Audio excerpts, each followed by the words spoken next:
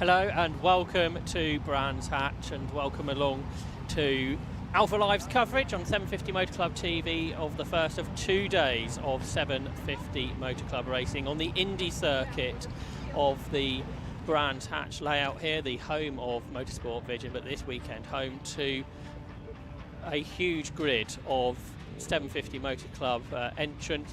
My name is Joshua Barrett and Marcus Pye will be up in the Alpha Live commentary box as well over the course of the 2 days that we have here on the 1.21 mile layout of the Brands Hatch Indy circuit. It's the shortest circuit in the UK. It's great for spectating. You can see the whole circuit. It's always action packed, and with some big grids it's going to be an entertaining day of racing, I suspect. The weather, well, it was wet earlier on this morning. It's been drying out now to dry lap times. We've got a dry circuit, bit damp offline, but there maybe is rain coming before the end of the day. So the weather is something we'll be watching over the course of the weekend for the third batch of season openers for the 750 Motor Club. And you can see there in the assembly area the cars for the first race of the weekend, the Armed Forces Racing Challenge, and they're making their way out onto the circuit for our first race of the weekend.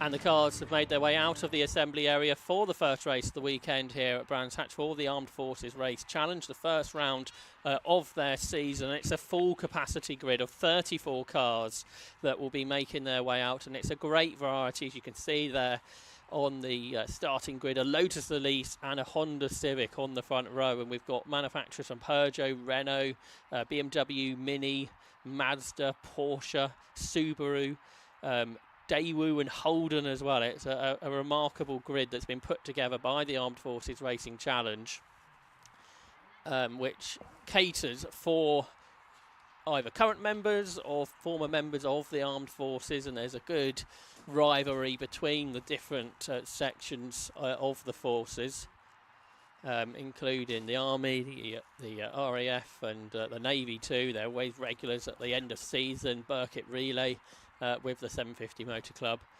But you can see there Alex Rivette having his first outing in his Lotus Elise on pole position, the Army officer going from pole then, with alongside him Mark White, who is the operations manager for Mission Motorsport, a charity that helps injured service men or women back into civilian life. Let's have a look at the grid then for our first race of the weekend. On pole position in the wet qualifying session, number 3, Alex Rivette in his Lotus Elise at a 1 minute 4.001 alongside 65 Mark White, who drives a Honda Civic Type R.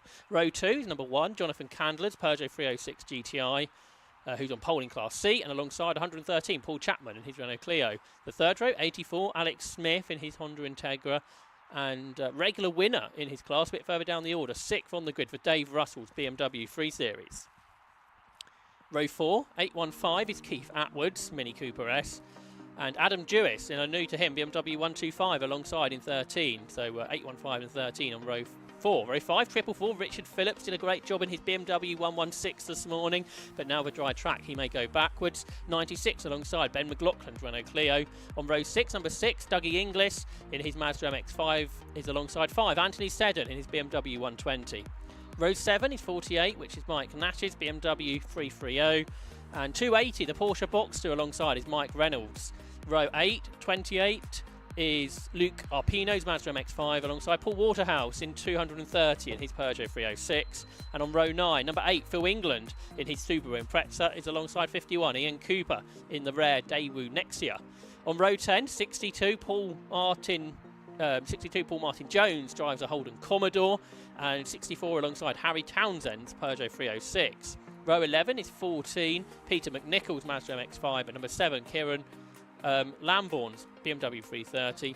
Row 12, 128 is Mel Bexley in her BMW 116 alongside 19 David Wallace-George in a Volvo S60 on row 12. Then row 13, 22 is Paul Meller in a Caterham 7 alongside 35 Richard Brown's Toyota MR2. Row 14, 57 is Simon Vernon's Mazda MX-5 and 300 alongside is Ewan Evans in a number of BMW 116s that come up now. On row 15, 88 is Adam Stanbury, and 44 Gemma Barnsdale, both in those BMWs. Final couple of rows, car number 4 is Mel Highlands, BMW, alongside 34 Sean Graham in a low cost. And then row 17, 72 is Andrew Holmes in an MGB Roadster, and 43 Matthew Beach in a BMW 3 Series. Completes this impressive grid that we have lining up ready for our first race of the weekend. Marcus Pye alongside me. Marcus, what a great sight this makes to start the weekend off. It's fantastic, isn't it? And it's just so good to see the variety of cars on the grid, from the low-slung sports cars, the Lotus and the Porsche in the middle of it, to that mighty Holden Commodore. Really is great, but the field's a bit topsy-turvy probably after difficult qualifying session, but I think the Lotus would have probably ended up on the front anyway, but beyond that it's anyone's game. With Richard Phillips on row 5 in a 116 trophy spec car, that is not going to be as quick as the others around him in the dry conditions we have now, so he's surely going to be one to fall back. And then you've got the Porsche, the Holden you mentioned a bit further back on the grid. I see the Volvo's in the pit lane. I think that's an ex-Swedish touring car, Volvo S60, which is cool to see in the old Volvo factory livery that we remember here in the UK from Rickard Rydell winning the British Touring Car Championship. That qualified in qualifying 24th, David Wallace-George. He's elected to go from the pit lane, I think, in a new car to him. You don't want to start sometimes in the middle of a pack, do you, when you're not familiar with the clutch and how much grip's there, etc. You could easily end up sort of cannoned around in the middle, but it's a great grid. Yeah, although the lap times around dry lap time, it's quite damp offline still, and there's going to be a lot of lap traffic over the course of this 20-minute race, Marcus, so you're not going to be able to be on that optimal line throughout. No, that's right, and of course it's not for the people who are getting lapped, as they inevitably will, to get out of the way. They can't evaporate. They just have to stay where they are and do the best they can. And it's the onus is very much on the drivers of the quicker cars to find their way safely past and keep everybody secure on track. We've got a big variety of either new drivers into racing or some pretty experienced drivers. Last year's champion, Jonathan Candler, he starts out on the second row of the grid in his Peugeot. But the Armed Forces Race Challenge, not a championship, doesn't have your natural results where you finish in the race. That's not where you score points. You score points on the performance index, how close you got to your fastest lap on average, basically. It's like a sort of regularity rally, isn't it, in a way? But there's still a winner overall on track. That's what we're concentrating on for now. Exactly, and good to see the Subaru in the middle there. I thought that might have gone a bit better in the damp this morning, but probably in full wet it would be absolutely in its element with four-wheel drive. Yeah, that's Phil England, who's from Lincolnshire. That's a 1997 Subaru Impreza with a 2-litre turbocharged engine, which started off as his road car 20 years ago. He then used it for track days, then sprints as he started his competition, then time attack, and now into circuit racing, sort of going up those levels of the motorsport ladder. And those Subarus with the flat 4 horizontally opposed engine, rather like a sort of an updated VW Beetle, if you like, but with water cooling. See the RAF livery on those BMW 116s, novice crosses on both, the new drivers, so I hope they have a good time. That's Adam Stanbury and Gemma Barnsdale, I believe, a bit further down the grid. But here they line up then, ready for this first 20-minute race on the Brands Hatch Indy circuit with Alex Rivette and Mark Chalky White on the front row. They're both Class B cars. The four classes split by power to weight ratio. Class A, the most powerful cars, which are actually starting much further down the order. There's only a couple of those. Alex Rivette's been, we think, reclassified into Class B. And the green flag is waved at the back, so we're about to get racing underway in this first of 21 races from the 750 Motor Club here at Brands Hatch. The lights go out and away they go. A good start from pole then from Alex Rivette. Everybody's got away, and Rivette with the lightweight Lotus has stormed into the lead. Dave Russell from the third row of the grid is up to third at least by the time they get to Paddock Hill Bend.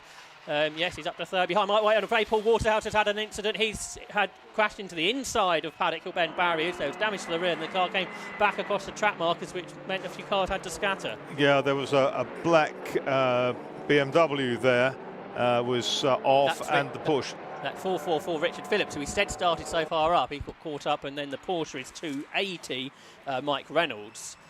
And Yes, we got a red flag immediately. So I'm not quite sure how that begun. So Paul Waterhouse must have ended up on the inside of Paddock Hill Bend before he got there, because there was a lot of damage to the back of his car. So obviously went into the barriers on the inside of Paddock, then came across the circuit. Not sure if he got hit again or if those other cars just took avoiding action onto the grass, but that's an unfortunate way to start the day, because it was looking so good. Their qualifying session, unlike most others, went faultlessly. Yeah, that's right. Yes, I saw the black Peugeot then spearing across to the left. I think everyone at that side probably missed him. So everyone will have to come back to the start. The one good thing having a red flag so early is the marshals already have a grid sheet, so we don't need to have a new grid. Yeah, that always takes time. They'll regroup in the same order with the cars that are up there. There's one or two car stationary up there. Let's see if we can have a look at replay then of what happened, to try and gather what happened to Paul Waterhouse, who can arrive hit hard into the barriers on driver's right. So there must have been contact there, Marcus, before he came into our shot. And the silver and orange BMW on the inside, I think, had a very, very narrow escape. But you saw the Porsche getting itself back on, and the BMW of Phillips as well. I think remarkably nobody's actually got caught up in the incident as he came across the circuit, so it's just that initial instant into the arm car on the right hand side of the circuit. It was a big impact, wasn't it? But a glancing blow that sort of flew, ricocheted off across the track. I wonder if that might mean that circuit maintenance might have to have a look at the Armco barrier, because it's not a barrier that gets hit very often, so whether that will have caused any damage that needs to be assessed by Brands Hatch team. I think I can see on Paul Waterhouse is out of the car. He's walking away from the car unaided, so that's good news, because as Marcus suggested, that was a very big impact into the barriers, which probably all happened all of a sudden as well, because he would have been accelerating up towards Paddock, and then presumably a knock from the side has spat him out of where he was expecting to go. I feel for him, because suddenly you kind of get taken out, if you like, and you don't know what angle you're going to hit the barrier. You've got a mirror full of another sort of 20 odd cars behind you, and yeah, really quite worrying. But it's a good thing he's out of the car and just going to be checked over, which is the norm. Yeah, and we on our 750 Motor Club live stream on YouTube, on the comments as well, there was Joel was tuning in to see Paul Waterhouse. I'm afraid his races and his weekend, I don't think they'll go any further. The Porsches had come to a stop. This is Mike Reynolds, who's an RAF helicopter pilot from Salisbury in Wiltshire, having his first ever race with the 750 Motor Club today. I think he might have done a Classic Sports Car Club race, or would have been at Donington a few weeks ago, in this 2004 Porsche Boxster S, 3.2 litre car, as most Boxsters are, which he purchased from Ashgood Porsche, now prepared by Cops Automotive, and he's got back going. So perhaps just unfamiliar with the etiquette for getting back onto a grid place, I think. Yeah, there's a scrutineer there as well. I wonder if they just checked the car over that it had been through the gravel. And obviously all is okay. And just behind him is Richard Phillips, who started right near the front. Yeah, they've got kind of dirty tyre walls, but I think they're okay. There's the Volvo, which is a good-looking car. We did see it out in Armed Forces a few years ago, but new to Dave Wallace George, it's a 2001 S60 T5, which has got a 2.3 litre engine, and it was built by Volvo Motorsport for, I think, the Scandinavian Championship. And so a cool car to have. There's Paul Waterhouse's Peugeot 306, and the rescue unit on hand, led by Simon Chapman. They're just prizing the wheel arch, I think, off right. off the wheel there and the tyre. It doesn't look too bad from that angle. Yeah, look not so good from the other side. That's not the side we're worried about. But yeah, Simon Chapman and his team have been long time rescue unit on the rescue unit with the 750 Motor Club.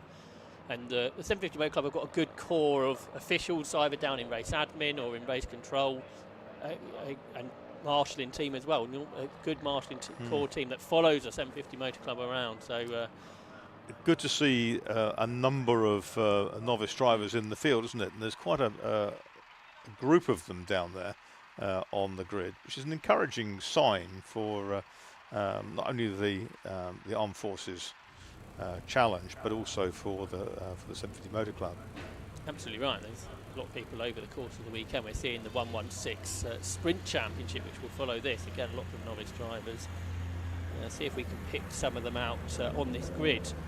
Car number 4, Mel Hyland, who's 35 years of age, from Dublin, having his racing debut today in an Army Motorsport BMW 116. So he's one of those novice drivers today on this grid. Then you've got, on the other end of the spectrum, Peter McNichol. He started racing back in 1981. He's an RAF veteran. Did karting back in the 80s, but now racing a Mazda MX-5. Another driver who's new to racing in 22 is Paul Meller. He's an aircraft engineer from East Sussex.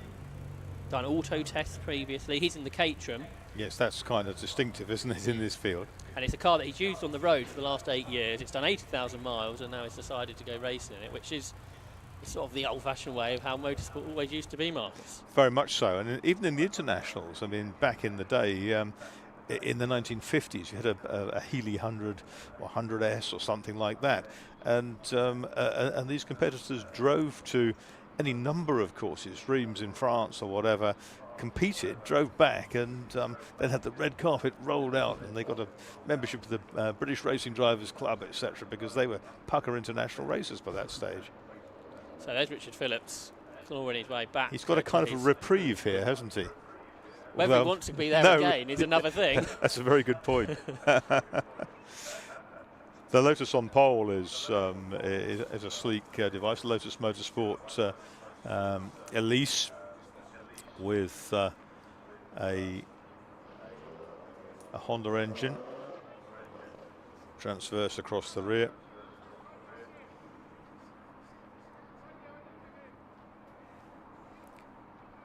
You've got the black and green car, top left of screen, that's Jonathan Candler, he's the reigning champion. And then the yellow and black Honda on the outside, which is that of Mark White, the Honda Civic Type R and EP3. Some good variety of marks within the field. Lotus, Honda, Peugeot, Renault, BMW, Mini, and we've got Mazda, Porsche, Subaru, there's even a Daewoo Nexia in there, the Holden of course, Volvo Caterham, and there's a Sultan low cost and an MG down towards the back of the pack as well, so it truly is a multi-mark grid. Talking about some of those novice drivers, Chris Slater, who's behind the championships, just popped up and told us about some of them. Adam Stanbury and Gemma Barnsdale, who started near the back in their second ever race today, but they did the race of remembrance at Anglesey last year in the dark, in the wet. So today at Brands Hatch is probably a nice reprieve from that. Although it is still tricky conditions today, it's somewhat better than driving in the rain and in the dark, Marcus. Yeah, very much so. I remember races here have virtually been in the dark. I remember doing one in Ford 2000 back in about 1982, and it was horrendously wet, horrendously dark, and everyone was relieved to go home at the end of it. So we're going to take a short break and we'll be back in a few moments.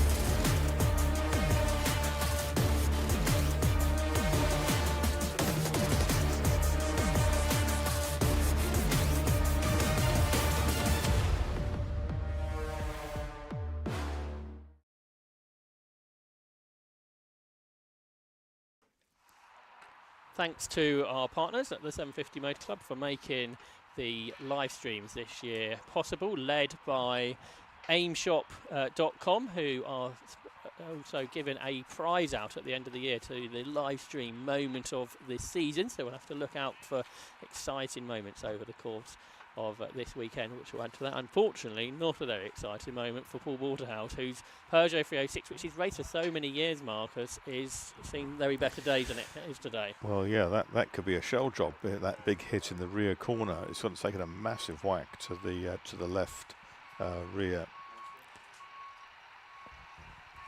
Yeah, so the recovery team, I think, being pretty cautious to try and not do any more damage to it as well.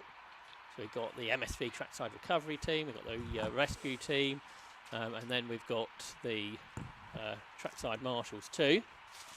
And you've got the crew just out of shot on our right who are attending the barrier there. Yeah, that's right. So hopefully all this won't take too much longer.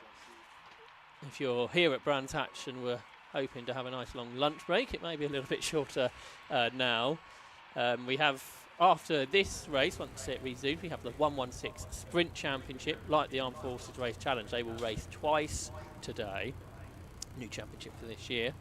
Then after lunch will be the first of two races again today for the TGR Type R Trophy, and then we have single races for the K-Tech Racing Clio Sport Championship, the Mighty Minis Championship, PBS Brakes Hot Hats Championship, and the F1000 Championship, which will all return tomorrow as well. Some interesting stories in their qualifying session. F1000, I think we had 5 cars within a tenth of a second, something ridiculous. And then in the hot hatches, the returning Steve Polly got pole, which was great for him. First race since 2003, he said, I think. So it's 2 decades. Yeah, it's 21 years and 25 years since he won the championship. and first time in a front-wheel drive car. So I don't think he was expecting pole, but yes, and he was only a second off of Ryan's lap times from last year, so that's a good effort. But we'll come to hot hatch later. They've got 3 races over the course of this weekend. But the Armed Forces Race Challenge begin here at Brands Hatch. Go to Oulton Park, which, have the Armed Forces been to Oulton before? Or not recently. So not for, 6 years. So a good return to Oulton Park in a few weeks. And Anglesey, Snetterton and Croft will conclude the season. And then it'll be all eyes after that towards the Burkitt Relay, with lots of teams to be entered, I suspect. When's the Croft race? That'll be September, end of September. Cool. 2 trips to Croft, the 750 Motor Club this year, 1 last weekend, and then that one later on in the season. Because after a long time of sort of no Croft events for the 750 Motor Club, it's become a regular feature now with those 2 events. It's a cracking place to be. So when we get a restart, we're being told it's going to be over 15 minutes. So a slightly reduced race. And we'll get another green flag lap as well. These cars do run on treaded tyres, as most 750 Motor Club Championships do. But Alex Rivette, who's on pole, he's 25. He's an army officer from Berkshire. He started racing back in 2017 in the Castle Combe Formula Ford Championship, before moving on to MX-5s and then more recently in this Armed Forces Racing Challenge. But a new car for this season is a 2001 Lotus Motorsport Elise. If you remember the one maker lease championship from the Toka package a couple of decades ago, but now it's got a Honda Civic K20 engine in it. And I think he's planning to do the Club Enduro round here on the Grand Prix circuit next month, but he'll have to run an invitational class because you're not allowed manufacturer engine swaps in that championship. Make a good car for the Dave Allen Trophy. That's right. At Castle Combe on Bank Holiday Monday. But that Club Enduro event here is going to be a great opportunity for lots of drivers who haven't raced on the Brands Hatch Grand Prix circuit before. Yeah, fantastic. And I think we're hoping for a full grid. It's going to be a slightly shorter race, 75 minutes, but that's plenty of time to get your teeth into that circuit, which I presume you've raced on the Grand Prix circuit in the past. Oh, many times, yeah, love it. Absolutely love it. So it looks like circuit maintenance have moved on, haven't they? It looks like it. There's, I can just see the other commotion at the back. They're just loading the Peugeot onto the flatbed. It's a shorter 306 than what it once was.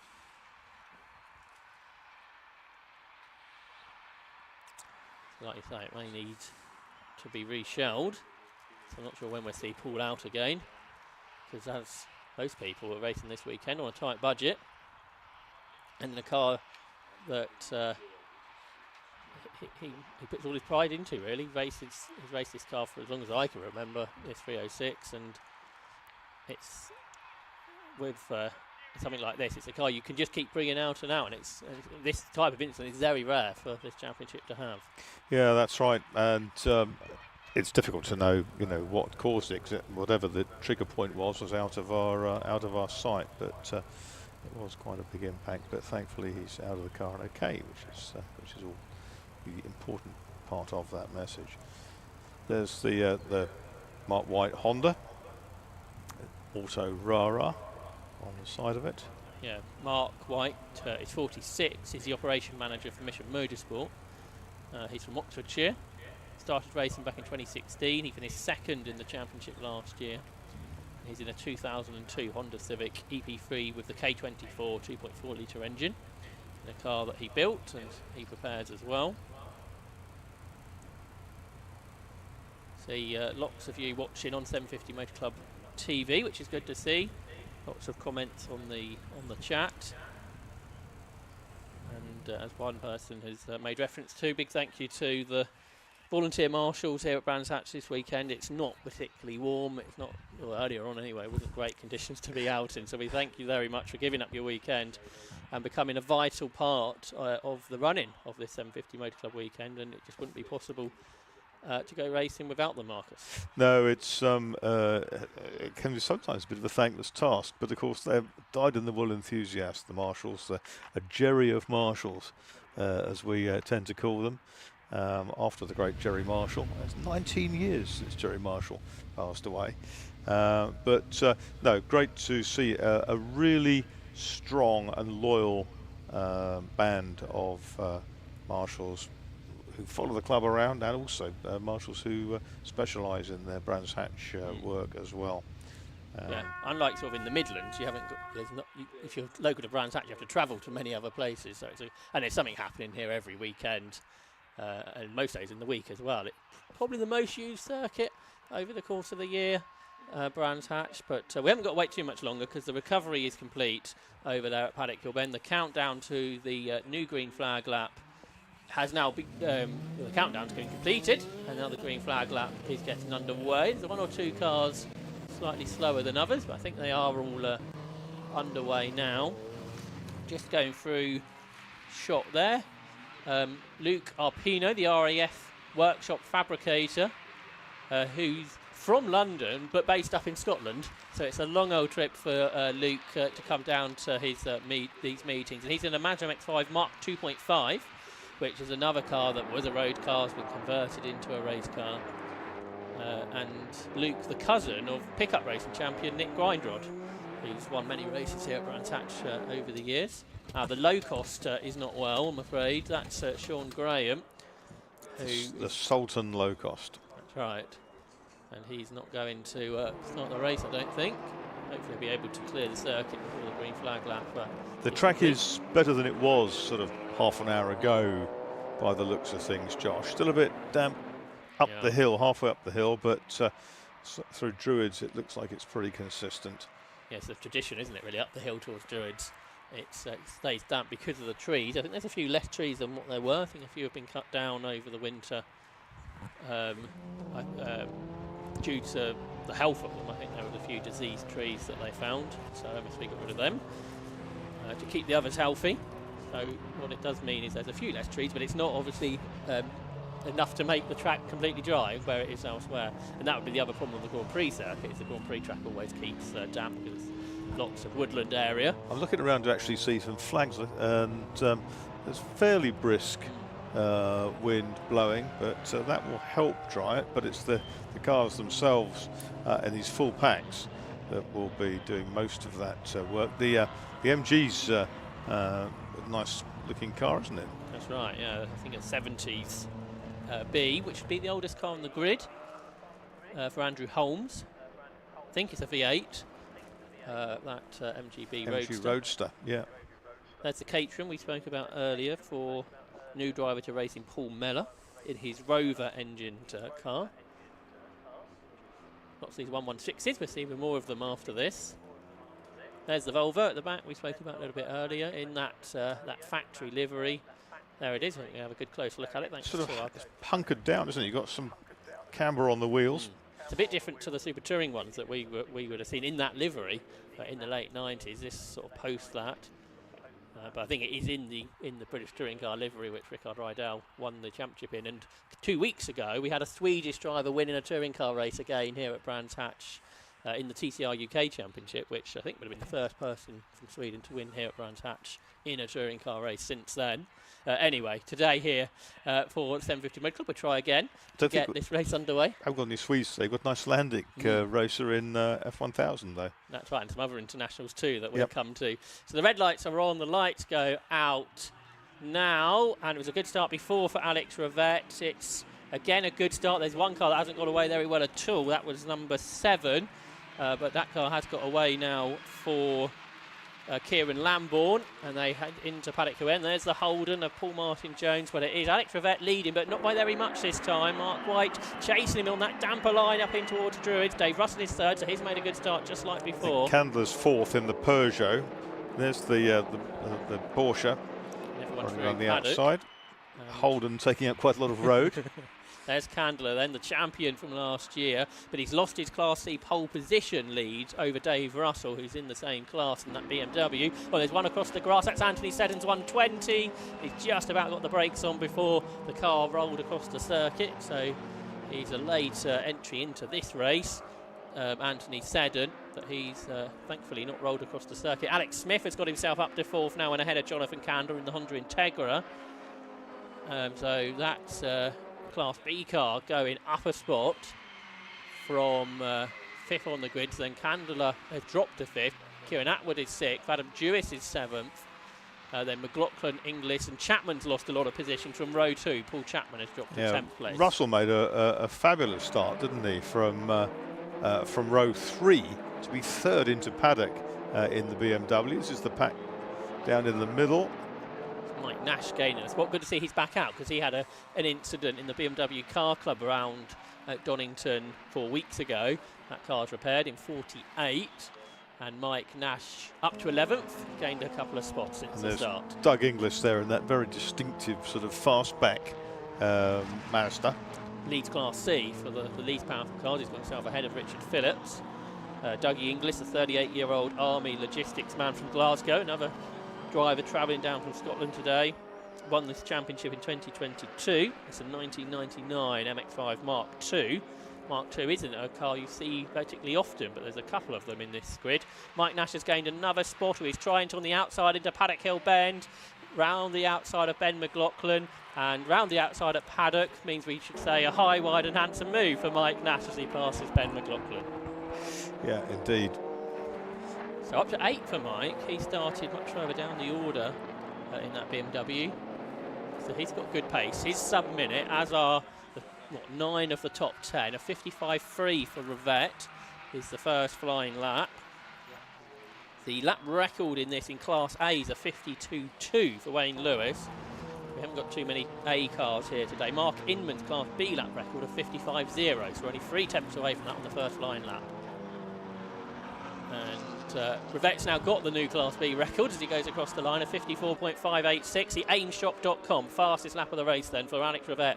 He's pulling clear of Mark White. He's 3 seconds ahead. So more side-by-side action here into paddock. Adam Jewis in 6th is hanging on ahead. He's in a new car this season, this BMW 1 Series. He was due to be in a Vauxhall Astra, so a change of car actually very late in the day for Adam Jewis. He's keeping Keith Atwood behind him, splitting them in towards Druids is Mike Nash. So Mike Nash goes 7th into Druids in his BMW. He's come from 13th on the grid in that black and orange Patron Racing car. And he's homing in now. On Jewis, he's got past Atwood already. Phil England coming up the order 2 in the Subaru. He's up to 9th, just behind them. Yeah, from 17th on the grid, that yellow Subaru Impreza. It's another aimshop.com fastest lap of the race for Alex Rivette, 54.274. So he's almost a second underneath the Class B lap record. One of the 116s has been lapped, so we're 4 laps into the race and lap traffic has already started. That's Gemma Barnsdale in her first race with the Armed Forces Race Challenge, who's gone a lap down. And to the pit lane has gone number 43, potentially into retirement for Matthew Beach. Side by side for 6th place, and up the inside goes Mike Nash.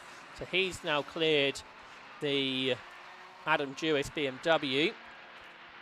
The Royal Navy car then loses a spot. Adam Jewis, who's 32 years of age, in the Royal Marines. He's from Dorset. This Royal Navy and Royal Marines motorsport team car. There's a Clio in this group. That is Ben McLaughlin in 10th spot. Lead gap now for Alex Rivette, 5 seconds. It's car number 3, leading 65 Mark White, who's embroiled in the traffic at Paddock Hill Bend in 2nd position. 3rd is number 12, Dave Russell, leading Class C in 12. 4th is number 84, Alex Smith. 5th is number 1, Jonathan Candler. 6th is 48, Mike Nash. 7th, 13, Adam Jewis. 8th, 815, Keith Atwood. 9th with number 8, Phil England. 10th, 96, Ben McLaughlin. And there we see Dave Russell, who's in 3rd position, the 35-year-old from West Sussex. He's been racing since 2019, twice a Burkitt Relay winner. Not many people do that once, Marcus. To do that twice is quite the effort. That's right. Did it on sustainable fuel, didn't they, last year? Last year, yeah. I believe the car's gone back onto normal station petrol, showing actually how easy it is to go from one to the other without having to adapt your car, which is something that hopefully is important for the future. Mike Nash coming up the inside of a couple of lap BMWs now, chasing down the car of Jonathan Candler, champion number 1, in his Peugeot black and green car, distinctive machine.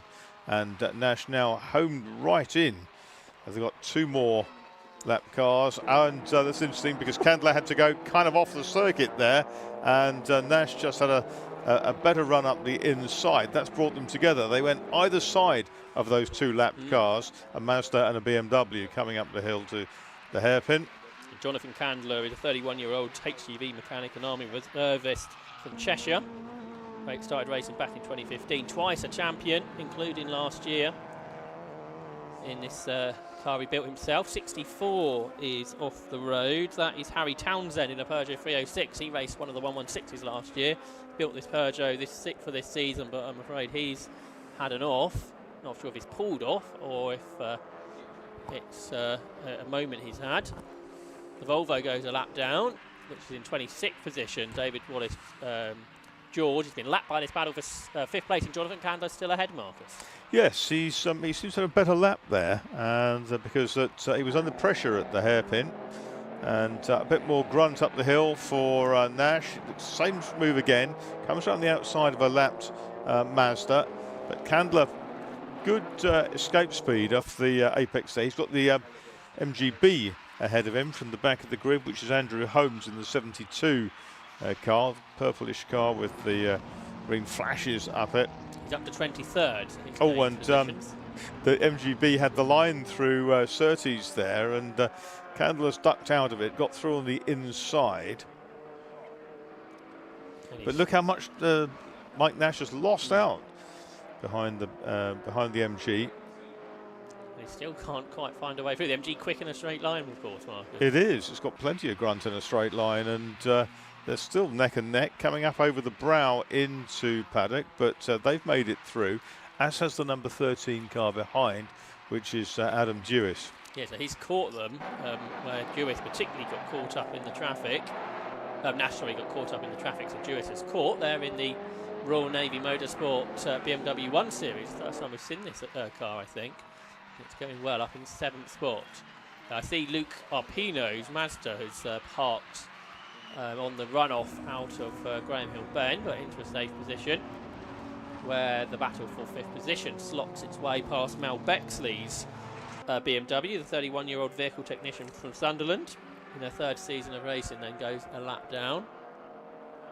But she's going well. She's 3rd in Class D and 21st overall. Yeah, been a regular in the BMW, hasn't she? Yeah, she's, I think, the 2nd of the 116s in this race. Richard Phillips, who started high up the grid, he's dropped to 18th. He's the best of them. Yeah, and Melissa Bexley is in 21st place. Yeah, That's right. So again, Nash is really late on the brakes up into the hairpin. He's alongside Jonathan Candler. And we'll try and catch up with that in a moment. That was a really late braking move from Mike Nash to get alongside Candler, but he didn't make it work. I just see them out the window here. They're going to come into our shop. Candler and the Peugeot still ahead. So Nash seems to be strong uphill, and then he's late on the brakes into the hairpin, but couldn't make the move work. And again, Nash a bit more cautious in the traffic as they go through 30s. Now a slow lap for the leader Rivette in the 1 minute. Means the lead gap has come down to 7.5 seconds to Mark White. Yes, he got the new fastest lap into the 53s the lap before, but has found a chunk of traffic, I'd suggest. Yeah, we'll try and keep an eye on that, because this is, of course, a newly built car for this year, or rebuilt car. So we'll see if we can pick up Alex Rivette. We've got a third of the race to go, 5 minutes on the clock. There's Candler into the hairpin. He's still in 5th spot, ahead of Mike Nash. He's a long way behind Dave Russell now, though, the Class C leader, who's best part of 20 seconds ahead. So yeah, 101 last time for Rivette. So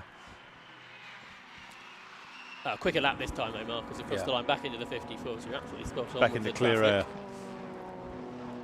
It's quite easy to get a whole bunch of cars that are all on different laps now in this race. Great handling car, the Motorsport Elise. Fabulous brakes. I mean, kind of beyond most people, unless they've tested a car really regularly. Change for 5th across the line. Mike Nash uses Finally the power made it to get past Jonathan Candler. Can he get away, or can Candler fight back, I wonder? Through Paddock Hill Bend. This is where Nash generally has been quick, up into Druids anyway. They've pulled 3 seconds clear of Adam Jewis, his BMW, who's there in 7th spot. Phil England leads Class A. He's up to 8th now in the Subaru. Lots of personal best laps still coming in as drivers acquaint themselves with this dry circuit now. Fastest lap 53.753 for Alex Rivette. Originally was entered in Class A, but he's shown as Class B on our screens. And for second place, there's been a change. Dave Russell has got past Mark White, perhaps in that traffic that Rivette struggled with. But they're just 0.2 of a second apart. Up at the hairpin, I think. So perhaps we'll catch up with that in a moment. Yeah, coming down towards Graham Hill Bend, the battle for second position is nose to tail between Dave Russell and Mark White, with Alex Smith only 2.5 seconds behind them. Black and orange mechanical warning flag going out there to car number 3, which is the leader, Alex Rivette. So Alex Rivette has got a black and orange mechanical flag, which I think, Marcus, means he should be coming into the pit lane. Well, it's to indicate that something's amiss with the car that he may not be aware of, and the meatball flag, as it's called in the States. And that's a worry, because 2.5 minutes to go, probably just about 3 minutes to go when that flag was shown. And that's the problem. It's the fiberglass roof. The roof panel has disappeared. And he'll be aware of that, because he'll get buffeting now in the top of that. But that's part of the screen there, isn't it? That's come out as well. Yeah. And the cars that may well then inherit the lead are 28 thousandths of a second apart with Dave Russell and Mark White. So is Rivette going to pit? No, he stays out with probably 3 laps of the race to go. So he really should be coming into the pit lane. He will cross the line now. Yeah, that's another part of the car, isn't it, that's come off, and right next to the marshals who are giving him the flag. So really, Alex Rivette should be pitting now. If he doesn't, he may well be excluded from the race. We've seen that happen before. For second place, it's side by side in towards Paddock Hill Bend, Dave Russell and Mark White. So we'll try and pick up on that well. It's actually taken the whole of the sort of engine cover and rear panel off. So he's slowing, I think, now. And Dave Russell is still ahead of Mark White. So White got it through across the line, into Paddock Hill Bend, Russell ahead. And this, Marcus, will become the battle for the lead, I think. Car number 12, Dave Russell, the BMW. 65, Mark White, the Honda. And again, White looks up the inside into Graham Hill Bend. Can't go through. That was really tight, wasn't it? And there's a lot of traffic ahead of them. Russell in the blue BMW, White in the yellow and black Auto Rara. Honda comes up the inside, but isn't quite close enough. But he might be able to read the situation better than Russell here, because Russell's on those back markers, and sometimes when you're several seconds back, several lengths back, you can plot a better route through the traffic. Rivette didn't come in the pits. It was a slower lap, but he stayed out. So we'll see what happens there. Kieran, who's new to 750 Motor Club, might have an awkward first interview of the season, I suspect. But we won't have to worry about that. Dave Russell still ahead of Mark White, then through the traffic they have gone, but the Honda, more powerful car, is looking up the inside of Russell, who again hangs on. Yeah, the Honda will be considerably lighter than the BMW, I suspect, and so it's 2.4 litre, isn't it? K24 in that, so in the Honda. Yeah, it's a 2.8, but probably a more standard engine really in the BMW. Yeah, rear-wheel drive BMW versus front-wheel drive Honda. And it's a great tussle. Alex Rivette continues, and he will go on to one further lap, with the flag still being shown to him. So the battle for second place is going to get another lap. Dave Russell and Mark White, as they come out of Clearways and Clark Curve. The Honda catching in a straight line. They've got some traffic to the right of them. White now comes up the inside into Paddock Hill. We've seen this before, and Russell's been brave on the brakes, Marcus. Yeah, it's a clever move, that, because, of course, Russell's watching the Volvo, which is on the outside of Wallace George, and up to the hairpin they go with a new Army leader. It's Army versus Air Force, is it not? This is what we've had over the Birkett Relay over so many years. We've got a car off at Paddock, I can see. Yellow flags being shown at the first corner. That's not a problem for the others, because the checkered flag will go out to the damaged Lotus. We'll probably hear about this with Kieran after the race. What may have caused the problem for Alex Rivette, who's going to come up across the line then to take the checkered flag and take the victory. So Alex Rivette is the race winner, with a question mark over his race, I suspect. Then for second position on that last lap pass, Mark White takes P2, and Dave Russell, who dropped away in the end, takes third. Winning margin 10.3 seconds at the end. Several trips past the meatball haven't helped. Yeah, it came. Part of the car is left there in our shot down the Bradman Straight, and then part of the car is sort of hanging off, isn't it? So. Yeah, Kieran Mogg, who's making his debut on 750 Motor Club TV today, will be doing our post-race interviews, and Alex Rivette may have a few questions to answer, but more importantly for him is if race control want to have a word. Car still coming across the line, so that race went fairly smoothly for most after the initial problems. The Holden were tired, I could see there near the end, but 29 cars took the finish. Let's have a look in the order they finished. So car number 3, the winner, Alex Rivette's Lotus Elise, was 10.3 seconds ahead of 65 Mark White. The Class C winner, Dave Russell, took third. Fourth was Alex Smith. Fifth, Mike Nash. Jonathan Candler was sixth. Adam Jewis, seventh. Phil England winning Class A. He was eighth, ahead of Keith Atwood and Mike Reynolds. Paul Chapman, Paul Miller, Ben McLaughlin, then Doug English. Doug English, the Class D winner in his Mazda MX-5, completes the first page of results. Anthony Seddon, who did have a spin. Ian Cooper in the Daewoo went well to 16th. Richard Phillips was the best of the 116s in 17th. Then Kieran Lambourne, Richard Brown and Dave Wallace George completed the top 20. Mel Bexley, Andrew Holmes, Ewan Evans, Peter McNichol, Harry Townsend, Simon Vernon, Adam Stanbury. They were all finishers, some of them 3 laps down.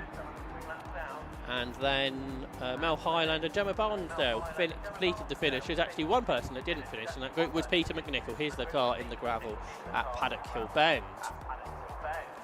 So that completes the first of 2 races today for the Armed Forces Race Challenge, with race winner then on the road, Alex Rivette's Lotus Elise. The cars funneling their way into the pit lane, and Kieran Mogg is down there in the pit lane to catch up with our winners.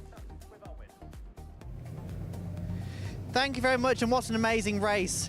A little bit of an interesting one for car number 3, Alex Rivette there, as the roof came flying into the pit lane as we were standing at the pit wall. And we've got car number 22 behind us. So we can see Alex Rivette there just in the scrutineering bay, having this car just double checked over. And I'm going to try and see if we can get an interview. This is car number 5 here, which is Shedham. But we need to try and get the winners of that last race. Now, we've got one of the winners here. This is the Class A winner, which is England, number 8 here in the Subaru. So we'll see if we can grab an interview with him.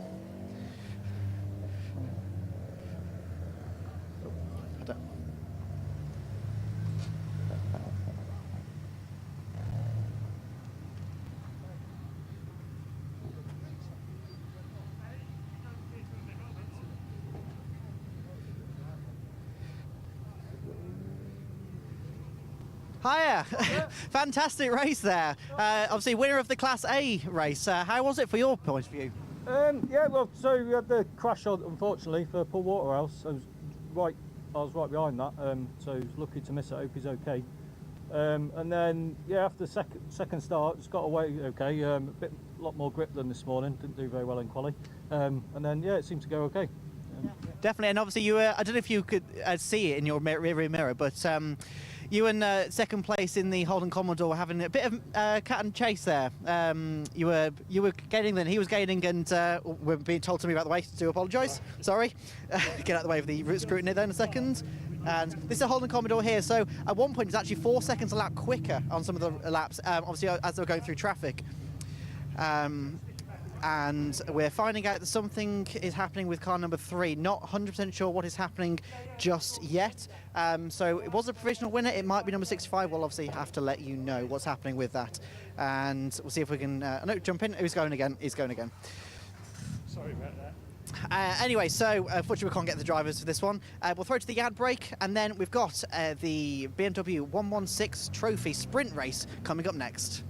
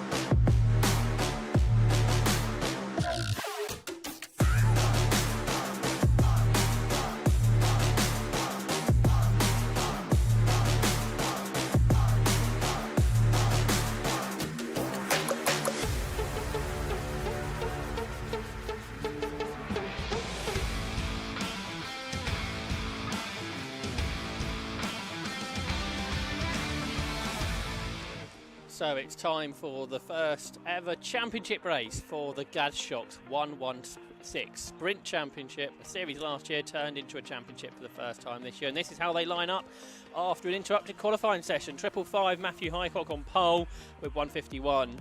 Peter Keane alongside. On row 2, 173 Matt Priestwood and 25 Ethan Hall.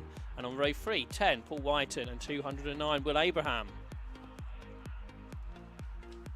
Moving on to row 4, we have number 48 Daniel Scott and 228 James Waring. Row 5, 50 is Liam Brazitz and 47 Connor Anderson. Row 6, 31 Sam Holman is alongside 320 Simon Hopcroft Lopez. Row 7, 232 Jonathan Baker and 83 James Cannon. On row 8, 41 Tristan Rogers is alongside 86 Pete Brand. And on row 9, 888 is David 30. Number 30 is Harry Miles and 333 is Ben Snee. Row 10, 103 Steve Lloyd and 233 Ayrton Redfern. Then we get to 888 David Hudson and 220 Neil Fox. On row 12, 55 Jacob Nowak and 34 Toby O'Reilly. Row 13, number 1 is Paul Offord and 104 Ben Dobbs. Row 14, 105 is Michael Lavery and 325 Callum Davis. On row 15, 102 is Sean Frey and 78 James Paul. And then finally on row 60, number 8 is John Turner and 186 Cole Petters, makes up a 32 car grid for the Gadshocks 116 Sprint Championship here at Brands Hatch. 21 David Hudson smoked the barrier early on. and basically creamed one side of the South African flag car out. But the Jeff Steele guys have laid into it. It's nearly all cosmetic. There was a steering arm replaced and some work done on the exhaust. But the rest of it, just a lot of gaffer tape out there. But that car with the distinctive South African flag livery is back in the race. And it's, as we say, a very healthy grid for the first round of a brand new championship for this year. Same ethos as the 116 trophy, which is for 90-minute endurance races, so the same cars. However, the sprint idea, which was fought up last year, was a series, and such was its popularity, it's been turned into a championship.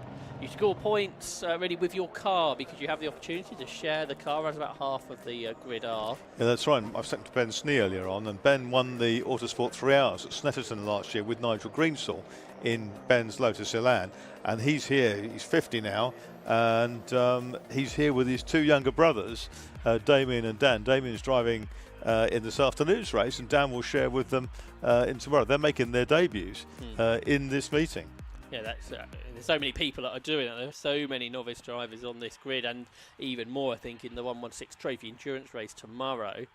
But this formula that was fought up by Mark Bate a few years ago, which took a couple of seasons to gain traction, and then it's just taken off. I think there's 70 BMW 116s registered for the season.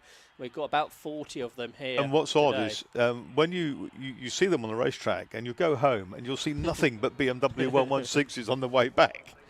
That's right, an affordable way into motorsport with a great brand to race for, BMW. Until you come to insure one as a 20-year-old, as my daughter has done recently. She doesn't have the car, then she looked at the insurance and said, "Oh, not for me." Not sure what happened to 320, Simon Hopkoff Lopez. He was overtaking people on the green flag lap and now overtaking people to the grid. So whether he had a moment on the green flag lap, I'm not sure. He's taken up his spot. It's one of the Ryan scaffolding cars, isn't it? I think it is. Green flag at the back. So this is a 15-minute race for round one of the 116 Sprint Championship for 2024, and it gets underway. And it's a very even start from the front row, which is Matthew Highcock and Peter Keane. That car that was having problems on the green flag lap has made a good start, coming around the outside. Hopkoff Lopez and the rest of the 30-odd BMWs plunge into Paddock Hill Bend for the first time, with the pole position driver Matthew Highcock leading the way, but Matt Priestwood is up to second, so he's got ahead of Peter Keane in through Paddock Hill Bend. There's a car that's arriving with two wheels on the grass, which is 83, I think, or maybe 80. Yeah, it was 83, I think it was, up the inside. So 83 with James Cannon. Yes. Who was right in the mid-pack. They're three abreast coming out of Graham Hill Bend again for something like 10th position on the inside in that group. 86, I think, Pete Brand. So this is pretty lively in the middle. Some of the team DTO Motorsport cars have got themselves together. And there are four of those with the same liveries, aren't they? Here's a change up the inside. The car on the inside got very squirrely for a moment. Got the power down though. A challenge for the lead. Yeah, Matt Priestwood, who started third, going for the lead into Paddock Hill Bend on the inside of poleman Matthew Highcock, and he might get hung out to dry here because he's got Peter Keane in the wheel tracks of Priestwood as they go through Paddock Hill Bend. But Highcock is hanging it out on the outside line, but I don't think it's going to be good enough to keep the teenager Priestwood. Well, he's going to have another go, isn't he, Highcock, round the outside, but he's too late for the hairpin, Marcus. He's lost the lead. He has, and but Priestwood came on really well last year, didn't he? And he's looking very strong. There's a change potentially at the inside, not quite close enough to Keane. That'll be Abraham, I think, in fourth place. But here they come then, with Mac Priestwood ahead of Matthew Highcock, the poleman, and then there's a three-way scrap. A change for fourth place there, and that's Ethan Hall. Lost his bonnet in practice, went up over the screen, obscured it, and that's the bright car with the Dayglow flashes on it of Ethan Hall in fifth place. And he coming with him is Simon Hopkoff Lopez. Remember, had that problem on the green flag lap. He started 12th, he's up to something like 6th. 105 is off the road, which is Michael Lavery up at Druids. He's going to get back going. But Hopkoff Lopez, I think, has also got a transponder issue because he's not being registered at the moment on our screen. The 320 is up in this lead group, which is being led by Matt Priestwood. He and Matthew Highcock have got away now from Peter Keane, who's third. Ethan Hall up to fourth. Will Abraham is the driver who dropped down the order. He's fifth, but back ahead of Simon Hopkoff Lopez, not currently showing on our timing screen. And also in this battle is James Waring, the youngest driver on the grid, just 16 years of age. who raced at the Wilton Mill Kart Club last season and going well there in something like 7th position, battling with the now car that's not featuring on our screen, Simon Hopcroft Lopez, but is featuring on the circuit. Yeah, that's indicative of some talent, isn't it? Coming out of karting and then stepping into one of these as a teenager and running very strongly in the top 8. Yeah, he's in the car that Sandro Ballesteros raced last season, and he says he wants to be a GT racer. And there's a car in the pit lane, and at this point, I'm obliged to say from Great Dunmow, Paul Offord in the pit lane. New fastest lap of the race, Mac Priestwood, the lead, has done a 1:02.214, which is just outside the lap record for these cars, and he's 3/4 of a second now ahead of Matthew Highcott. The two of them are pulled clear of Peter Keane in 3rd. 4th is Ethan Hall, 5th is Will Abraham. A gap back to Paul Whiten, who's in 6th there, 2:32. Getting very close to the back car ahead. That was Jonathan Baker right on the bumper of Daniel Scott. That's for 10th position. Scott ahead at the moment as they go through Graham Hill Bend. Further up the road, side by side for 4th position. Well, Abraham was on the inside of Ethan Hall. So that's a good scrap that's going on. Both Will Abraham, pretty young driver who's getting more and more experience, was a winner here last year in this same race, and he may well have just picked up a spot to go ahead of Ethan Hall. He has, and Hall's lost another spot because Simon Hopcroft Lopez is up to 6th. Another, though, aimshop.com fastest lap for Matt Priestwood, who's got a second ahead of the rest. And that's Waring, isn't it? Coming up, is it Waring or is it, get the number? Might be Whiten in the red car. That's right. Yes, that's Whiten, the Drury Lane car. And just behind them on the novice cross is James Waring. Is Waring. So 1:01.53 for Priestwood, which I think is a new lap record for BMW 116s here at Brands Hatch. And he's got a 1.1 second advantage over Matthew Highcott. We're only on lap 5. It feels like a lot has happened during the course of those 5 laps. Yeah, it certainly has. It's never a dull moment in this type of one-make racing, particularly at a tight circuit like the Brands Indy circuit, where the whole pack can be compressed so easily by traffic. And it suits these cars, this circuit, I think. They're low-powered cars with sort of short straights on this circuit. It really suits these cars well.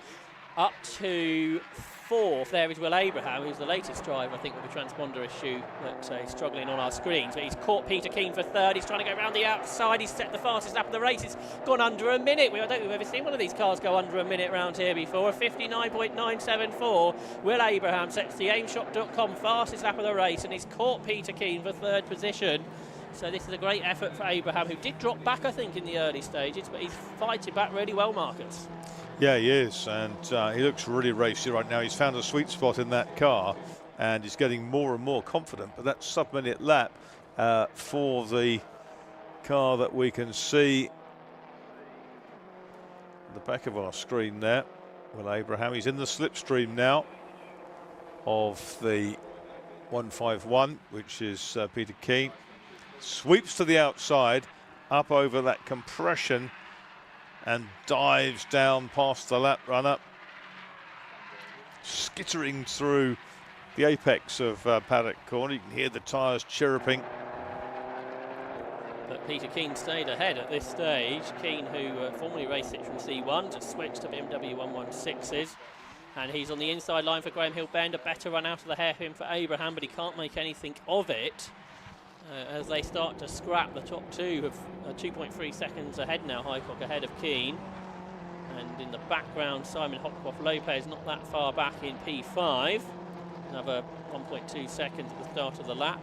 Abraham all over the back of Keane. He goes to wide line into clearways to try and get the momentum through the corner and accelerate off the bend better than the car ahead. Yeah, he took some good apex speed there, and suddenly he's up on the back bumper, so he's close enough, but is he pulled out too early in the straight to make this happen?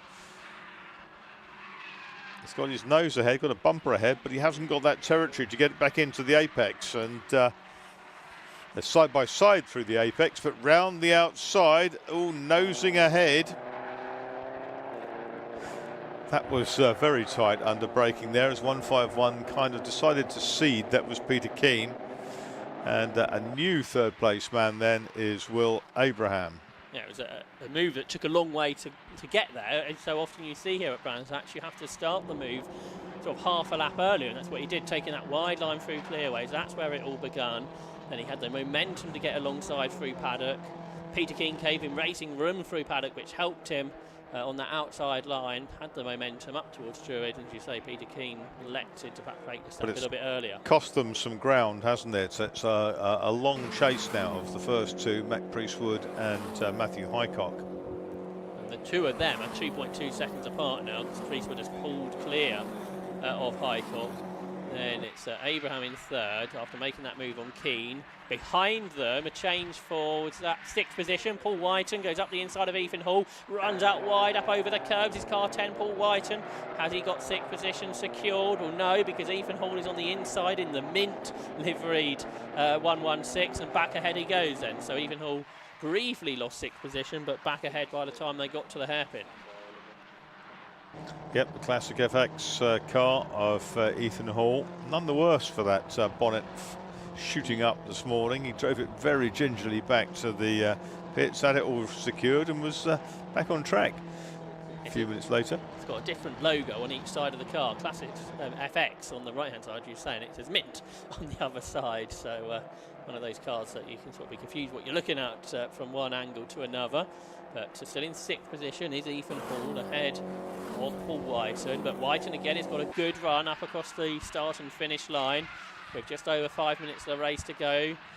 Whiten on the outside line, going to try and get to the apex, but completely misses the apex, so isn't as quick through the corner as he hoped to be. So Ethan Hall stays in sixth and ahead of Paul Whiten. We're behind them now, James Waring closing in, the 16-year-old student from Lancashire who only started karting 2 years ago. He's up there in eighth. Behind them, battles trying to be inside the top 10. In 10th currently is Peter Brand, but rubbing him the 232 car involved in this is Jonathan Baker, and Baker goes through into Graham Hill Bend, but runs wide and will probably lose that position by the time they get to 30s. Yeah, it's all about momentum, and that next one behind them is trying to follow through. Daniel Scott's the third car involved in this, and they're going to be free abreast as they go down towards clearways, which isn't something you see very often, particularly in sort of tin top style racing. And Baker has got 10th back then from Brand, and Brand might lose his position to Scott. Daniel Scott on the inside line through Clark Curve, and up towards paddock they come. They're all chasing 47 and catching Connor Anderson, so this is going to be a four-way battle shortly for 9th spot. So Brand has dropped to the back of it, just getting out of line, and then two cars come through, Jonathan Baker and Daniel Scott. Peter Brand's car could almost be one of those 116s you see on the motorway. It's almost got no branding on it other than the championship sponsors. They've got Laser Tools number plates this year as well. Battle up at clearways. This is for sixth position again. Ethan Hall versus Paul Whiten, with James Waring not far back. A wide line there from Hall. Is that going to give Whiten the opportunity to come up the inside through Clark Curve? I think it has done. And the Drury Lane BMW looks like he's going to be slotting in to sixth position by the time they get to paddock. Meanwhile, Will Abraham's done another better lap, 59.96. He is catching Matthew Highcock. He's 1.5 seconds behind him. I think that was double that earlier, Marcus. Yeah, he's certainly making some good ground now. So 11 laps in. Yeah, we've still got the 15 lap race properly this. Yeah, 3¼ minutes to go. Someone's had a huge spin out of Graham Hill Bend. I just caught out to the corner of my eye. There it is, 106 was that? Something like that. No, well, it's 186. Pete Brand, who was in that battle we were watching earlier. Oh no, 186 is the Petter's car, apologies, rather than 86, similar livery. So I think it's the Petter's car that had the spin. But this is the battle we saw Paul Whiten get past Ethan Hall a few moments ago. James Waring trying to join in on this battle. Meanwhile, the leaders have gone across the line, 3.1 seconds apart. Matt Priestwood's got into the 59s now. There's Peter Keane in fourth. He's under pressure from Simon Hopcroft Lopez, just gone through our shot. Ahead of this battle for sixth. Let's have a look at this battle for fourth position. Peter Keane, who started on the front row of the grid, I think he's got pole for round two later. He's just dropped down the order a little bit. He's down to 4th, 9 seconds behind the leader. And with Simon Hopcroft-Lopez, who has been the driver who's moved forwards in this race from 12th on the grid. And yeah, Keane, who was quickest in the wet second session, not going as well in the dry conditions. Continues to come under pressure. I think Waring is from that that dynasty of racers from the northwest. Andrew Waring, the famous historic Formula One racer and historic Can-Am racer. He's raced for, oh crikey, 50 years plus, and they come from that area of Lancashire. Yeah, from Garston, James Waring. There's Will Abraham. Is he going to catch Matthew Highcock before the end? A big slide through Paddock Hill Bend. It's been an impressive drive this from Abraham. Yeah, Priestwood has joined him under a minute now in terms of laps. They're the only two who've got beneath 60 seconds round here. I think he's going to run out of laps, isn't he? This is the penultimate lap of the race, we think. Yeah, he's running out of laps and running out of rear grip by the look of things. There's Ethan Hall. Yes, he's dropped away from Paul Whiten after Whiten passed him, and now he's coming under threat from James Waring. Here is Abraham, though, in the CSC racing car, son of Paul Abraham, who races this car on occasions too, the ex-Fun Cup racer. And just ahead of them, going on to the last lap of the race, is Matt Priestwood. Last lap board goes out. We haven't seen much of Matt in this race since he got past in the early stages. Remember, he only qualified 3rd. He's now 3.4 seconds ahead of Matthew Highcock, with Will Abraham 3rd. And they've got a bit of traffic potentially on this last lap of the race too. But there's Priestwood, the race leader in the Spray Check liveried car. Mac, who joined the 116 I think a couple of years ago from off-road racing, unusual way into circuits. Highcock, he's sliding around 2 now, and he has been caught by Will Abraham, but it's going to have to be a last corner attack if Abraham's going to be able to pull this off. It's going to have to be engineered from now so that he can get a quicker exit, Will Abraham, off clearways here. What he's done, he's got the power on early, and here he comes. But was that a slight stutter of the car in front? I wonder if he missed a gear there or just didn't quite get the acceleration you expected. There's Mac Priestwood, who has won, but it is a very, very close finish for 3rd. Matthew Highcock 2nd. Will Abraham is there in 3rd place, just a quarter of a second behind, and then Peter Keane 4th. Hopcroft-Lopez 5th, Whiten 6th, Hall, Waring, Baker and Scott completing the top 10. A 4-second winning margin then for Matt Priestwood. A pretty faultless drive there from young Mac to beat Matthew Highcock, who just held on that last lap at 0.26 of a second ahead of Will Abraham. The cars are still flowing across the line.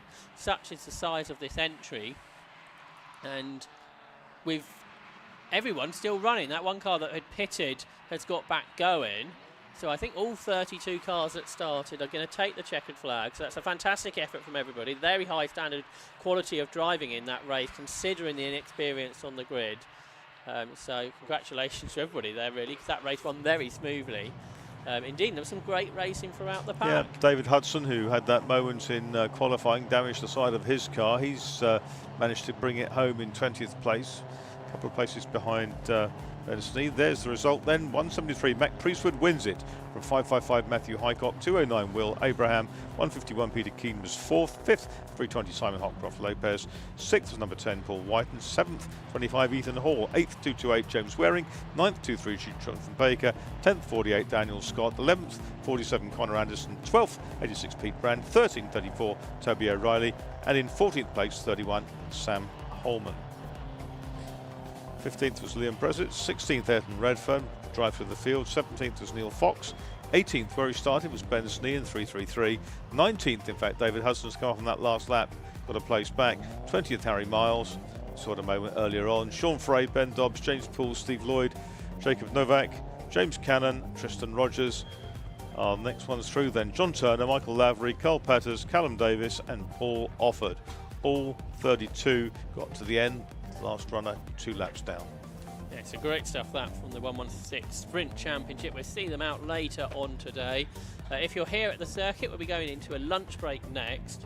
You're due to resume racing in about 40 minutes time with the TGR Type R trophy. If you're watching on 750 Motor Club TV, I think we're going to try and catch up with some people throughout the pit lane as well during the course of the next half an hour or so. But for now, we'll head down to Kieran, who's in the pit lane, and hopefully we'll be able to catch up with our race winners this time. Thank you very much, and of course the 116 is never fail to deliver. And our winner, Mac, fantastic race. How was it for you? It was great. We got moves done early in the race, and we just built on the gap from there. I mean, it's a really good start. Last year, we're now official Sprint Championship from last year. It's a good start. Obviously, quite a dominant performance as well. You really managed to build that gap. Does that give you confidence going into the remainder of the weekend? It certainly does. I mean, the remainder of the weekend, we think we'll see some rain, so it's going to be a mix again, but definitely good confidence going into the next one. How's your confidence with the rain? Obviously, 'cause the track this morning was a little bit damper. How's the track today now and during that race? And then how are you confident? How's your confidence going into the wet weather sessions? I mean, the dry, which helps pretty much, is great. It's a 4-second gap, so but the rain, I used to race on dirt, so it's kind of second nature, so it's good to be all right, I think. So hoping for the best. Excellent. Well, congratulations and good luck for the rest of the weekend. Thank you. Now, if we move on to second place, Mr. Matthew Hitchcock, fantastic race for you. You, for a while there, you looked quite solid in second. Then towards the end there, you had William really closing up to you. Yeah. So how was it for you? It was good. Car wasn't quite right. I had it set up for the wet this morning, then changed it for this race because it was drying out. But the back end was loose, especially coming into paddock. So I just couldn't hold on to it. How confidence going in for the remainder of the races? Do you think you can catch Mac? Maybe. I'm going to have to do some changes to the car, but he's going very well today. So I don't know. I mean, we're on some old scrub tyres as well, so maybe change the tyres, change the alignment, go from there, see how it goes. Excellent. Congratulations. Good luck for the rest of the weekend then. Cheers, thank you. Right, if we go and find Mr. William Abraham now, who's just over here. And William had quite an interesting race. He was battling for third for quite a while. And just saying you had quite a big battle for third for a while, and then you just absolutely got the hammer down, fast lap after fastest lap. That must give you some really good confidence for the rest of the weekend.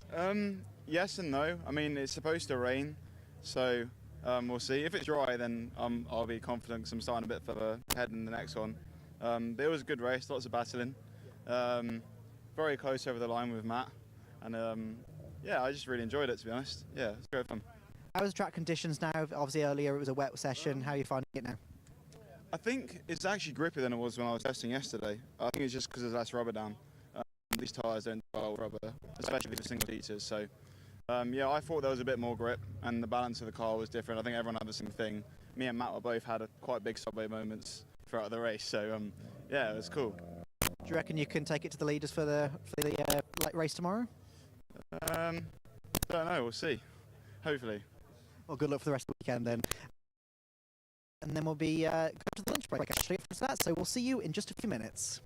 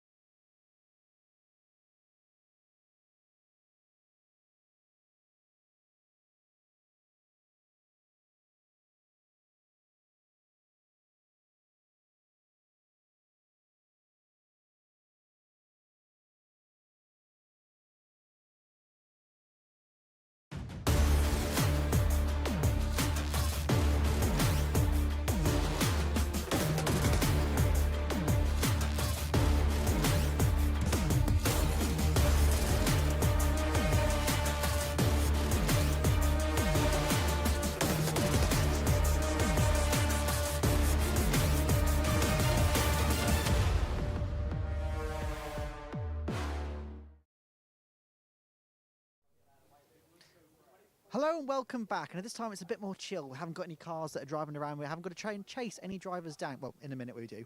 But things are a bit more chilled. It's a lunch break, so everyone has swanned off to go and get some food. So as we can see here, the garages are slightly empty at the moment. And this is because this is where the BMW 116s are supposed to be. Some of them are back, not all of them, because some of them have been in scrutineering, making sure they're legal and everything. But for the time being, what we'll do is we'll take a little walk down here, try and see if we can chat to some drivers, some teams, and let's have a general chat about the day and the weekend we've got coming ahead as well. Obviously, we're at Brands Hatch. It was originally opened in 1950. It's the FIA Grade 2 circuit. There are 2 different configurations that we can race on. We need to get out of the way of this a second so we don't get run down by a race car. That is not a good idea at all. But yeah, there are 2 different circuit variations that you can choose from. You have the Grand Prix layout and you have the Indy layout. We're using the Indy layout today and for the weekend in general. So the Indy layout is 1.9 miles. It has 6 corners.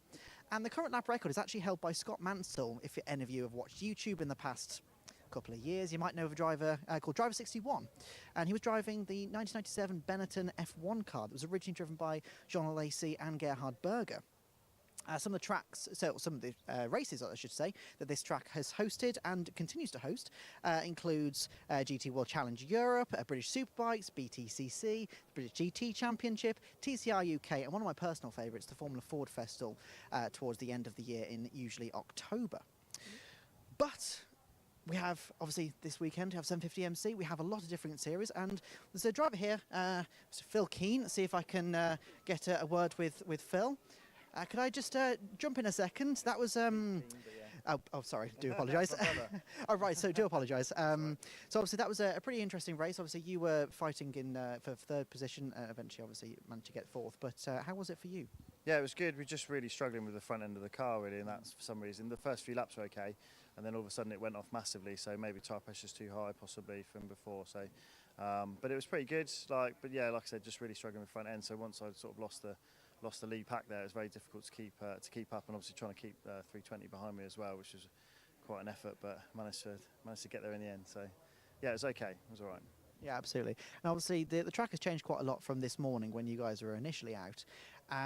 Has that affected your style or the car at all? Has the car been set up initially for wet and that's why you were struggling, or how have you coped with the changing conditions? No, it's pretty much the same. I think we just set the tyre pressure a bit too high at the front. I think that's probably what it was. Thinking it because it's a bit colder. But I think next race we'll go back. If it's dry, we'll go obviously a bit lower. But it looks like it might rain later on today, so yeah, who knows? Could go either way. So it's a sort of bit of a guessing game, really. But yeah, hopefully we'll get the car sorted, and starting from P1 for the next race. So yeah, hopefully get the car sorted and hopefully can stay in front with a bit of that. Would you prefer a wet or a dry race? Probably wet, going on the performance in the wet. But I think once we get the car sorted and get those tires sorted out, I think we can compete at the front. So hopefully, yeah, either way, I don't mind either one. Excellent. Good luck then for the next race. Thank you very much. All right, so going to carry on a little bit further down the pit lane again. So yeah, obviously there's still quite a lot of empty space in the garage. There's supposed to be a car here, but there isn't.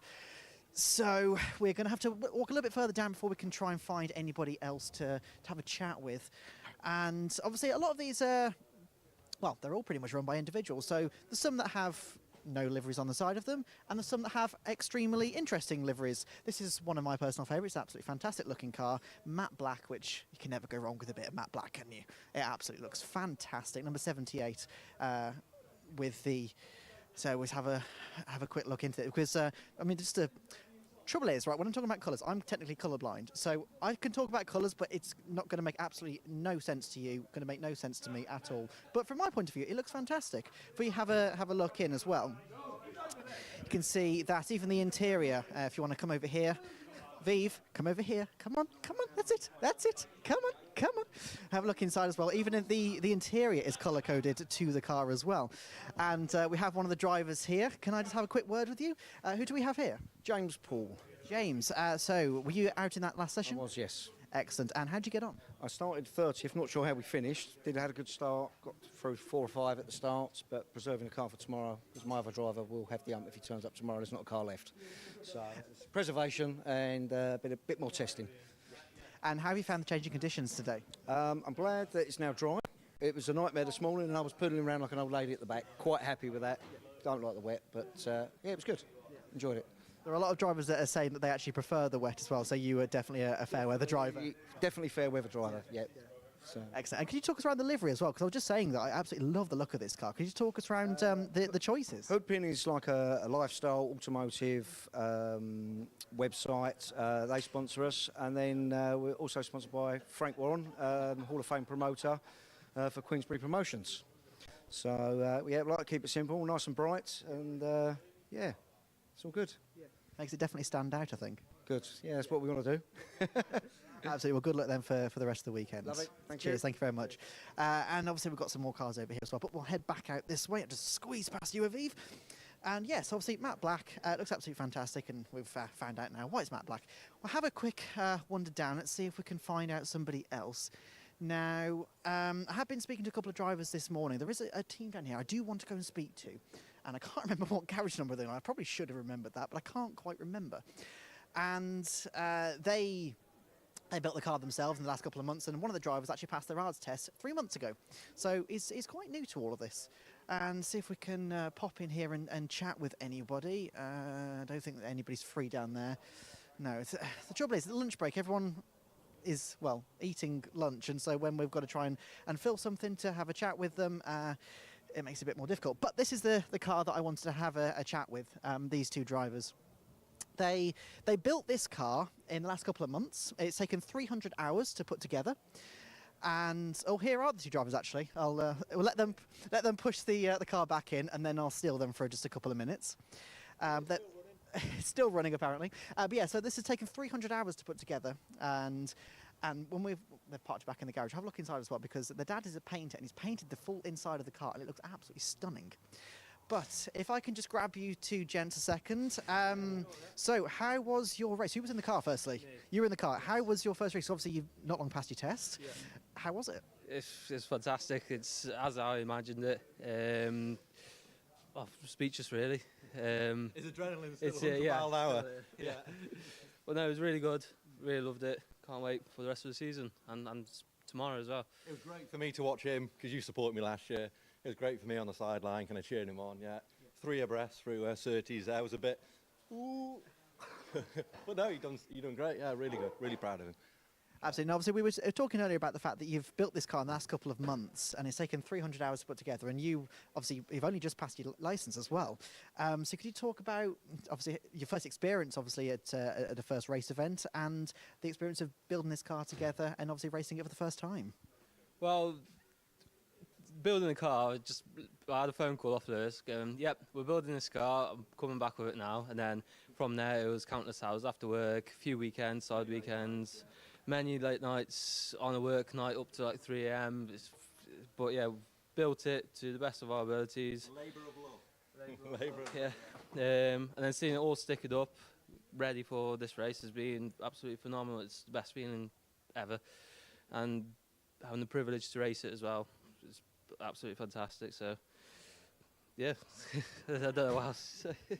Absolutely. Now, obviously, you've been racing for a little bit longer as well, and obviously you weren't in that race just. But how are you finding this car so far? Well, obviously, front-wheel drive last year, totally different kettle of fish sort of thing. It's really good. You can have a lot more faith in the rear-wheel drive. Certainly with these 116 cars, you can really sort of hang it all out and really drive the car to its ability. It's a lot more numbers. Obviously last year I was in track attack. I was sort of racing with like a grid of 15. We've come here now and there's 40 plus, so it's kind of a bit mind-blowing, and just the capacity, that's why we built the car. We sort of just all for it. Yeah, it's one hell of an experience, yeah, and I can't wait to just get out now amongst it. Yeah. Absolutely. So that's one of the reasons you said that you chose this series, because of just the sheer numbers. And obviously there is a lot of people out on track, and Brands is not the widest circuit in the world. No. So how are you finding trying to navigate the traffic? Well, watching him go 3 abreast there, it's sort of like, obviously when you come on a track day, you've got the etiquette, overtaking on the left side only, but obviously racing, anything goes. And obviously the Indy circuit's just over a mile long, like you say, so it is very close, yeah. It's mirror to mirror action, quite literally. Absolutely, absolutely. And obviously on a drying track as well, for your first time race, drying track, Brands Hatch, corners like Paddock Hill. Are you finding it tricky to like learn those track conditions, or you've kind of taken to it quite naturally? Paddock Hill, not so much. Paddock Hill just flows. The Graham's corner is still a bit sketchy there. Got a lot of improvement yet, but other than that, yeah, it's perfect. A lot better than the wet laps, that's for sure. It's hard to gauge tyre pressures as well, because with sort of a drying track, it's always like, where do you start them off at? Because obviously you start the race and it dries throughout. So we just noticed there the tyre pressures have obviously ballooned, so we're getting a lot of understeer, he's saying. So we're still learning. Obviously this is our first proper race with these guys. Obviously front wheel drive, totally different to rear wheel drive. We're just absorbing as much information as we can and having fun along the way. Yeah, that's what it's all about, isn't it? It's absolutely what it's all about. But you can tell that it is your first race out because of how clean the car is still. Because so, shall we have a look inside? Oh, there's a bump here. There's a bump here. What happens? Going down Paddock Hill, someone come on the inside. And yeah, I wasn't letting them go past easy. But luckily, that's the only damage so far. Yeah. I can see Aviv's trying to find the damage. It's here. This is the damage. That's the only bump you've had so far. You can tell it's a brand new immaculate. We're sort of like when you turn up to your gym session with your white trainers on, kind of thing. It needs a few war wounds, and sure we'll get many more, but no. It's a good job we can fix it ourselves. Absolutely. I did hear the phrase earlier came from, I think it was you, all the gear, no idea. Yeah, that weighs on. Yeah, that's one of our mottos. Yeah. Yeah. We may sort of look like we know what we're doing, but we don't. we're sort of winging it, yeah. But no, yeah, it's nice as well to get companies backing us through this season, because we're both sort of early 20s, we're both mechanics, and this is our dream to go racing. And when local companies that are close to us back us through it, it sort of means so much to us. Yeah, woo, big up Barlow's, JCL, Euros, Signs of the Times, Stickering Girls, yeah, BTJ, yeah. Jason Insurance, great. Yeah, we love it. Really good. Absolutely. And obviously one of the other things is your dad is a painter and he has painted the inside of this car. Come on, Dad, let's get in. Come on, team manager, Mr. Painter. So how obviously you're not out on track, but how is it watching these guys out there? Well, Lewis has raced motocross from a young age, so I've still got a little bit of grey hair. It's getting greyer, and no, it's okay. Jakob done well in his first ever race today. Considering he's only had probably a year doing track days. Yeah. Not many of them either, so yeah, really good. If we can talk about the interior a second, because obviously you are a painter by trade, you mentioned earlier. Many years ago. So could you talk about, obviously you have painted the full interior of the car. Could you talk about some of the decisions that you took when painting that, and why you decided to do it in that scheme, and why it's obviously come out like it is? Well, we came to watch the 116 last year at Alton Park, and we were blown away by the detail and the effort the teams put into the cars, which is all part of motor racing, isn't it? Believe it or not, we only painted it about a week or so ago, so don't lean on it too hard. How you feel well? Yeah. And stay away. Stay away the car. And luckily, I've got another 2 litres in the paint cabinet just in case we need it. Hopefully not too much. So yeah, it's great. You might need a little bit from down there. Just a little bit. Yeah. Nothing a bit of teacut work sort out there. Compound, I'll get that off. Get the buffer out later on. Something for them to do later on anyway, that is. So yeah, the detail on the car, it's just, I think it just helps the series. If you turn up with a nice looking car, be enthusiastic about the sport, and yeah, it's great. Now, obviously, a lot of cars and a lot of teams will use stickers and vinyl wrap to sticker up the car and everything. Is this all painted? The green and the black sprayed paint, yeah. Obviously, the stickers were done by Signs of the Times over at Whitchurch. I think we've got a couple of spare sets. Yeah, we've got 3 sets of bumpers in side skirts. Yeah, plenty of panels. Yeah, so it's 90% painted, and the rest, as you see, are stickers transfer. So it's, yeah, we were going to go down and do a wrap, complete wrap, but it's a bit out of our budget. You know, first year we are doing it on a budget, as you can see. Camper van, trailer. One thing I will say is my toolbox has got a lot of green overspray on it now, because we don't have a painting booth. We sort of just sprayed it in the workshop. Well, you wouldn't tell by the finish of it, to be fair. Isn't that what all club levels motorsport's about, though? Isn't it? Yeah, sort of like going back to your grassroots stuff. Yeah.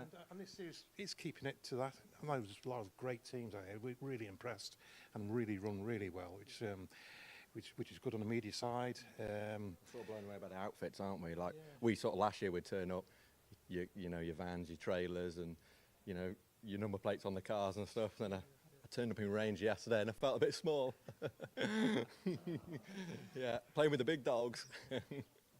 Our teams obviously can spend a lot of money, so you do see like the massive vans and everything. But the thing is, people with the small camper vans, they can do just as well. It's not about the gear. No idea. Sometimes it is about putting in the effort, and you can be competitive without it. Yeah, absolutely. Yeah, doesn't sort of matter how big your truck is. It's all out there that's the proof in the pudding, isn't it? Yeah, well, to be fair, Jakob and Lewis, most nights after work, there's distractions for young lads and girls this day and age just to do other things, but they nailed down over the winter. I think we bought the car end of the summer, did we, Lewis? Yeah. We have got 2 spare ones on the yard. In stock. So it is affordable if you like motorsport, and it's the same as anything. You know, you work within your budget and race within your budget, and that's what we're trying to do. Absolutely. Don't we, Jakob? Yeah, absolutely. Yeah. One thing this series focuses on, isn't it, really? Yeah. Yeah, we've got one golden rule. We don't work on a car until 5:30 onwards at night. And otherwise, hobby can take over work priorities sometimes, can't it? Yeah. Yeah, keeping their feet on the ground. Yeah, absolutely. Well, obviously, I'll leave you to it. I'll stop buggering you up a little bit now. But obviously, good luck for the rest of the weekend, and hopefully see you towards the front. Yeah, thank you very much. Cheers. Right. Anyway, headed out a little bit. It's always nice to see some families out racing, because at the end of the day, that's what it's all about. It's not just the big teams spending thousands and thousands and thousands on the cars and on the entry fees and everything. It's dad and son there. Literally, it is absolutely fantastic. So, the next person I want to speak to is. If anybody was watching the race earlier, you'll notice the Lotus from the I can't remember what it's called. The Forces, that's the one. The Armed Forces, that's the race. The Armed Forces category. The roof came flying off, and actually we were stood on the pit wall at the time, and it came flying over us. And we literally, as soon as it landed on the pit lane floor, we initially realised that was the roof of the Lotus, and I can see it poking out just over there. And what I believe is the roof on the front bumper as well. So we'll head over there. On the way down, obviously, we can have a look. So we're now past all of the BMW garages, and we are now into some of the other stuff. This is now the Armed Forces categories. So we've got it's Honda Civic Type R. The Subaru here is the Class A winner we spoke to a little bit earlier. This Holden Commodore is absolutely fantastic. V8 from Australia. This obviously competes in the V8 Supercars Championship. I believe that stopped competing. That design stopped competing, I should say, 2016, 2017, I think it was. It stopped competing. But still, fantastic car. And when it goes past, it is absolutely amazing. Got some more BMWs, but these are part of the Armed Forces lineup. Now we are getting down towards the bottom end of the pit lane. Obviously, we've got some more Caterhams and things. Got a Toyota MR2 here, which is doing okay. We've got a fantastic liveried up Clio here as well, which looks like it's been in the gravel, I think. There's, if you want to have a look down there, there's a lot of gravel that's ended up down there. Don't want to interfere with them because they look like they're rather busy. But here we are, down towards the Army Motorsport garage, and unfortunately, you have been disqualified. I have. Yeah, we're looking a little bit lighter now. We've got one less roof and one less engine cover, and the clutch is gone. So, yeah, unfortunately, the meatball flag was out, and I didn't catch it in time. And yeah, unfortunately, not a victory just yet. And I don't think we'll be out in race 2. But boy, it's a car to drive. I tell you, you've got to look at the positives. This is absolutely phenomenal. I enjoyed it a lot. You had quite a big gap, obviously, to second place. And what I also noticed as well is you in second place, and only you two, were taking a different line down the straight. Everybody else was sticking on the dry line. You were driving on the wet. Was that a purposeful decision? I'm assuming you're talking about sticking on the right-hand side. I've always known that to be the line. Any series I've competed in, maybe it's just talent. Talent stays right. No, I think it's just a little bit easier down the hill. You're probably only getting a few tenths out of it. But no, it's good. It's good. we set some good times. I think we actually had a lap record for Class B there, minus the disqualification, so I'll just have to do it again another time. Absolutely. Now, obviously, we were having a bit of a chat earlier about this car, and there's quite a fascinating story. Could you tell us a bit more about it? Yeah, so we picked this car up sort of the tail end of last year off UK Lotus Centre.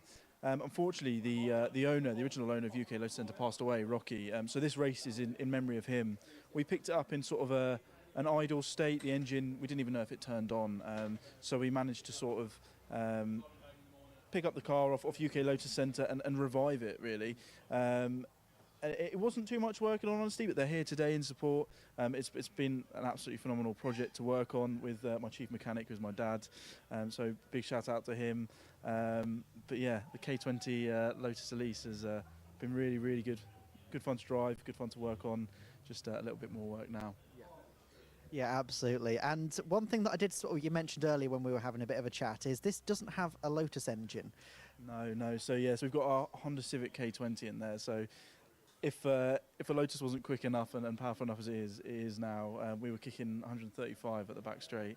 So we're doing 210 brake instead of the factory 180 out of the Rover engine. So it's really good. You're revving up to 8,700 in a Lotus. It just it properly goes. It's brilliant. I love it.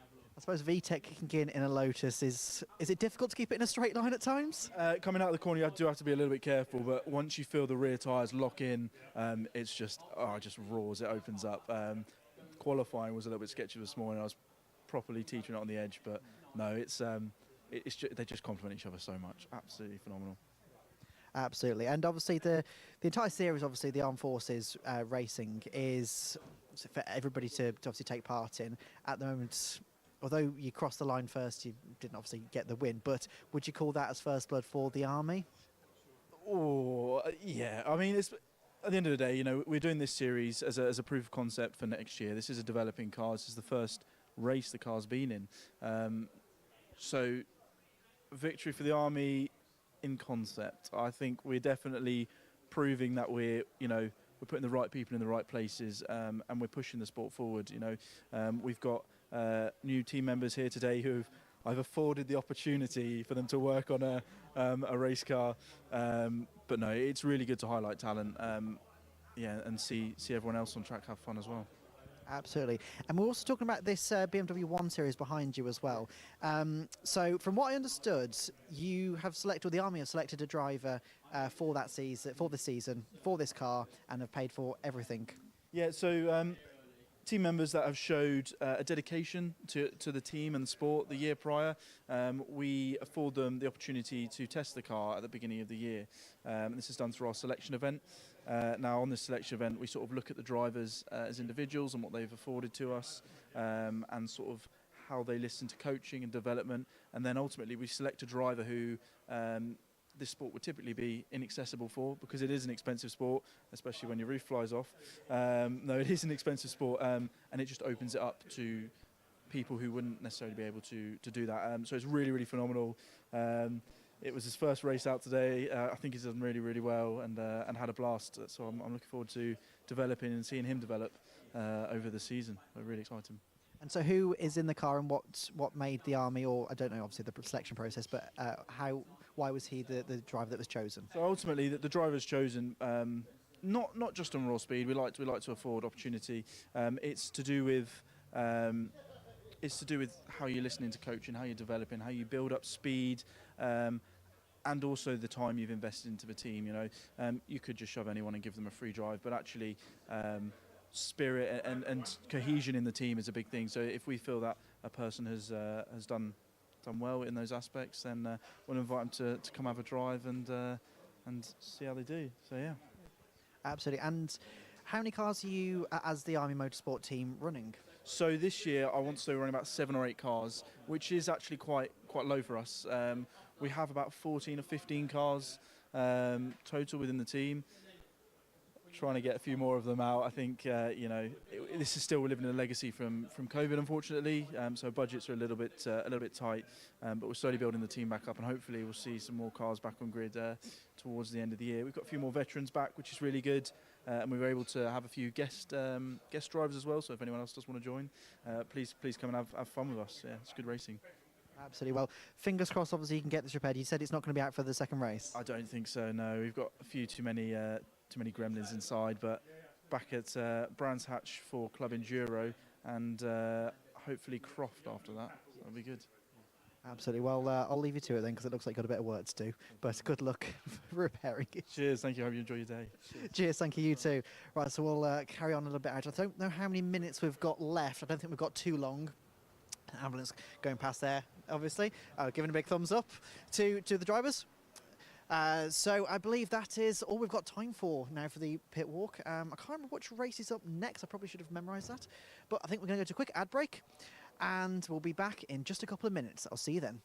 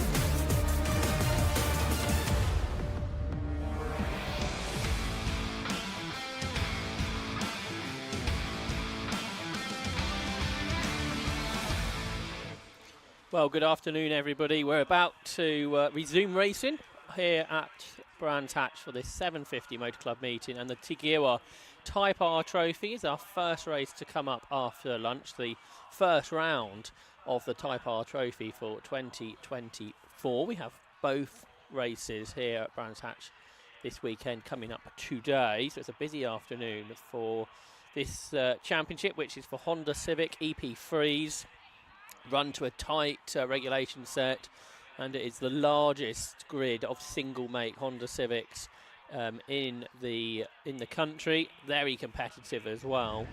And yeah, you can see the cars in the assembly area preparing for the races this afternoon. A great looking grid, lots of great liveries and very distinctive too, each one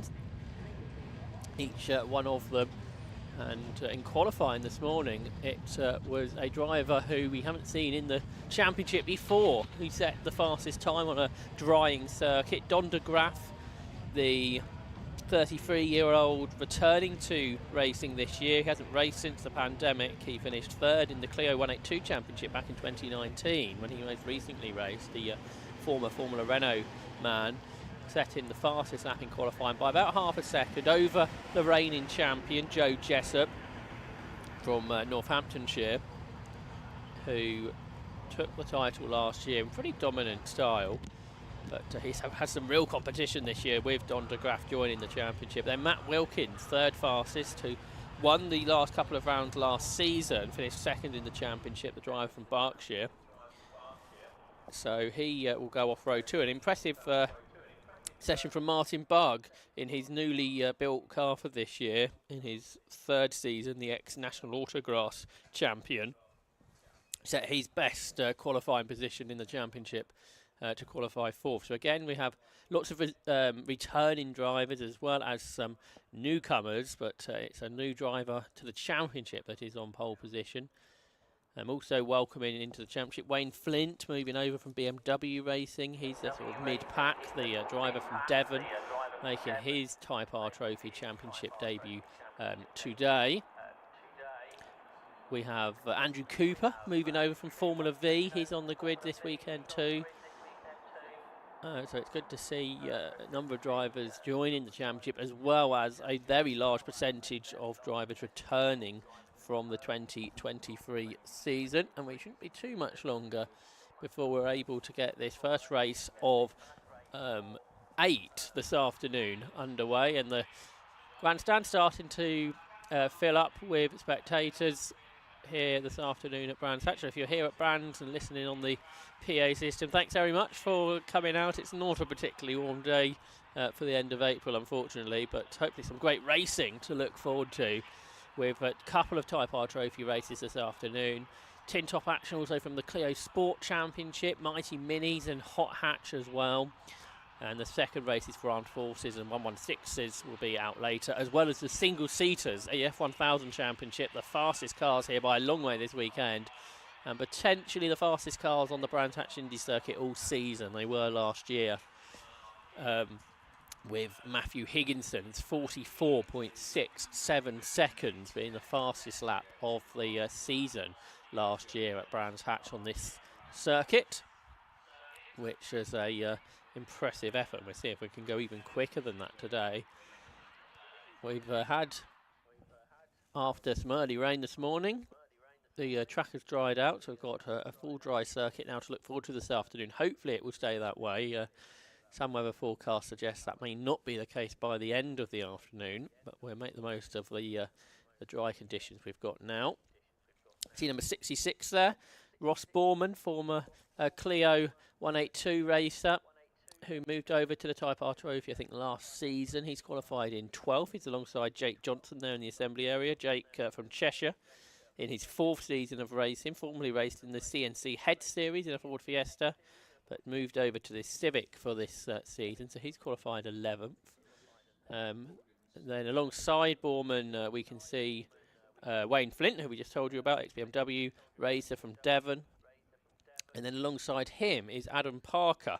Adam, just 17 years of age. He's a student from Lancashire who last month passed his road driving test on his 17th birthday at 10 a.m. So that must be about the youngest you can be to pass your road licence. But Adam's been in his, I think, 4th season of circuit racing. He started racing at the age of 14 in the Junior Saloon Car Championship after karting in Junior Road Tax, and then moved into the Type R Trophy last year in the car that is prepared by his father, Andrew. So that's Adam Parker, who will start mid-grid Alongside him in 18, you can see Matt Duffel, the 36-year-old IT consultant from Leicestershire, who's in his 3rd season of racing, another Autograss convert. He's a 2004 Honda Civic that he turned into a race car in 2021. These Honda Civics, 20 years of age now, which is quite remarkable, really. They still look very modern, and they make a great race car. In the background of shot, 94, that's Ursula Jordan, a bit further down the grid than we'd expect from her. She's 30 years of age, she's head of communications over in Warwickshire in her 5th season of racing in this family-run car. It's a new build for this year, so perhaps just dialing it in this weekend at Brands. And she starts there alongside number 88, which is Joey Al-Hawari,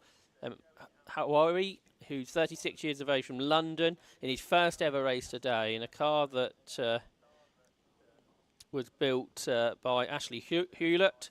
And the car road legal. He's driven it to the circuit this morning. He's put the MRF number plates on the car and having his first race today. So we hope all goes well there for Joey. Alongside him, number 13, is Tom McFarlane, who's 34 years of age from Leicestershire, in his 2nd season of racing. Raced a Volkswagen last year in the CNC Head Series, Northern-based category. He's in this DH Racing prepared car, Danny Hobson's outfit, that's running a lot of cars over the course of the weekend. So that is Tom McFarlane in his 2nd season. Adam Huntley next to him, number 16, just to the far right of shot. He's 40 years of age from East Sussex, in his first ever race today, former track day goer. And another Danny Hobson built car, which was previously raced by once a Formula Ford Festival Kent winner here at Brands Hatch, Dave Fricker, whose car now been purchased by Adam. Still, though, under the Danny Hobson banner. And he will start from row 11 of the grid. So that's a few of the cars you can see in shot there. To the left of shot is number 7, Andy Iodine, the garage owner from the West Midlands, in his 2nd season of racing in the ex-Dan Chapman car. And Dan Chapman also returning to the Type R Trophy this year. He starts on the 3rd row. But let's have a look at the full grid as the cars make their way out onto the circuit. So on pole position is number 15, that's Don de Graaf, making his championship debut today, alongside number 28, the reigning champion, which is Joe Jessup. Row 2, 86, Matt Wilkins, a race winner last year, alongside 14, Martin Bugg. And on row 3, 104, Dan Chapman, alongside 93, the former MG champion, Joe Delgado. Row 4, number 19, is Ollie Musgrave, and he starts alongside 42, Trafford King. Row 5 is 74, Richard Lindsay, and 11, Joe McMullen. Row 6, 24, is Jake Johnson, and 66, Ross Borman alongside him. Row 7, 55, championship newbie Wayne Flint is alongside 92, teenager Adam Parker. On the 8th row, 18 is Matt Duffel alongside 77, Luke Emmons. And on row 9 we have car 61, James Delisle, and 12, Richard Jones. Row 10, 26 is Lee Rickard, and 41, Andrew Cooper. The 11th row, 16 is Adam Huntley, and 13, Tom McFarlane. And on row 12, 88, Joey Al-Haraway, and 94, Ursula Jordan. Row 13 is Carshaven, that's Andy Iodine alongside circuit racing newcomer. 374 is Kai Lindsay, and 31, James Ferguson, rounds off a 27 car grid we have for the opening round of the 2024 Tagewa Type R Trophy. So we have a green flag lap upcoming in a few moment time. Thanks again to those of you tuning in on 750 Motor Club TV. Make sure you subscribe to the YouTube channel. Lots of live streams to come up over the course of the season. Full race coverage will be uploaded as well over the course of the year of the rounds that are live streamed by Alpha Live. And also like the video too to help others know more about the 750 Motor Club live streaming we have over the course of this season. But cars are heading out onto their green flag lap on this 1.2 mile Brands Hatch circuit, and Marcus Pye alongside me. Marcus, this championship that came about a few seasons ago has been very popular for these fantastic Honda Civic EP3s. Yeah, it's not surprising, is it? And I was kind of a little bit interested when you said, oh, the cars are now 20 years old. They don't look it, do they? They're one of those iconic cars, like maybe the VW Golf GTI and TDI Mark IVs. You see them around on the road, etc., and they still look really fresh. And they're great. I mean, a lot of them have been converted into race cars these days for various championships, but this one particularly strong. And they're really zingy little engines, aren't they? Very high revving and a well-balanced chassis as well. So, yeah, good to see it's so popular. And I hope that a good, clean race is going to ensue. Yeah, Dan Chapman, who starts 5th today, he took me around Snetterton in one of the cars at the 750 Motor Club track day last month, which was quite exciting. As you say, they're very high revving, so you really notice that. Because I haven't been in many race cars.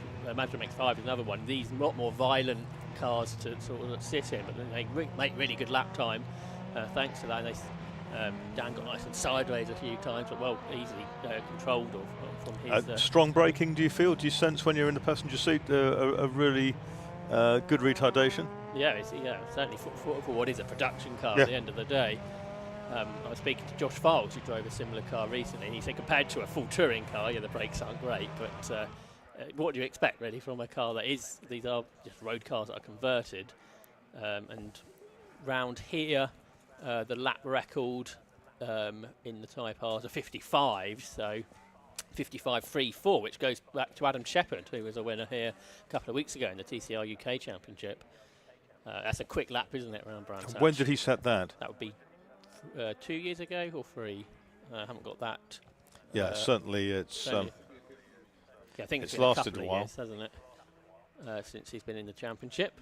And then quality this morning. I mean, Dom de Graaf with a minute flat, minute .254. So 4.5 seconds away or whatever on a pretty greasy track at that point. That's right. It was a session where everyone just got quicker and quicker. And lots of people were quickest at different times. Joe Delgado, who ended up 6th, was quickest at one point. He was a winner at Cadwell Park last year in the first grid race. He won the MG Trophy 2 years ago. Yeah, by and large, this was sort of last of the late breakers, wasn't it? The last couple of laps were the best, and the vast majority of the grid did their best times on laps 10 or 11 of qualifying. Don de Graaf, it was his last shot on 9 laps that got that pole. Red lights are on, and 15 minutes. The TGR Type R Trophy gets underway for the first round of the season. And newcomer Don de Graaf doesn't make a great start. Newcomer to the championship. He's dropped a load of positions. Joe Jessup, last year's champion, leads. Dan Chapman goes for 2nd on the inside into Paddock Hill Bend. He started 5th, and he's got to. Oh no, big slide. That's de Graaf's gone one way. There's another car. Is that Martin Bugg that went the other way? He's in the gravel. There's a cars going absolutely everywhere. Is it Trafford King, possibly 42, that's stuck in the middle of the road? 14, Martin Bugg in the gravel. Don de Graaf is getting going. That's Joe Delgado with lots of damage to the front of his car. And I'm afraid it's all gone very wrong on cold tyres at Paddock Hill Bend. It's okay for the top 3. Joe Jessup turns into... Red flag. Yeah, as expected. Yep. Although a few of the cars, we still got 2, haven't we, on the run up Harewood Hill, I can see. Martin Bugg's car in the gravel. So he and Don de Graaf lost it and went sort of in opposite directions in the end. There, the red flag's confirmation on our screens. Marshall's up there at on the Marshall post on the exit of Clark Curve. But that all went rather wrong, I'm afraid. Don de Graaf's qualifying went so well, and then he made that poor start. First time he'd done a standing start in 4 years, and then at Paddock just got 2 sideways. And he was only 5th into Paddock, but he was on the wrong line as well, because he was tight there to the apex. You can run a bit wide, and you got, say, sideways, and not sure that his car actually is damaged. He might have got back going, yes. He might be able to reclaim his pole. Yeah. But so we've lost certainly Martin Bugg. There's a second car. I thought that may have been Trafford King, who was the second car at Paddock, but I think everybody else has possibly returned. So perhaps in a few moments we might have another chance to have a look at that, so to try and explain what happened in a bit more detail. to Don de Graaf and Martin Bugg and others. Bug's in the green car, isn't he? That's right. Yeah, that went across and then nailed the car that was on the outside, which was a turquoise one going up the hill, as I saw. So Wonder if that was Trafford King there. may well have been. And we saw Joe Delgado with damage, but we're going to have a look at a replay of what happened at the start of the race. So the red lights went off, Marcus, and let's see what happened. Yeah, there's the de Graaf being swallowed now. So the two cars to the right and the one on the inside are both through, and that must be, is that Bug coming up the outside as well. Here they go. I think there might have been a touch earlier on. Yeah, he got into King when he went across the road, Martin Bugg, and then Joe Delgado nailed the back of King as he had nowhere to go. And there's the damaged 93 car. So plenty was happening at Paddock Hill Bend, and none of it good, really, I'm afraid to say. So it's going to be work for some of the teams to do to get cars back out for this afternoon, or the second race this afternoon, which is due in just over 3 hours. So the cars that survived are returning to the grid, thanks to the Alpha Live team for being able to show us that replay. Well, the two of them probably take a front wing in the, or a couple of front wings in the trailer, don't they? Yeah, if you've got an EP3 road car and don't want it taken, you might want to hide it if you're here at Brands Hatch. So we see then Joe Jessup there on the front row. Matt Wilkins is there too. So we've lost de Graaf, but he may come through in a bit. Yeah, because he was one of the very last to get away from the scene, because he was parked up on the inside. Yeah, Delgado didn't get any further than Druids for that damage to the front of the car. So that's a shame for him, because he went pretty well in qualifying. Yeah, he was 6th in qualifying, 93. Yeah, Joe Delgado. We lost. Yeah, and then Martin Bugg, who started directly in front of him, missed the car in the background in the gravel. And then Trafford King, the one directly behind Delgado, is the other car involved. So King obviously got past Delgado at the start. So he was another driver who started well. There's a bit of sweeping down there on the circuit, and the telehandler just moving away. The incident happened right in front of the Howard Hill Hardcore, who attend pretty much every Brands Hatch meeting we have. So Trafford King's got back going, Marcus. Now, I imagine there's damage to the rear of his car, maybe not. I thought that's hit. Yes, that's where it's hit. A really big whack in the driver's door. It shows you that the job the roll cage has done there. It's on the driver's door, but Trafford King okay and able to drive back.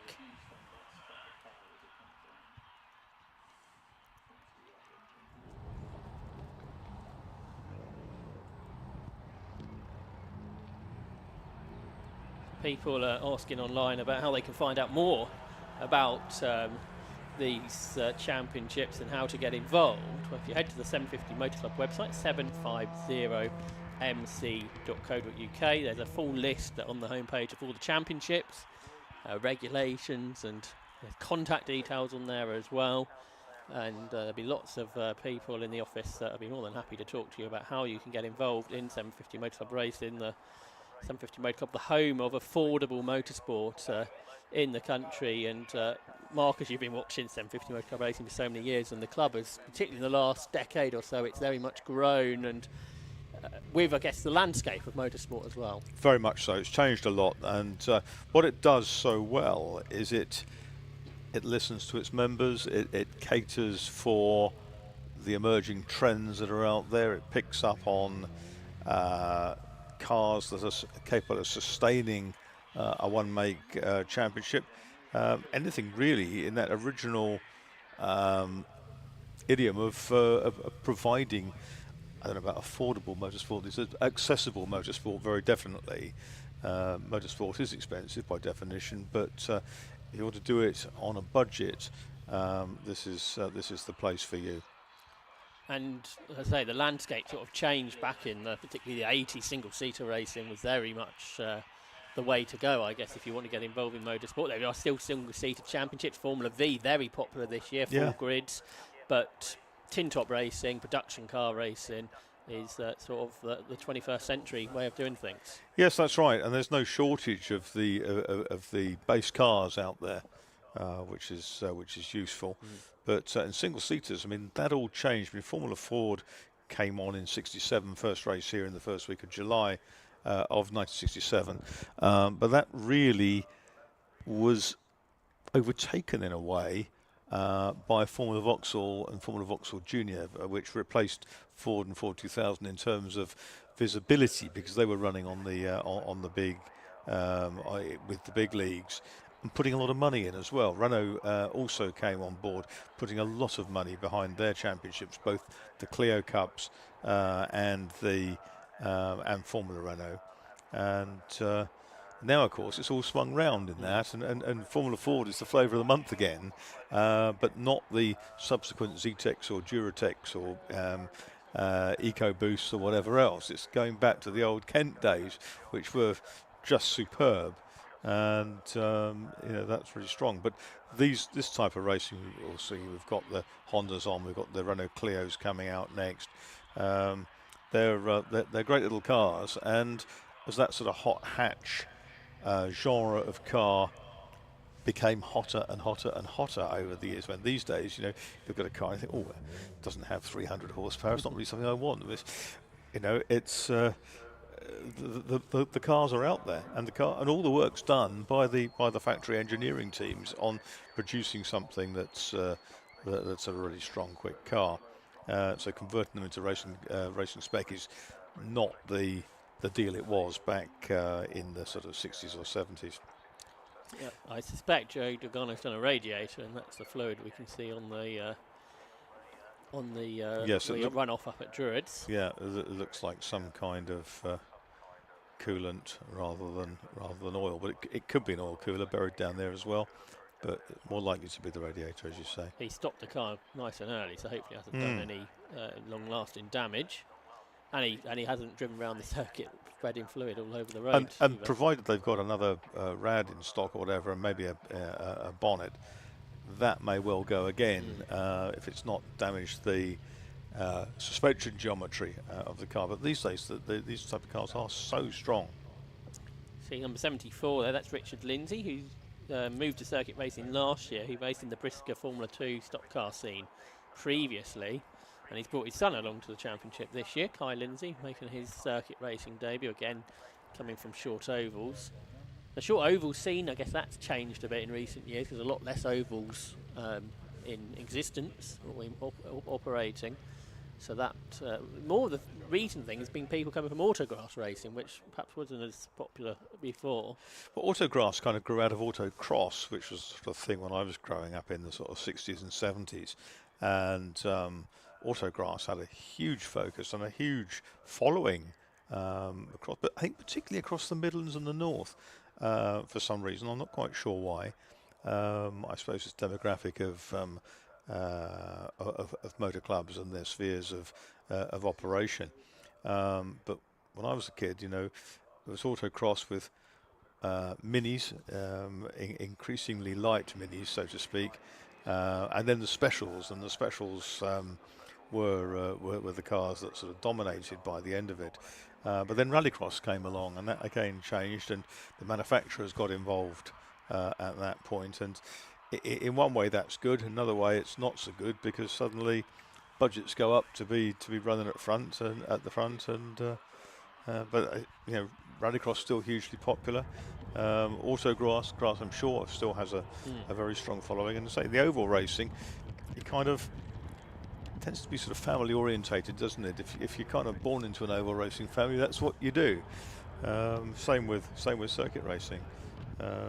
It's very rare for someone to come sort of brand new into all these things without some influence, having been an enthusiast as a kid, or having had dad, uncle, cousin, or whatever else who's done it, or aunt, or whatever. In some cases, you've got people racing now, both of whose parents competed in their own right. Yeah, that's right. I think the countdown to get this race back underway has begun, so we're going to get a green flag lap and then a 10-minute restart.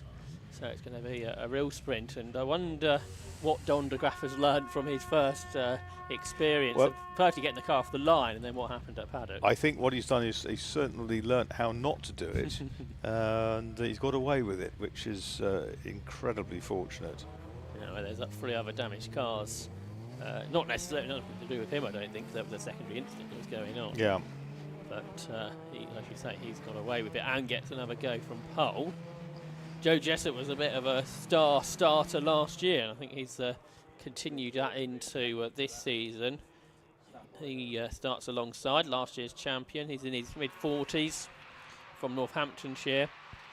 Long-time karter, Joe Jessup, moved into circuit racing in 2021, which was part of the foundation package the 750 Motor Club put together to get people into the TGR Type R Trophy. And that really went well because that brought probably about 15 entrants or so into the championship, and they've stayed there, and the grids have been big ever since.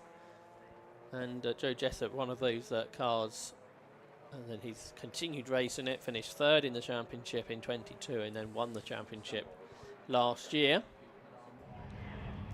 So he starts 2nd. Behind him, Matt Wilkins, who was 2nd in the championship last year. He is former stock catcher, racing the Compact Cup as well, and now in the Type R Trophy. Started racing back in 2006, I think had some time off, and then returned to racing the last half a decade or so. Number 12 going through there, Richard Jones. He's from Middlesbrough, in his 3rd season, but 2nd full season of racing, in a car that he prepares himself, as so many club racers do, as well as the preparers on the grid, such as DH Racing and Motion Motorsport, who are running a number of cars over the course of this weekend. And they're running in this championship on the MRF tyre, aren't they? That's right, you can see the MRF number plates all the cars have to run. But there's been a switch round in some of the others though over the winter, hasn't there? So yeah, that's right. We'll come to some of that a little bit later on, with supply of tyres a bit more difficult, really, since the pandemic. Particularly racing tyres, where some manufacturers decide not to continue with them. But you'd think with all the cars that are racing, you want to continue with that, because there's probably more cars racing now than there ever has been. And everyone needs to buy tyres. That's right. It'd be a major consideration, you thought, if you were the marketing manager. And but it's fortunate we still have tyre manufacturers involved, because there's big change over the winter with the demise of the Avon brand. That was a trusted brand, but now re-emerging from the ashes as Nova. Red lights go out, the race gets underway then for 10 minutes again. It's not a great start from Don de Graaf, so Joe Jessup's going to lead a great start from Dan Chapman, who flies up the inside. He's alongside Matt Wilkins and should get 2nd into Paddock Hill Bend. They're still alongside one another, I can see on the outside line. Wilkins is going to try and hang on. These were the drivers with the top 3 in the championship last year, and they're all dicing up towards the hairpin. I think de Graaf is 4th. Everyone's safely through Paddock this time, 3 abreast in the mid-pack, including one of the newcomers, Luke Emmons. But for the lead, it's Jessup from Wilkins from Chapman. That's how they finished in the championship last year, with championship newcomer de Graaf in 4th position, but potentially quicker if qualifying's anything to go by. Yep, hard to tell. We're going to see as the race continues, and a look up the inside there. That's down the order. And battle for 2nd on up across the line behind Jessup. Here they come. De Graaf's at the back of this group now, having qualified on pole. He's 4th into Paddock, and he still is there. Jessup, Wilkins, Chapman, de Graaf, and a gap back to Johnson and Musgrave and the rest. Yeah, Johnson started 11th. That was a great start from Jake Johnson, the driver from Cheshire. Meanwhile, side by side for the lead. So Joe Jessup had a good lead across the line. He's been caught by Matt Wilkins, who's on the outside into Graham Hill Bend. You don't often see that move work into the corner. Sometimes you can get a better exit. So what was a good lead for Jessup has come to nothing, and the top 4 are all together. There's damage to the side of Wilkins' car, a bit of trim hanging off as he rides the curb up through McLaren, Marcus. Ran onto the grass on the inside. I noticed that de Graaf had a lock front brake going into the hairpin. But that first 4 have made the breakaway. And again, Wilkins right on the tail of Joe Jessup up towards Paddock Hill Bend. They turn right through Paddock. Up the curb goes Dan Chapman in third, but again Wilkins has got a better run, so Jessup has to defend up towards the hairpin. Don de Graaf, the only person really taking that wide racing line because he's at the back of the queue, so he's not being attacked. Touching the back bumper there was third place car of Chapman, just touching the back of Wilkins. Jake Johnson still the best of the rest. The side strake has come off the bottom of the second place car. It's Wilkins. There's a big challenge for fifth in the background. Ollie Musgrave goes up the inside of Jake Johnson. Musgrave did qualify ahead of him. He can't go through though. Johnson, after his good start, stays fifth. And behind Richard Lindsay versus Ross Borman. Borman on the inside gains the spot. Yeah, that was over the curbs. Quite dramatic.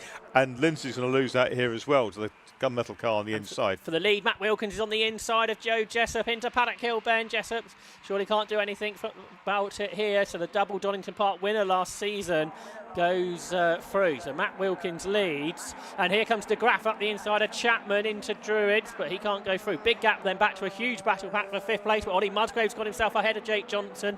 Following him through is Ross Borman on the inside through the hairpins. After that good start, Johnson starting to drop back, but he fights back in towards Graham Hill Bend on the inside line of Ross Borman. Can't make that work, but great racing in these opening laps.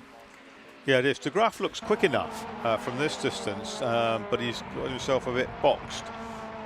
There's Borman at the head of that next squabbling quartet. Chapman's got past Jessup now too. So Joe Jessup, who was quick off the line, doesn't seem to have the pace necessarily, although he fights back on the outside line down the Brabham Straight to go potentially back into second place as they turn into Paddock Hill Bend.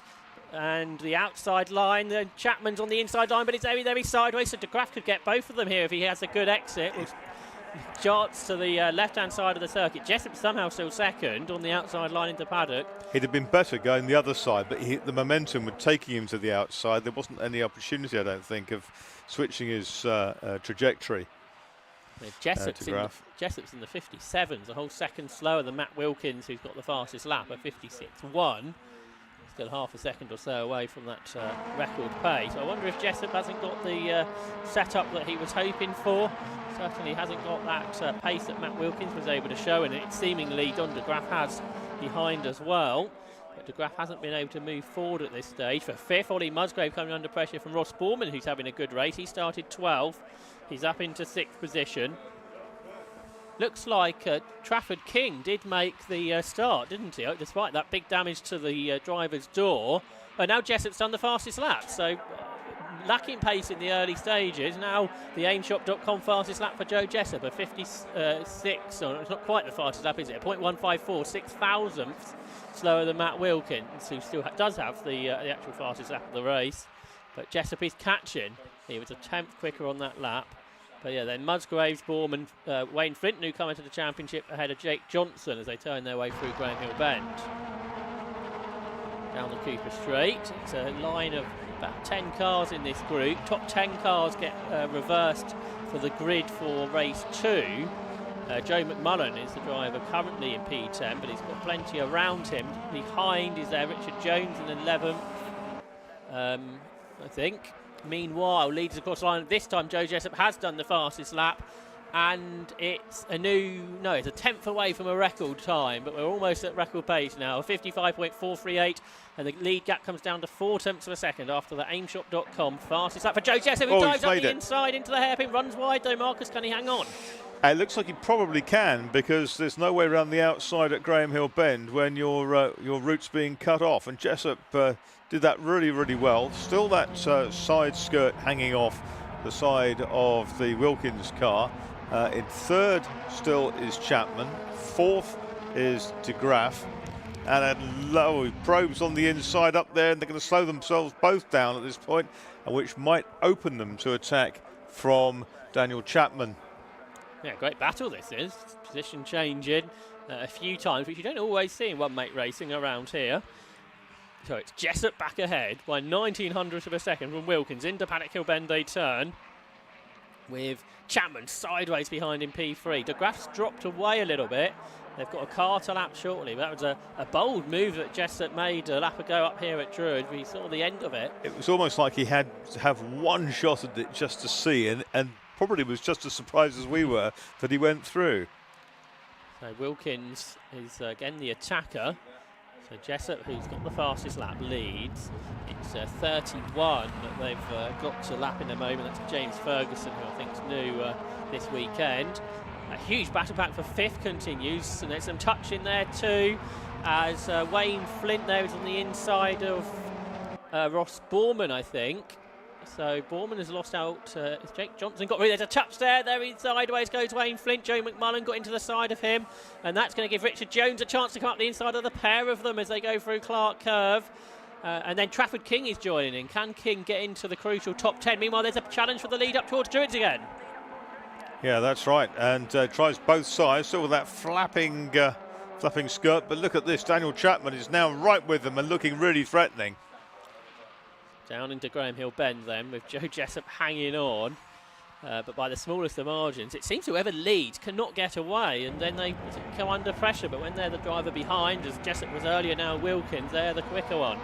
Through Surtees, up through McLaren and on the brakes in towards Clearways. We've seen challenges here before. There's 2 laps to go at the end of this. This is lap 9 of the race, and a tight line out of Clark Curve taken by Joe Jessup, defending from the Motion Motorsport run car of Matt Wilkins. Dan Chapman in their wheel tracks too, and diving to the inside is Matt Wilkins. A really ballsy move, but he's all sideways as they turn their way through Paddock Hill Bend. Surprisingly, Dan Chapman isn't able to really attack after that. I thought the top 2 were going to compromise their lines, but that's what the 3rd lead change we've had over the last few laps, and another very attacking move, and Matt Wilkins back ahead. Yeah, that was another heart-in-mouth job, wasn't it? But when the cars are so even, you've got to make these last-second decisions. He's engineered his way up the inside and just kept his boot in.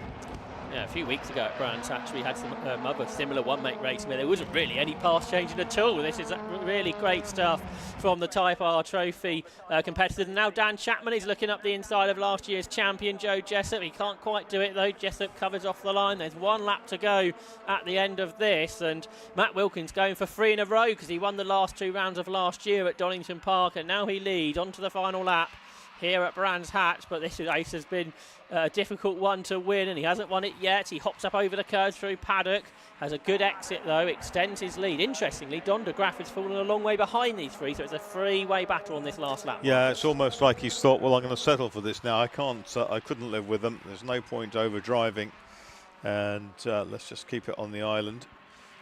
But it's not over yet as far as the lead's concerned between these top 2, and holding a watching brief is Daniel Chapman in 3rd, there to pick up the pieces.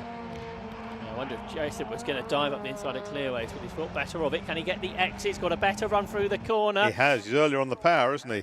And we're going to have a race to the line. I think we are. Jessup drawing up alongside. He gets closer and closer up towards the finish line. They're absolutely even as they cross the line. It's pretty much a dead heat. Jessup's been classified as the winner by 37 thousandths of a second with the fastest lap on the very last lap. Remarkable stuff then. It didn't look like he was going to make it until the very last moments on that run to the line. Joe Jessup wins with what must be the smallest winning margin in Type R Trophy racing. Getting the aimshop.com fastest lap on the last lap too. 0.037 of a second between Joe Jessup and Matt Wilkins.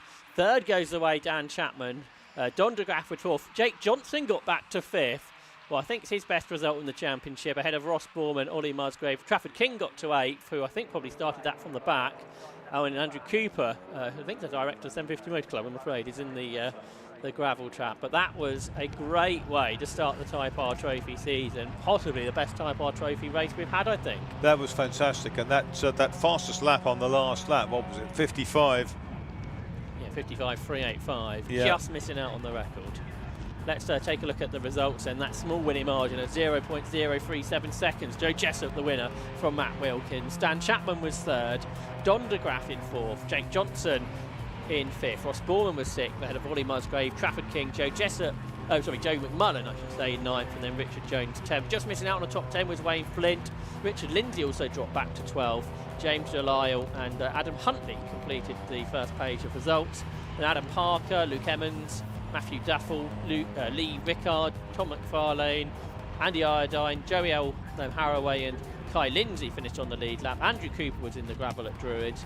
James Ferguson was a lap down, and we lost Ursula Jordan as well before the end.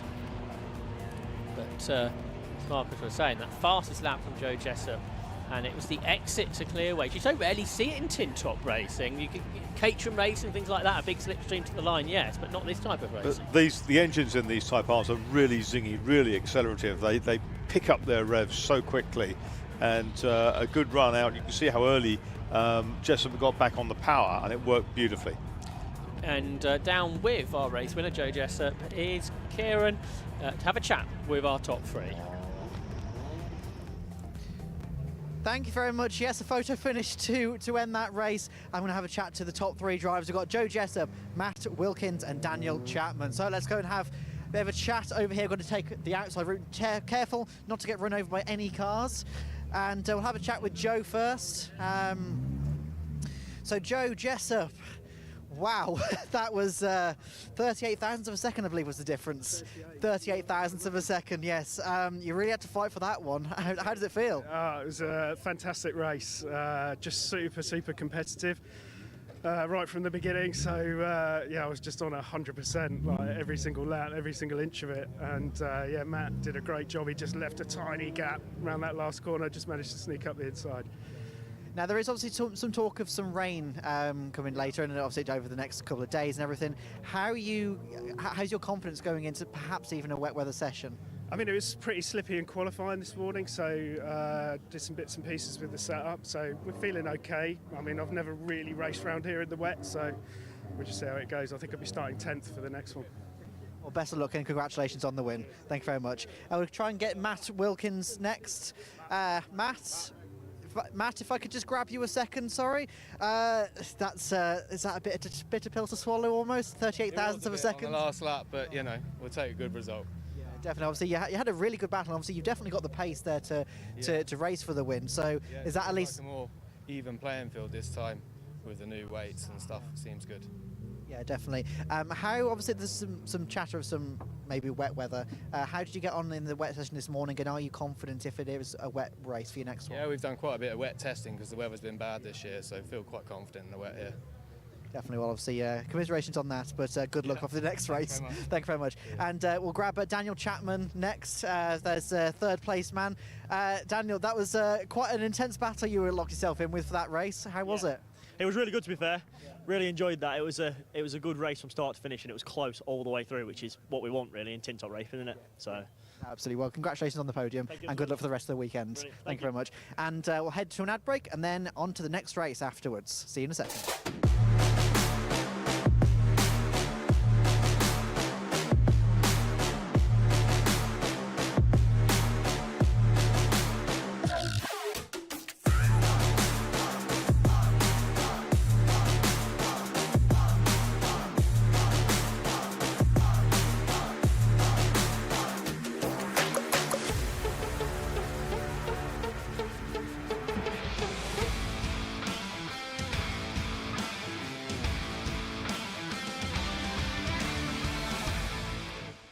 We now move on to the opening round of the K-Tech Racing Clio Sport Championship here at Brands Hatch with a good grid again of 20 tin tops from the Clio 182 and Clio 197 200 models. On the grid, on pole position, is number 48, Charles Shelbourne, his first pole in the championship, alongside 30, qualifying best 2 for Darren Ransom. Row 2, number 3, Jack Kingsbury, the Class B champion last year, alongside the overall champion, number 1, Chris Lawrence, moving into a 197 for the first time.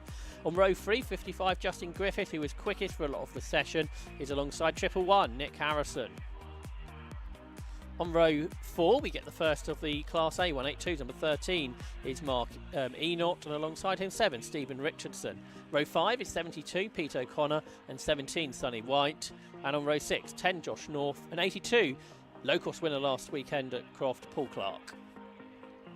Row 7, we have 31, Chris Page, and 14, karting graduate Jack McConnell. On row 8, 12 is Matt Hipkins, and 88, Brian Craven. Row 9, motorcycle convert is Matthew Poncia, and 11, David Redshaw alongside. And on row 10, making her debut today, car number 8 is Chloe Daly. So it's 19 cars. I'm afraid we lost a couple of cars in qualifying this morning, and it doesn't look like they're going to be there to make the start today. Max Martin rolled on his outlap from qualifying in Paddock Hill Bend gravel trap, and Steve Croxford, the ex-Renault 5 race, also had some damage, and it doesn't look like they're going to take the start. But it was a very competitive qualifying session this morning in drying conditions, where the top 5 cars in qualifying were separated by just 3/10 of a second, and majority of the cars set their fastest lap on that last lap in quali, Marcus Pye. And again, it might mean a slightly jumbled up grid. Yes, absolutely. And it was cold this morning. It was damp underfoot, and now it's improved. It's probably the warmest it's been. I suspect that the wind has dropped just a little bit, looking at those flags opposite us, Josh. But it's the scene is set for a tremendous race. So there's a couple of tenths only between the first 3 on the grid, and as we go into this, 57s are the pace. We had 5 cars in the 57, 0.294 over the top 5. So it's anybody's game between Charles Shelbourne, Darren Ransom, Jack Kingsbury, Chris Lawrence and Justin Griffiths, who I see has entered in a Renault Clio 200. That's right, yeah, slightly more modern than 197s with a same based platform. So 197 and 200s in Class B, and then 182s in Class A. Pretty similar pace to 2 different cars, but you do score points in your class, and the overall champion can come from either class. That's what happened last year when Chris Lawrence won the 182 portion of the championship and scored more points, and only won in a 197. So he became the overall champion, but he switched this year. He's got a 197 for the first time and starts 4th. I think the only drivers to have won overall races before on this grid are Jack Kingsbury and Justin Griffiths. So lots of new people at the front of the field, which is always great to see. Darren Ransom, a big improvement over last year. The man from East Sussex in only his 4th season of racing. So he's gone really well here. It's pretty much half and half, 197s and 182s. Interesting to see that the pole man, Charles Shelbourne, has tailed down, so that when the wheels scrabble for grip, the whole thing all evens up. You've got that notable compression you can see on the grid, sort of really where row 4 is, I guess. And at that point you can feel the cars not bottoming out as such, this sort of car, but you can certainly feel as they go into the rise towards Paddock, and they're facing each other, which looks ominous, doesn't it, from this distance? So the lights go out and the K-Tech Racing Clio Sport Championship gets underway, and it's a good start from Charles Shelbourne, so that strategy worked well. Darren Ransom pops in underneath him on the run up towards Paddock. Kingsbury to the outside. Chris Lawrence tries to go with him. Kingsbury probably more regular racer at the front in these types of cars, so he's trying to go around the outside of Darren Ransom, braking late. Mark Enoch going well in the first of the 182s. He's gained possibly a couple of spots as he shuffles his way alongside Justin Griffiths, and now Kingsbury up the inside into Graham Hill Bend, but Darren Ransom gets the car turned in, and Kingsbury's going to have to work a bit harder if he's going to get second. This is all allowing Charles Shelbourne up front to pull clear in the lead, still side by side for second place. So I think Jack Kingsbury should grab it. But maybe not, because Ransom's still on the inside line. He's not going to give up his first chance of a podium position easily. He's still on the inside, and Kingsbury, if anything, may lose out to Chris Lawrence, who's alongside. He may well, and the car that's in behind them, the white and blue car, that got a little bit sideways in the middle of Paddock Hill Bend, but fought back well, and that is the car of Griffiths, isn't it? That's right. So through they go, but Shelbourne's scarpered. Yeah, Darren Ransom's fighting so hard to hang on to second, which he's successfully done. Has meant that Charles Shelbourne's 1.8 seconds up the road. Chris Lawrence has possibly got the better of Jack Kingsbury out on the outside line in that livery that's sort of a replica of Alan Menyu's 1997 championship win in Laguna with the yellow and blue. He's ahead of Kingsbury through Graham Hill Bend, but by the time they get to 30s, Kingsbury's back on the inside to get third place back. Last year's Class B champion versus last year's Class A champion, but both in the same car for the first time this year, with Justin Griffiths, who's fighting along with them there in 5th spot. So they're all still in the same order, the top 5, as they were at the start of the lap, despite a few position changes during the course of lap 2. But Charles Shelbourne pulling clear. He's 2.1 seconds ahead of Darren Ransom. Yeah, that's a handsome advantage to have at this stage of the race. Looking to see where Anot is in that first of the smaller cars. Well, he's got Pete O'Connor on his inside in another Class A car. Yeah, O'Connor's going to go through. He's lost that, and he's about to lose second place as well, I reckon, because 31 is up there too, and that is Chris Page. Yeah, round the outside at Graham Hill Bend, and he's gone into second. He might lose another one, Enoch, here, because Steve Richardson's up the grass on the inside line into Surtees in 7, and he goes through. So Enoch, who was leading 2 corners ago, is down to 4th in the class, but he fights back immediately on the inside line into Clearways, and that potentially didn't go to plan because Josh North is coming through now in the 10 car, but no, North can't quite make it. So Enoch's dropped to 4th for now. Meanwhile, Darren Ransom's just set the aimshop.com fastest lap of the race, a 57.119. Ransom, who's not been on the podium before, he's not finished in the top 5 in a race before, is chasing the race leader. This is a great overhaul of his pace since last year. Meanwhile, up at Druids, Josh North has Sonny White's car trying to go around the outside, but he ran a little bit too wide, I think. Paul Clark behind, who took his first ever circuit racing victory last weekend in low cost at Croft, and set a new lap record there too. Meanwhile, Chris Lawrence versus Justin Griffiths for what is 3rd position, because Griffiths is ahead of Kingsbury. Jack Kingsbury just started to fade away a little bit, perhaps surprisingly, last year's B champion.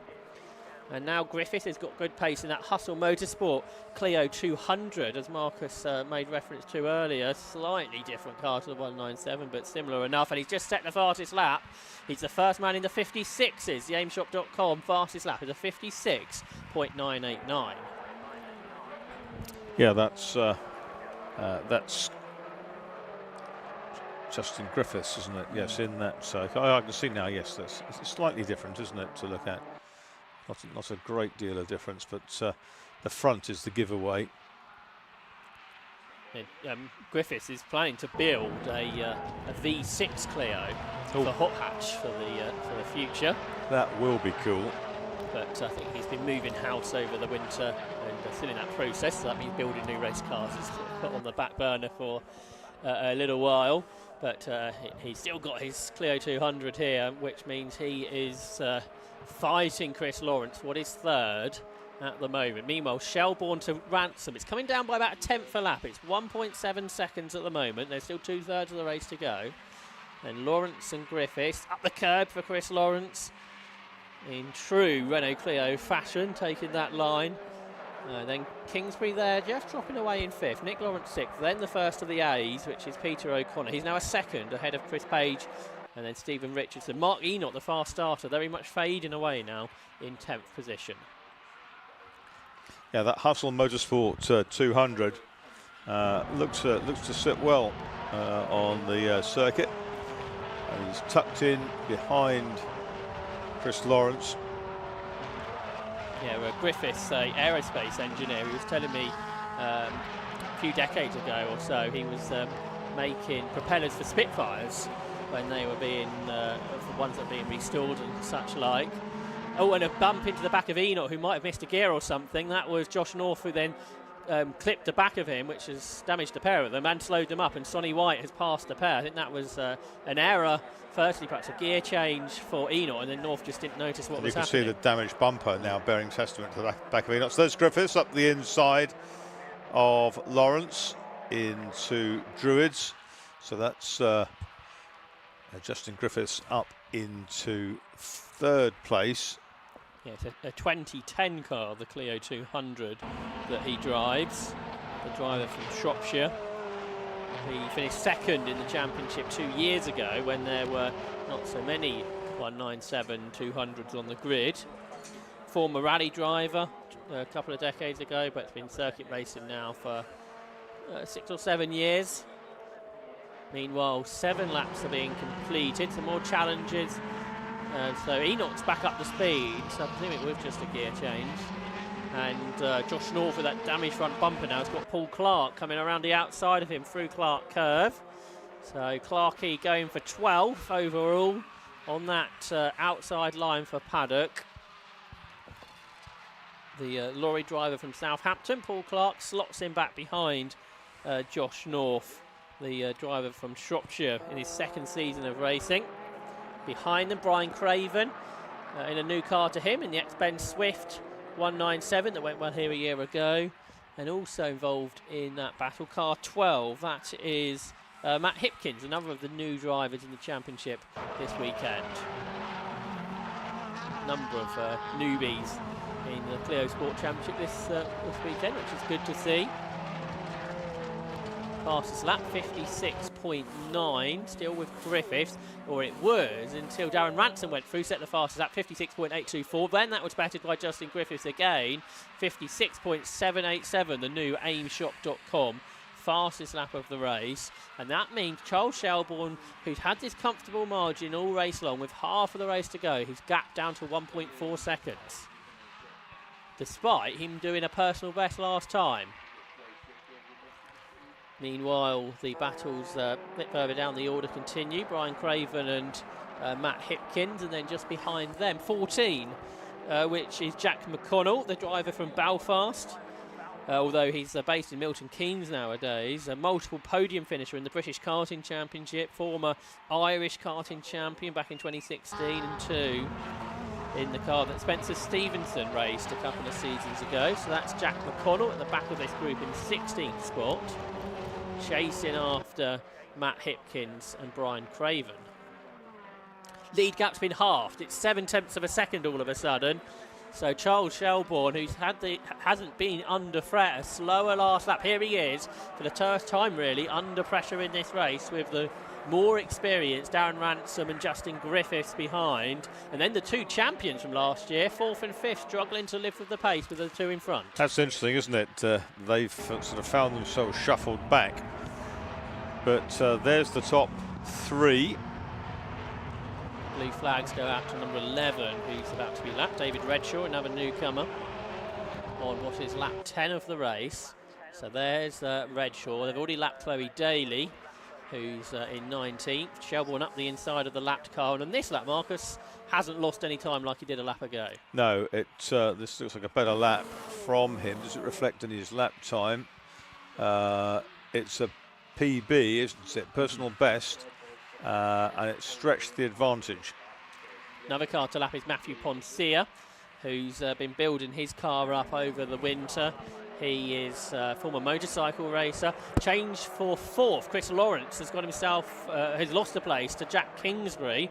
So Kingsbury, the B champion from last year, goes ahead of the A champion from last year in a new car, Chris Lawrence, the driver from Lincolnshire. Experienced Carter before that. So they've put a lap on Redshaw 2. Meanwhile, in Class A, Stephen Richardson up to 2nd. He's ahead of Chris Page and just 0.4 of a second behind Peter O'Connor.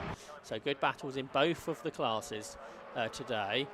There's a third of the race to go, and we're about to complete lap 11 with Charles Shelbourne still looking for his first victory in the championship, who is now 9/10 ahead. So he's pulling clear once more. Meanwhile, there's a mechanical warning flag going out to one car, not sure as to whom that may be, but that was being handed out manually. And there's a car potentially for the pit lane, is there? Yes, the car, Mark Enoch. That may be the car that had the mechanical flag, the former Class A leader, number 13, Mark Enoch, for the pit lane. Meanwhile, here's the Class A battle, nose to tail into the Druids hairpin. The former BMW racer, Peter O'Connor, ahead of the returning Stephen Richardson. Stephen's son Lewis raced in this car last year, but he's back in the car, Steve, this year. The window cleaner from Milton Keynes.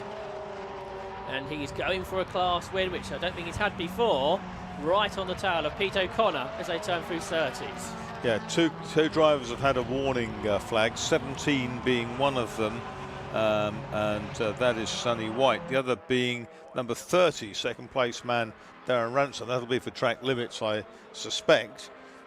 Here's a good tussle going on. Yeah, this is the Class A leaders, the 182 leaders, and Stephen Richardson pulls out of the toe, looks to the left-hand side of the circuit. Pete O'Connor defending. And is that going to mean O'Connor runs a little wide, Marcus? Fractionally, they carry good speed through there, and of course they've got the 2 cars ahead of them, which blocks the way of number 7 up the outside, which is Richardson. But the first one capitulates, the first of the lap runners, so the Fuse Metrics car coming down the outside. It's not going to work there at Graham Hill Bend. But he gets a good exit, and he's now right on the back bumper, literally, of O'Connor. Richardson was right up the curb as well, as was O'Connor actually at Graham Hill Bend.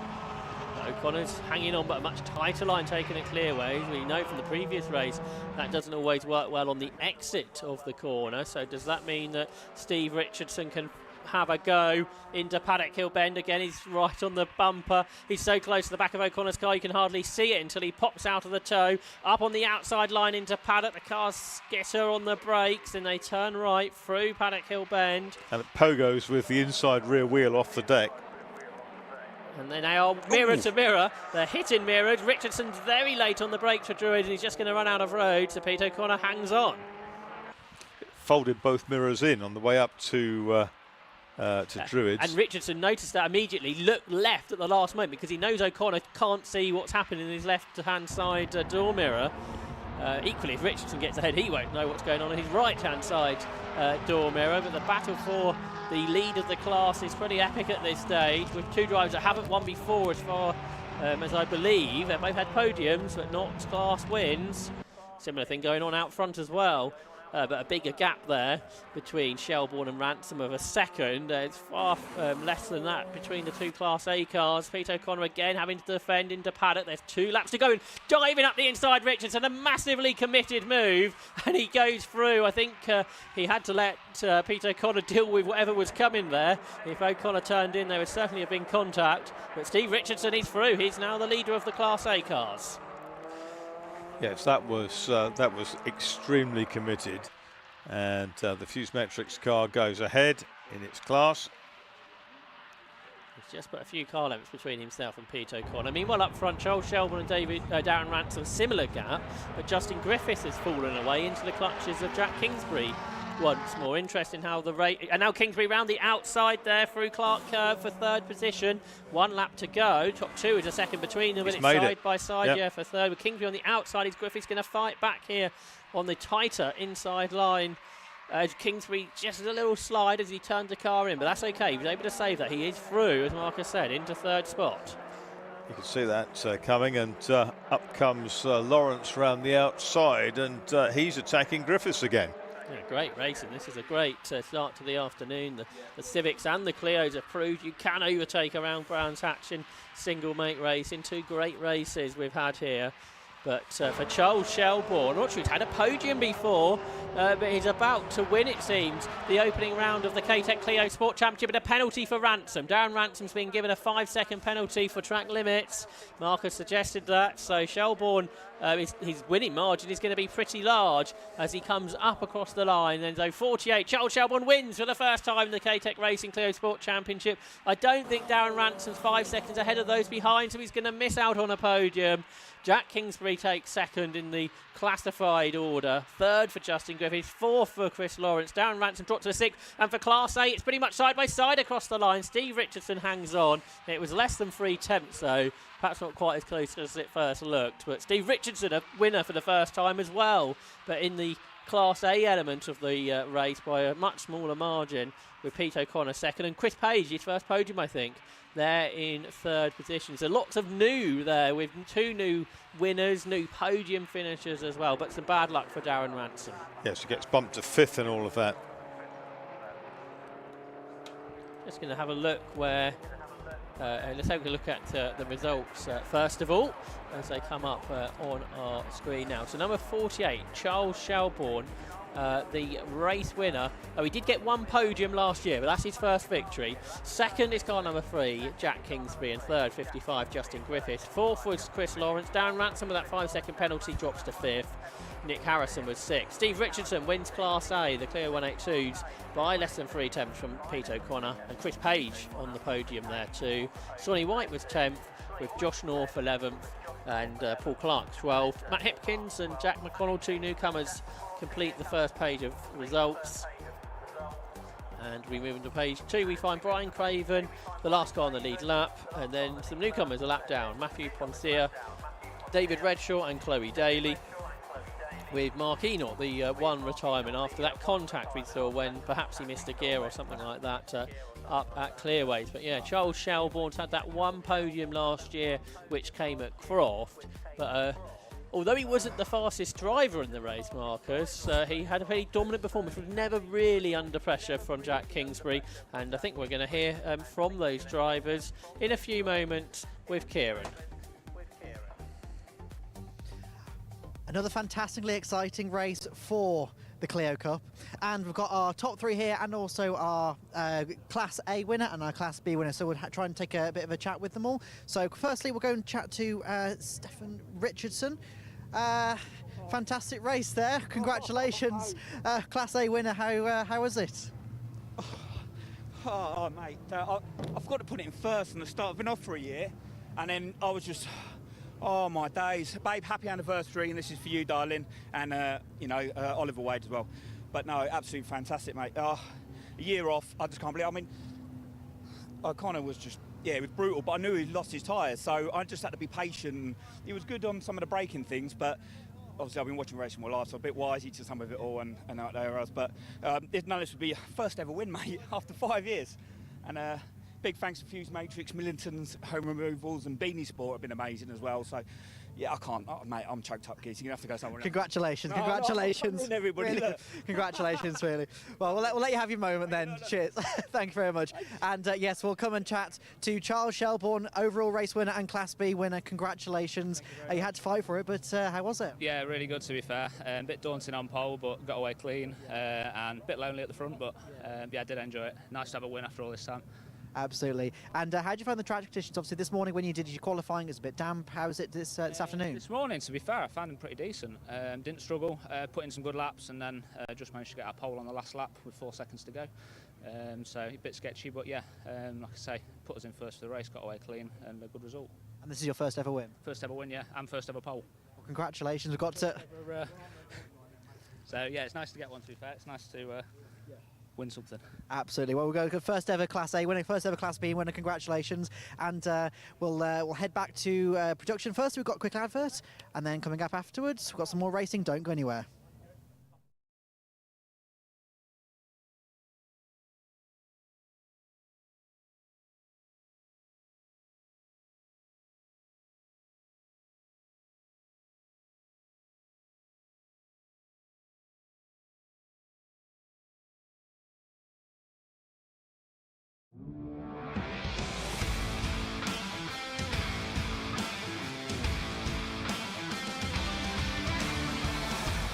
So we are coming up next with the Mighty Minis Championship, and it's a good grid of over 20 minis that are about to head onto the circuit for their green flag lap. This is the order they will line up in then. Number 1, Nev Kirkpatrick starts on pole position alongside his brother David Kirkpatrick. That's 1 and 10 on the front row. The second row, 70, that's Greg Jenkins, and 15 is Ian Slark. On row 3, 43 is Ben Butler, and 7 Steve Rideout.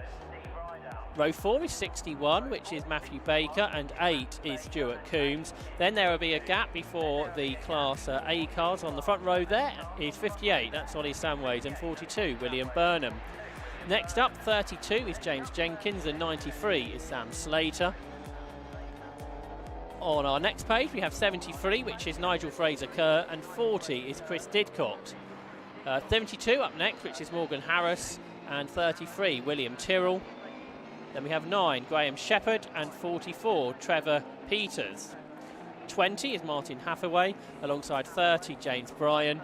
88 is Claire Jeffries, and 13, Morgan Bartley, makes up a 22-car grid we have for the Mighty Minis Racing Championship. So a good entry here, Marcus, which is good to see.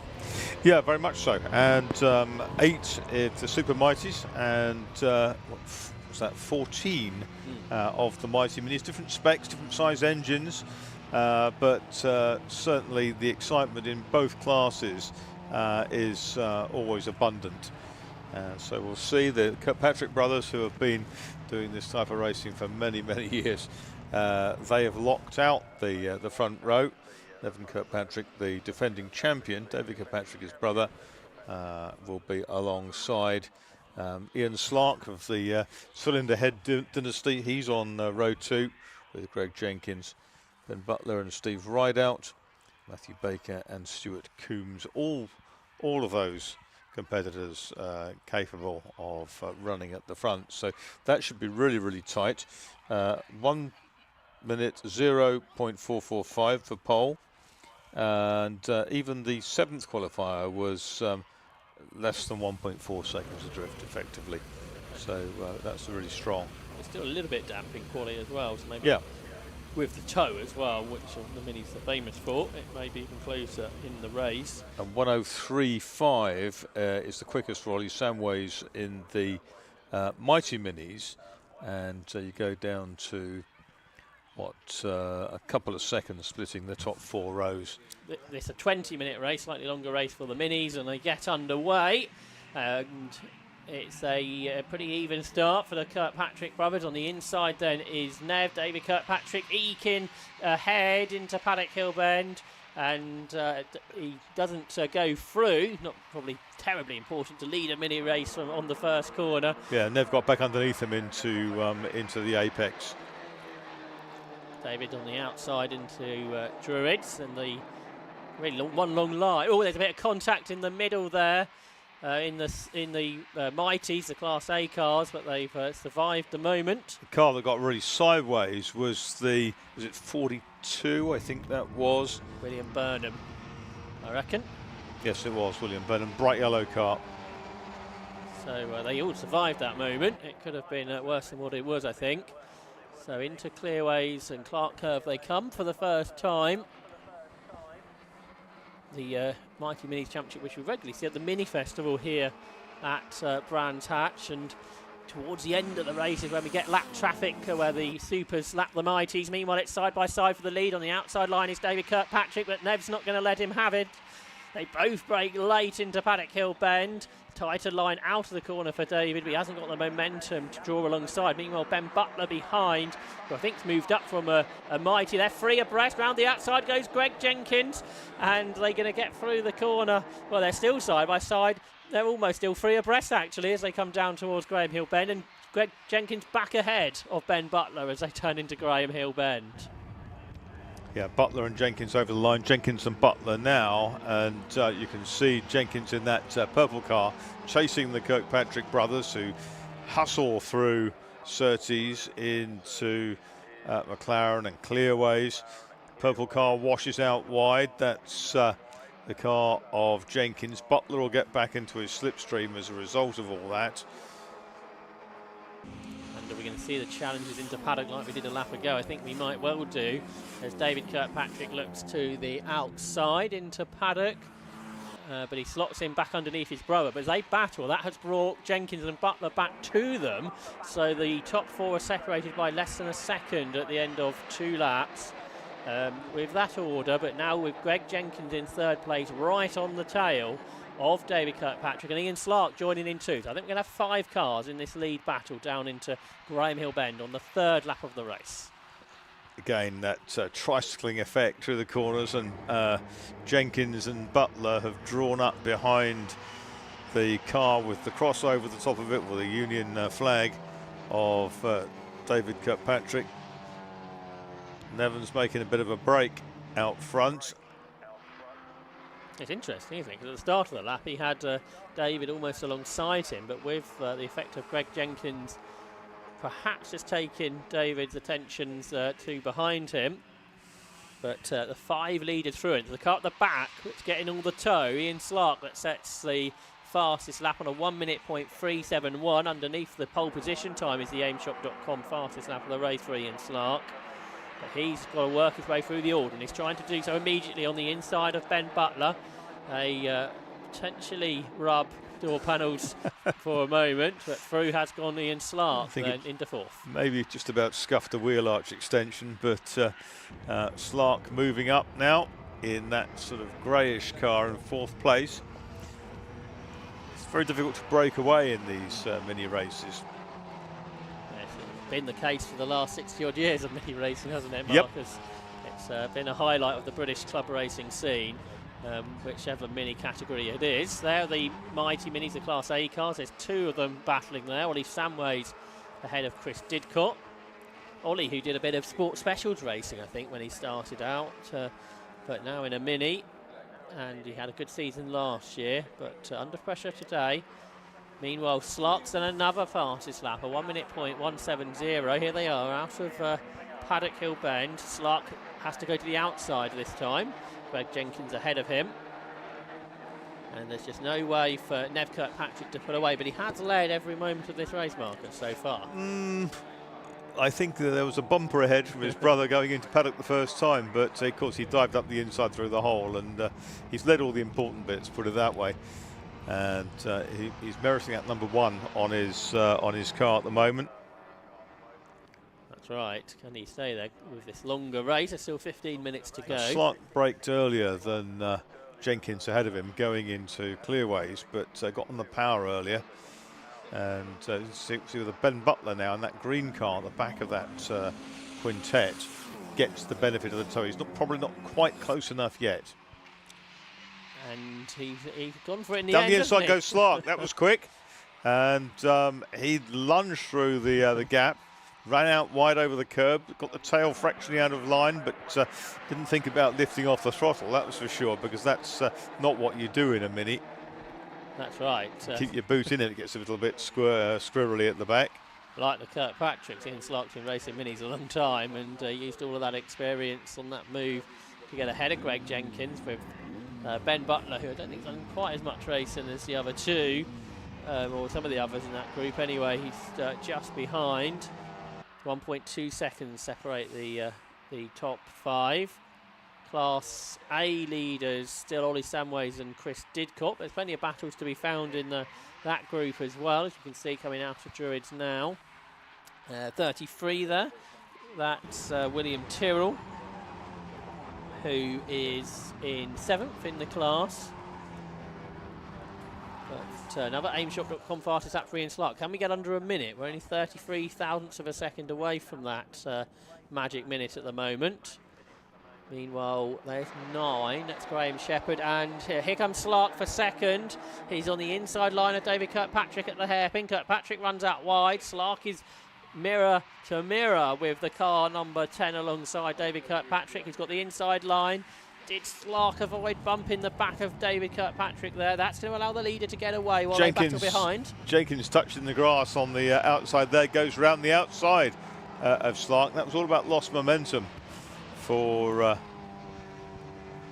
Ian Slark, but he comes back strongly here, and you can see he tucks back in behind Jenkins in the purple car with the Dayglow orange wheels. It's allowed Steve Rideout to close. The driver in 6th spot is joining in now, so it's 6 for the lead, less than 2 seconds between them. Driving standard flag going out, I can see as well. That is unknown car at the moment. He's getting that. And the first car to be lapped in a moment is Claire Jeffries, who's making her racing debut today. And off the road, it's gone the leader. What happened there to Nev Kirkpatrick? We didn't see that happening, but Nev Kirkpatrick understeered wide. I wonder if he didn't get back on with it. I wonder if there's a car problem there. But yeah, the point I was going to make, Claire Jeffries making her racing debut today. She's a former Team GB horse trials rider. In her first car race, round the outside come the leaders, now led by David Kirkpatrick, of course. And he runs a little wide. Oh, and Ben Butler's gone off now, so that's the second of the lead group we've lost. And he's got stuck in the gravel, I'm afraid, at Clearways. So from what was a 6-car lead battle, I think we're down to 4. As those 4 cars coming through, they fan across the circuit. They've got another car to lap now, which is number 13, Morgan Bartley. But it is David Kirkpatrick from Greg Jenkins and all the headlight flashing action there from David Kirkpatrick. And Nev's in the pits. Nev Kirkpatrick into the pit lane. So I just wonder if it was a mechanical issue up there at Druids, which put him off the circuit. And we're going to get a safety car as well. So the 750 Motor Club safety car is peeled onto the circuit ahead of the leaders at Graham Hill Bend. And I'm not sure some of the drivers saw the safety car boards. Yeah, because Greg Jenkins, who was ahead, is no, not ahead of all of the cars he should have been. I think they've sorted themselves out. And now David Kirkpatrick, who must have an automatic flasher, is flashing at the safety car. I'm not sure how well that will go down if he doesn't turn his flasher off. But it is David Kirkpatrick the lead, and there's Ben Butler, who's in the gravel trap at Clio. So it all really happened there on lap 8 of the race. Yeah, so safety car out now.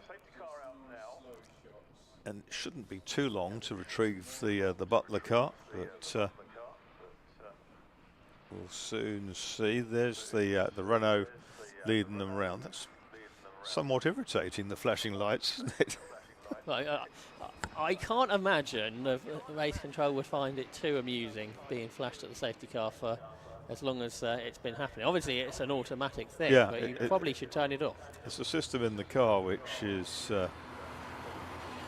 There's a reason why some endurance championships limit the amount of flashes you're allowed to do in one go.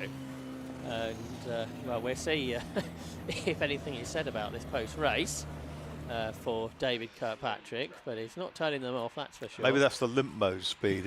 And if it's going at less than 35 miles an hour, those stay on. So the order then, 10 David Kirkpatrick lead, second is 70 Greg Jenkins, third is 15 Ian Slark, fourth is 7 Steve Rideout, fifth is number 8 Stuart Coombs, and sixth 61 Matt Baker. There is Ben Butler's car in the gravel. Well and truly beached, isn't it? Yeah, I think some of the gravel tracks here at Brands Hatch were filled up over the winter as well, which may not have helped Ben Butler's case, but mini wheels aren't particularly big to start with, so digging your way through a gravel trap isn't particularly what minis were made to do. The Class A cars, the Mighty Minis, that's being led by 58 Ollie Samways. There's number 93, that's Sam Slater, who's an estate agent from Bristol and a three-time karting champion. As I think most of the cars on this grid are, they're 1990s Rover Mini for Sam Slater. But he is, well, in 5th position in the class. So Ollie Samway's the leader, Chris Didcott is second, William Burnham third, Graham Shepherd fourth, and then Sam Slater in 5th ahead of James Jenkins. So it all comes to a slow behind the safety car. As a racing driver, Marcus, what's it like when you're thick in competition and all of a sudden you have to come back to a controlled pace? It's either frustrating or it relights your fire if you've a long way off. And if you had a moment somewhere, you've dropped a long way back, to get the opportunity to be reunited with the pack, then it's terribly exciting. And you really sort of think, well, time to reset. If you're leading by several seconds and you see the whole thing expunged by the safety car, then you could be quite chup about the whole thing, less than gruntled. So 8 minutes on the clock, so we should get some more racing laps in before the conclusion of this. So there's the safety car boards. That's up at on the standard Clark curve, on the exit Clark curve. At least on a day like this, though, Josh, you don't have to worry about excessive temperature build-up under the bonnet. Everything should be fine in these cars, but on a hot summer's day, you'd be watching those gauges like a hawk for rising water temperature, particularly. Yeah, for those of you who are watching, who are not in the UK today, it's not a very warm day. It's 9 degrees Celsius. Well, it's positively luxury after this morning when it was 6. That's right. And this particular weather app on my phone says we're expecting rain in just over an hour's time. So we'll see what comes of that. That shouldn't affect this Mighty Minis race, though. But yeah, not a very warm day in the UK. They've been in short supply this year, I've noticed. Yeah, wet or cold days have been pretty regular over the last 6 months or so. And some of the circuits, when we were at Donington Park, the first M50 Motor Club meeting, it's very mucky offline. I think it's a bit better now. The car's been brought into the pit lane a little bit too soon, though, for the safety car to come in this time. So I think one more lap behind the safety car. Then we get, what, four or 5 minutes of racing. So 4 or 5 laps. David Kirkpatrick lights are still flashing at the safety car. You do just have to wonder what might be thought of this, because it's not really what you want in your mirrors, is it, for lap after lap? And not what these cars had when they were new, shall we say. Yes, there's a comment on the live stream chat as well, suggesting about LED lights on minis is not what you come to expect. But there'll be some scratching through the regulations booklet, won't there, to see. That's right. Anyway, safety car lights are out. Probably won't have to worry about lap traffic now, with just 5 minutes to go. See, is that Ollie Samways who's backed off to give himself... Oh no, Samways is a second car. I think it's Claire Jeffries, isn't it, the former horse trial rider, who's got the whole pack swarming behind her, led by Ollie Samways. Wonder if that could bring some more cars into the Class A fight, but the safety cars come in. Yep, they've been freed. And David Kirkpatrick and Greg Jenkins have made a jump on the restart. Big gap back to Ian Slark, and that's going to give Greg Jenkins a chance to challenge on the outside line into Paddock Hill Bend. They're wheel to wheel as they turn right through Paddock. Slide their way through, only as many as can, but still on the tighter line. Kirkpatrick under threat from Jenkins, who tries to brake later, but is Kirkpatrick using his experience, Marcus, to stay ahead, but only just. Yeah, exactly. And down the hill, and you've got Kirkpatrick switching across to the right before he tucks into Graham Hill Bend, and Greg Jenkins just sort of sitting in his slipstream. This is not a place to overtake him, but if he can engineer a good exit from clearways, there's every possibility that he can tow back up and potentially snatch the lead over the timing line. Yeah, they're going to have to start working out where they want to be at clearways on that last lap. Like you say, we've already seen it this afternoon that you can slipstream your way ahead, and in mini racing that's an even bigger possibility. On this particular lap at the line, it is Kirkpatrick ahead, but only just. Here comes Jenkins. And more momentum around the outside. And he gets it's just a long way round, but then switches back. A great move if he has the momentum. But again, David Kirkpatrick knows he's the head got it goes on the inside. line. He's made it. That's right. And then he's got sideways though, and that's lost in momentum. That was classic. And that could bring Ian Slark back into it, who was a little bit further behind. But yeah, it was a big slide Jenkins had, but it was a really nice move, wasn't it? How he turned the car in tight out of Paddock Hill Bend, which gave him that inside crucial line for the hairpin. And he's now ahead, so it is 70 Greg Jenkins. For the first time in this race, Kirkpatrick does not lead. We had Nev Kirkpatrick early on, David Kirkpatrick more recently, but now it's Greg Jenkins, the race leader. And with 3 laps to go, Marcus. Yeah, I reckon so. And Slark's getting back in on the act now as a result of that. Jenkins over the line. Kirkpatrick not close enough to get a really advantageous tow. Those lights still flashing annoyingly. And up the inside looks Ian Slark. And Slark gets a lovely line through Paddock. And he's not quite close enough. He's going to have to try the outside or the late cutback onto what is the perfect line through Druids. Kirkpatrick going to slide down the inside into Graham Hill Bend. No, he has to back off, thinks twice about it. Now it's a big cumulative tow this time on the Brabham straight past the pits if Ian Slark stays where he is. And Kirkpatrick closer that time to the lead car of Jenkins. He's got a pretty nice run through clearways as well. So he's right on the boot lid, and he's having to pull out the toe pretty early though. And like you say, that should help Ian Slark behind. You get sort of a double effect toe. But it's Kirkpatrick on the inside then for Paddock. And nothing that Greg Jenkins can do about that, but slot in behind with Ian Slark in third. Is Jenkins going to do this trick again on the inside out of Paddock? No, Kirkpatrick's able to cover it off onto the penultimate lap of the race. To the outside goes Jenkins this time into Druids. And Rideout's not that far behind now, he's catching them. That's right, yeah. So as they battle ahead, they compromise their lines. That was Rideout that his personal best last time round. 60.060. Shepherd in the gravel. Yeah, Graham Shepherd was 10th and something like 4th in class before that happened, I reckon. But car 9 is out of it. That's up at Clearway, so there's yellow flags at the final corner, which is going to compromise any challenges at that part of the lap. So up across the line, and there's a checkered flag possibly going to go out with that incident at the final corner. Let's see. On the run up towards the line, yeah, the checkered flag goes out, so David Kirkpatrick takes the win, and the top four were separated by a blanket in the end. Just a second. Kirkpatrick, Jenkins, Slark and Rideout.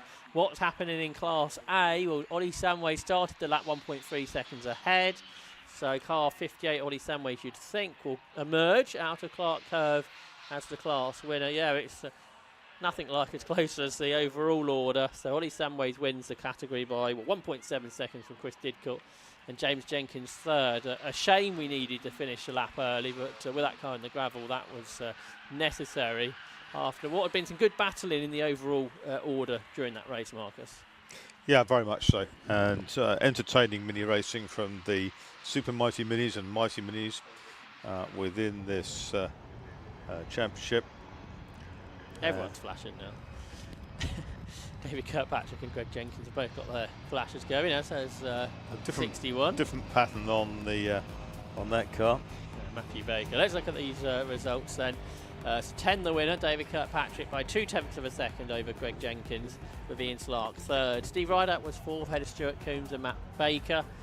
Class A winner was seventh, that was Ollie Samways, with Chris Didcott eighth. James Jenkins and William Burnham complete the top 10, and William Tyrrell, Morgan Harris, Trevor Peters and Martin Hathaway complete the first page of results.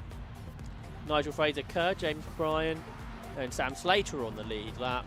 Morgan Bartley and Claire Jeffries went a lap down, and we lost Graham Shepherd in the closing stages, and Ned Kirkpatrick and Ben Butler earlier in the race.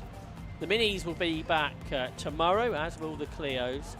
We have Hot Hatch up next, which will be followed by F1000. They are both back tomorrow too. We're halfway through our race programme, with 5 races to come still this afternoon here at Brands Hatch. Stay with us here if you're at the circuit, or if you're watching on 750 Motor Club TV at home as well. It's good to see a good audience that we have online today. In a few moments, the race winners will be making their way down towards the pit lane, and Kieran is already there, and he's about to have a chat with our race winners. Well, the Minis never, ever, ever fail to deliver. We have an absolutely fantastic race there, and we're going to try and talk to some of the winners here. So first of all, I want to talk to David Kirkpatrick.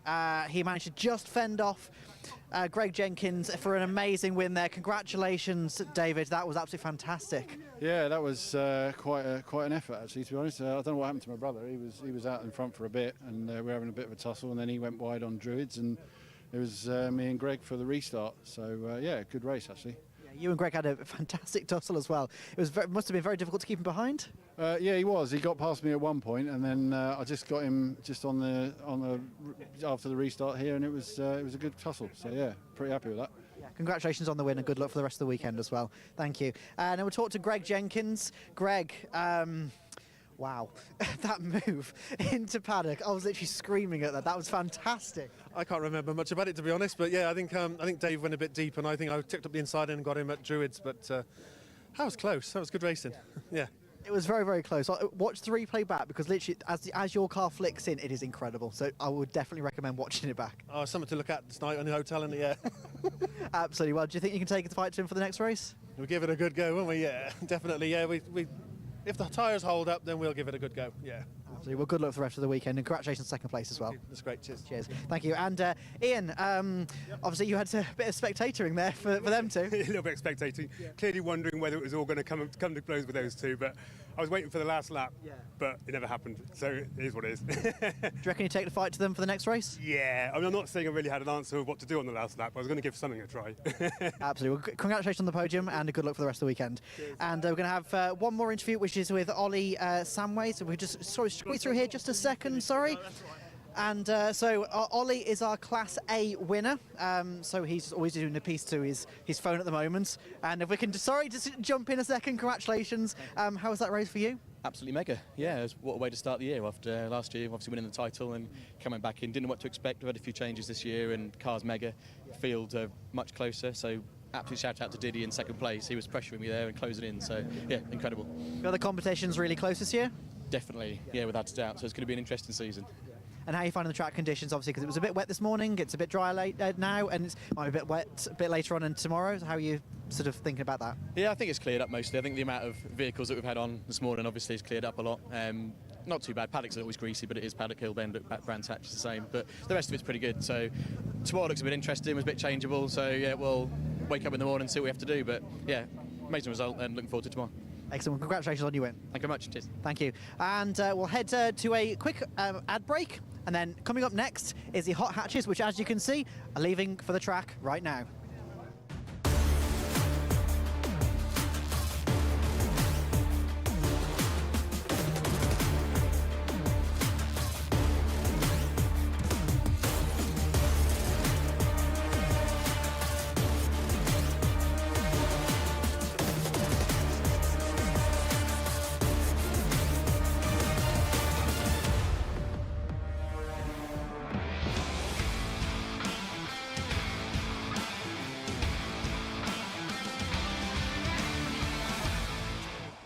PBS Brakes Hot Hatch Championship is up next here at Brands Hatch, and on pole position in his first race for 21 years is car number 36 Steve Pawley alongside 93 Shay Kavanagh.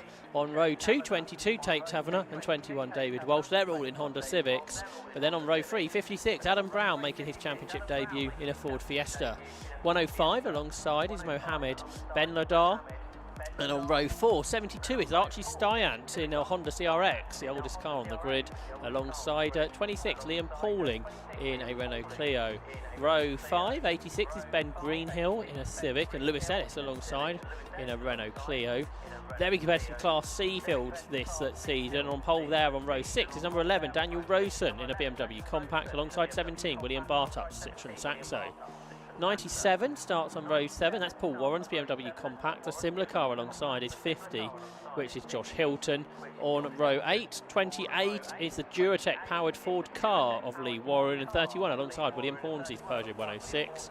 Row 9, 43 is Chris Woods in a Citroen C2, and the Mini Cooper of Jerry Frost, 82, starts in 18th. Row 10, 148 Wayne Shackelford Citroen Saxo starts alongside 83 Paul Adams in a Renault Clio. Row 11, 98 is Jack Ashton Rover Metro alongside 5 Neil Frost in a Honda Civic. Row 12, 116 is Harry Greenhill Citroen Saxo, and 197 alongside Craig Turner in a Renault Clio. And then on the 13th and final row, 87 is Kurt Webb in a Ford Fiesta, and 48 Oliver Coles in a Renault Clio starts at the back. Cars head off then onto the green flag warming up lap. 3 classes based on power to weight ratio as ever in the PBS Brakes Hot Hatch Championship, but with other drivers moving on, Marcus, and returning drivers and new drivers too. This is looking to be a cracker. It is. I was speaking to Steve Pawley earlier on about all those years he's been away on the sidelines supporting his lad, Ryan. And he said, yeah, he hadn't raced since 2003. He won the championship 25 years ago, back in 1999. But apart from half a day on a track day last year in this particular car, he's not driven front-wheel drive before. So it's his first race in a front-wheel drive car. No one will be more surprised than him to have stuck it on pole. So go large speed, as they say. Yes, so Steve Pawley, son of George Pawley, the multiple oval hot rod champion, and Shay Kavanagh having his debut in Class A in his newly built Honda Civic. An associate sponsor, his company, SK Motorsport, of the Hot Hatch Championship. He goes from the front row too, so that's a great qualifying from him.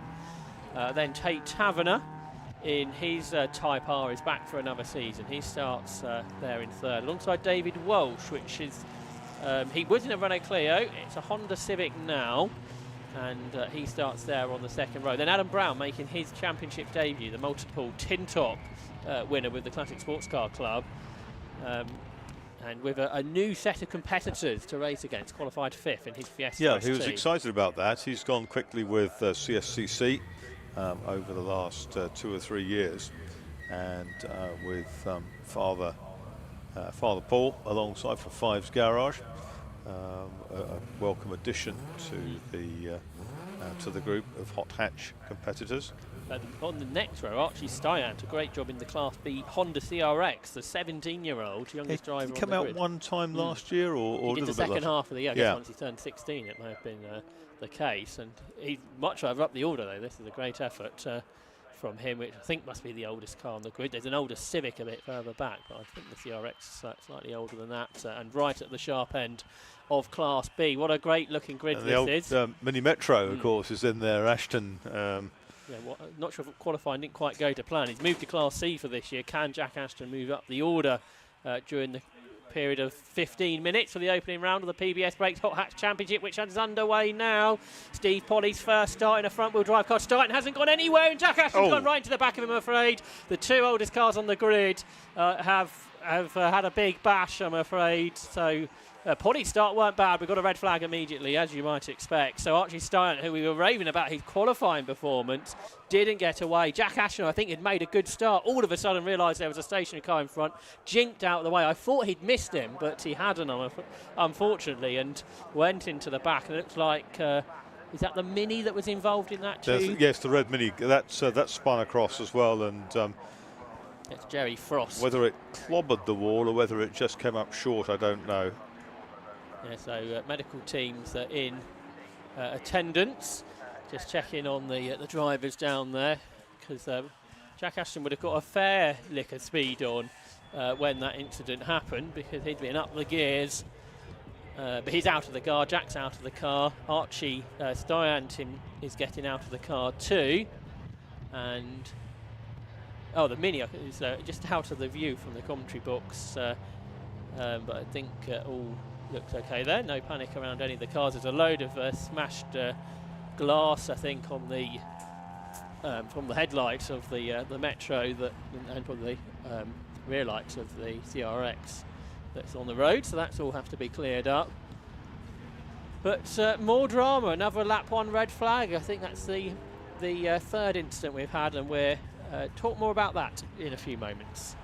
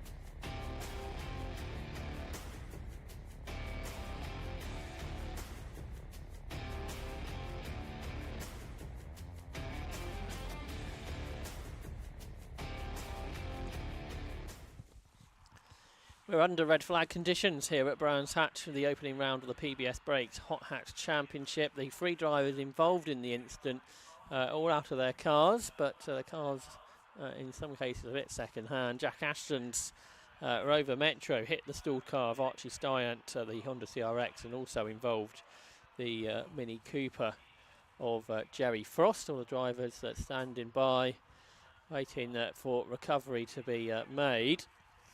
And a real shame to the start of the race went that way, because it was looking like we had a good racing stall. We still do.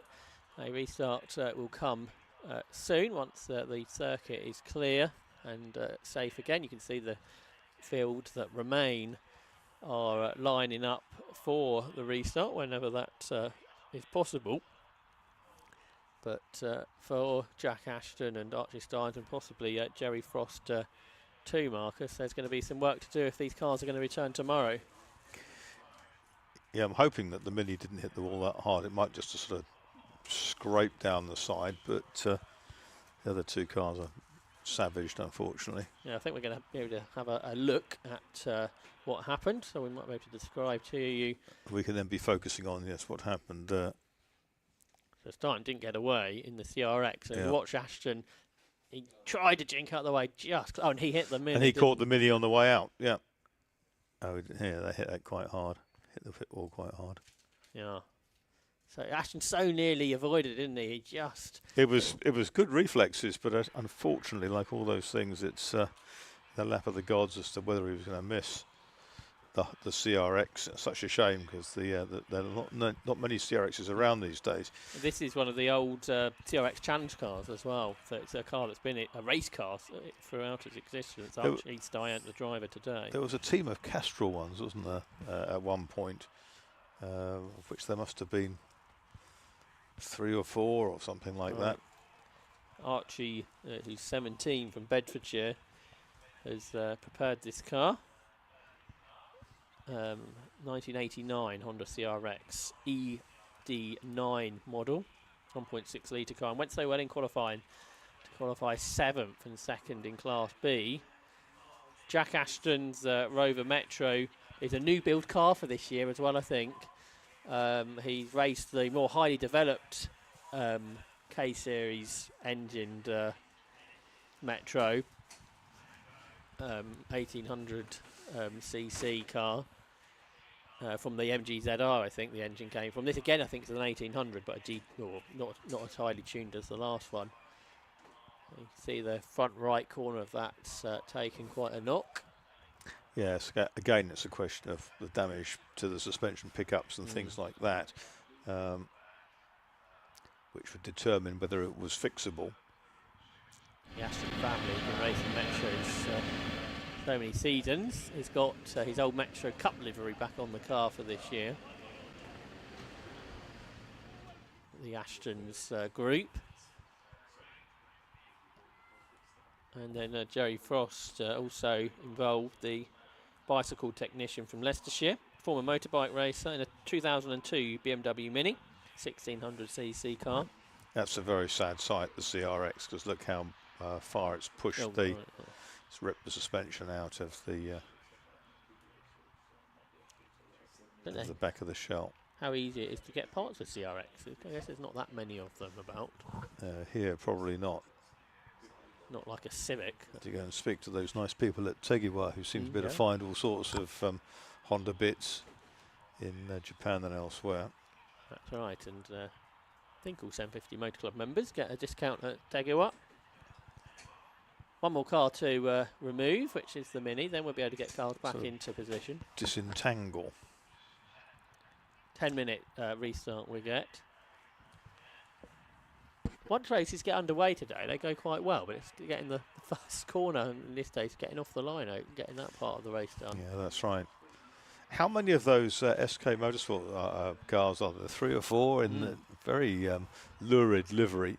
That's right. Shade Kavanagh on the front row. Yeah, he is SK Motorsport, Shade Kavanagh, who are an associate sponsor and a live stream sponsor as well. We saw in that break, and it's a new team because Shay only started racing last year himself. He's currently building a BMW M4 for Club Enduro for next season. This Civic, he's got the car on the right-hand side of your screen. It's got a K24 engine in it, like the Paulie car has. EP3 Civic. So we thank Shay and his team's partnership with the 750 Motor Club this year, and with the Hot Hatch Championship, the Clio Sport Championship too. And he went really well in quali. Now, is that line of fluid new? He would have been dressed if it is up there at Clearways. There it is. Don't remember seeing that before. Perhaps that's from the mini race. Not sure. Let's have a closer look at the cars. And there's the Steve Polly car 25 years ago in the original Hot Hatch Championship. Steve Polly was a champion. Did he tell you what car he was in back then, Marcus? Steve? No. But there he is, Steve, who's been a feature at 750 Motor Club meetings really since then, dealing with the tyres at Polysport throughout all the events. There's the Adam Brown Fiesta. It's great to have a Fiesta at the front on the grid again, because of course when Hot Hatch was reformed, we had Tom Bell's team of Fiestas to the old higher band power regs. It's great to have an ST back out again, because they're such a popular car. Yeah, he goes really well, does Adam Brown, with that car. And if it has an Achilles heel, it seems to have been its gearbox, but it seems fine today. There's another of the SK Motorsport cars. That's Mohammed Ben Ladar. They're alongside Tate Taverner, who started off in the Type R Trophy, moved to Hot Hatch recently. Here's some of the Clios. 26 Liam Pauling, just to the right-hand side of your shot. And Class B has a lot of Clios in particular. 86 there, Ben Greenhill. 2 Greenhills in this field. Both youngsters who raced in junior saloons in Saxos before. And I see that 7 drivers lost times this morning for exceeding track limits. You can tell it started to dry out by that point, can't you? Exactly. Some lost 1 lap, some lost 2 laps, and exceptionally one lost 3. So, consistent. So the Mini's draggable and pushable, it seems. So that means the cars have started to line up on the grid as well. At the Mini Cooper there of Jerry Frost. You see the mirror got all kind of wiped out when it hit the wall, but the side doesn't look as though it's a long way out of kilter. So if the mirror's the worst thing that's gone, it's got away with it. A lucky escape. Yeah, it's had a good old scrape round to the back, but hopefully that'll go again. It's one of that rear wheel was pointing. Looks a bit scraped, doesn't it? And see how well it pushes forwards. But again, he was just minding his own business, and when Ashton came off the back of Stiant, just couldn't help but destabilise the Mini and just flicked it round 180 degrees. Let's have a look at the Fiesta. Be good to see more Ford Fiestas in the championship. We've also got Kurt Webb's Class C model towards the rear of the field, the standard ST150. For local man, Kurt Webb from Sevenoaks, a bit further back on the grid. There's Pauling in this new to the championship Clio, which looks like it's got an extra rear wing on the back of the standard one, which is interesting. 52, new driver, Lewis Ellis, former British motocross championship competitor. He's 31 from Sheffield. As well as doing motocross, he's done supercross and jet ski racing before. So he's an adrenaline junkie. Yeah, this is probably quite basic, isn't it? Racing cars on a circuit. But good to see a new driver here. You've got a lot more round you in one of these, I suspect. Exactly. And you're not out at sea like you are with jet skiing. So welcome to the championship, Lewis Ellis. Good qualifying this morning, in good position in Class B. And then just behind him on the grid, the best of the BMW Compacts leads Class C. With no David Drinkwater here this weekend. That's really opened up Class C. And Daniel Rosen, who is a new name on me. He hasn't filled out a commentary form, so I can't tell you too much about him. But he did a great job in qualifying to go quickest on a 57.4. Which is less than a second off of David Drinkwater's lap record. So if you're getting that close to David, who's won the championship for the last 4 years, I think now. And in far from perfect conditions. So and he was on pole in the class by 0.029 of a second from William Bartup in a Saxo, and then less than a tenth of a second away Paul Warren returning his BMW Compact, and only a couple of tenths away Josh Hilton, who's 21, who's an estate agent from West Sussex, who's new to racing this year but former short oval competitor. Says he's been racing on oval since he was 6 years of age, Josh Hilton. So he starts 4th in Class C. We have lost a couple of Class C cars in that incident. A good variety too in that class. We had the BMWs and the Saxos. A bit further back, got Citroen C2, Peugeot 106, the Mini, the Metro, got an older EK Civic, and then the Fiesta too. So a good variety of car that are entered in Class C this weekend. And the recovery of the Mini is off the road, so therefore the countdown has begun for a green flag lap and then a 10-minute restart. And we didn't really have any racing before, so we'll get a good idea the second time round who's got the pace in race conditions. So you've got Steve Polly, who hasn't raced for 21 years. You've got Shay Kavanagh only in his 2nd season there on the front row. And Tate Taverner, who's been racing the last 3 or 4 years. David Walsh, who's pretty new to racing too. He went well last year though in a Clio. In Civic for the first time this season. And Adam Brown, 5th, the 25-year-old from Staffordshire, was the runner-up in 2019 in the STXR Challenge before he moved into CSCC Tin Tops in a 2-litre Duratec-powered Ford Fiesta from 2007. And then the second of the SK cars, Mo Benladar, who I think is only in his 2nd season. He started here a year ago when it went all wrong in testing, from memory. But a better start this year. There's an SK Renault Clio down the field as well, isn't there? I presume that might be the car Kavanagh raced last season then. So a pick up on that in a bit. Paul Adams, that's who I think is at the wheel of that one, yeah. 83 Paul Adams, driver from Leicestershire.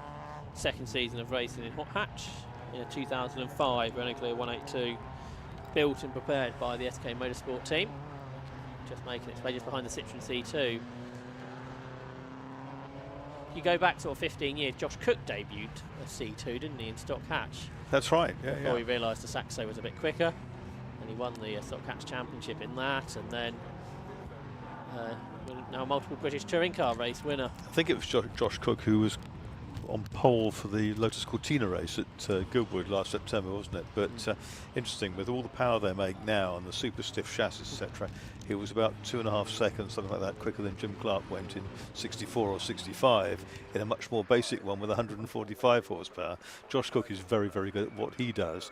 Jim Clark probably wouldn't have driven that one so well. Josh would have probably really enjoyed the Jim Clark version, works car. So here they come. You've got the Ford car in there, the Duratec powered car, 2.4 litre Ford car. There's not many of them about, maybe the only one. So we are about to get racing back underway. Try 2 at this, the PBS Brakes Hot Hatch Championship, round 1 of the season. It's a 10-minute restart after that incident. The red lights go out now, and away they go. Not a perfect start from Steve Poddy, but not too bad.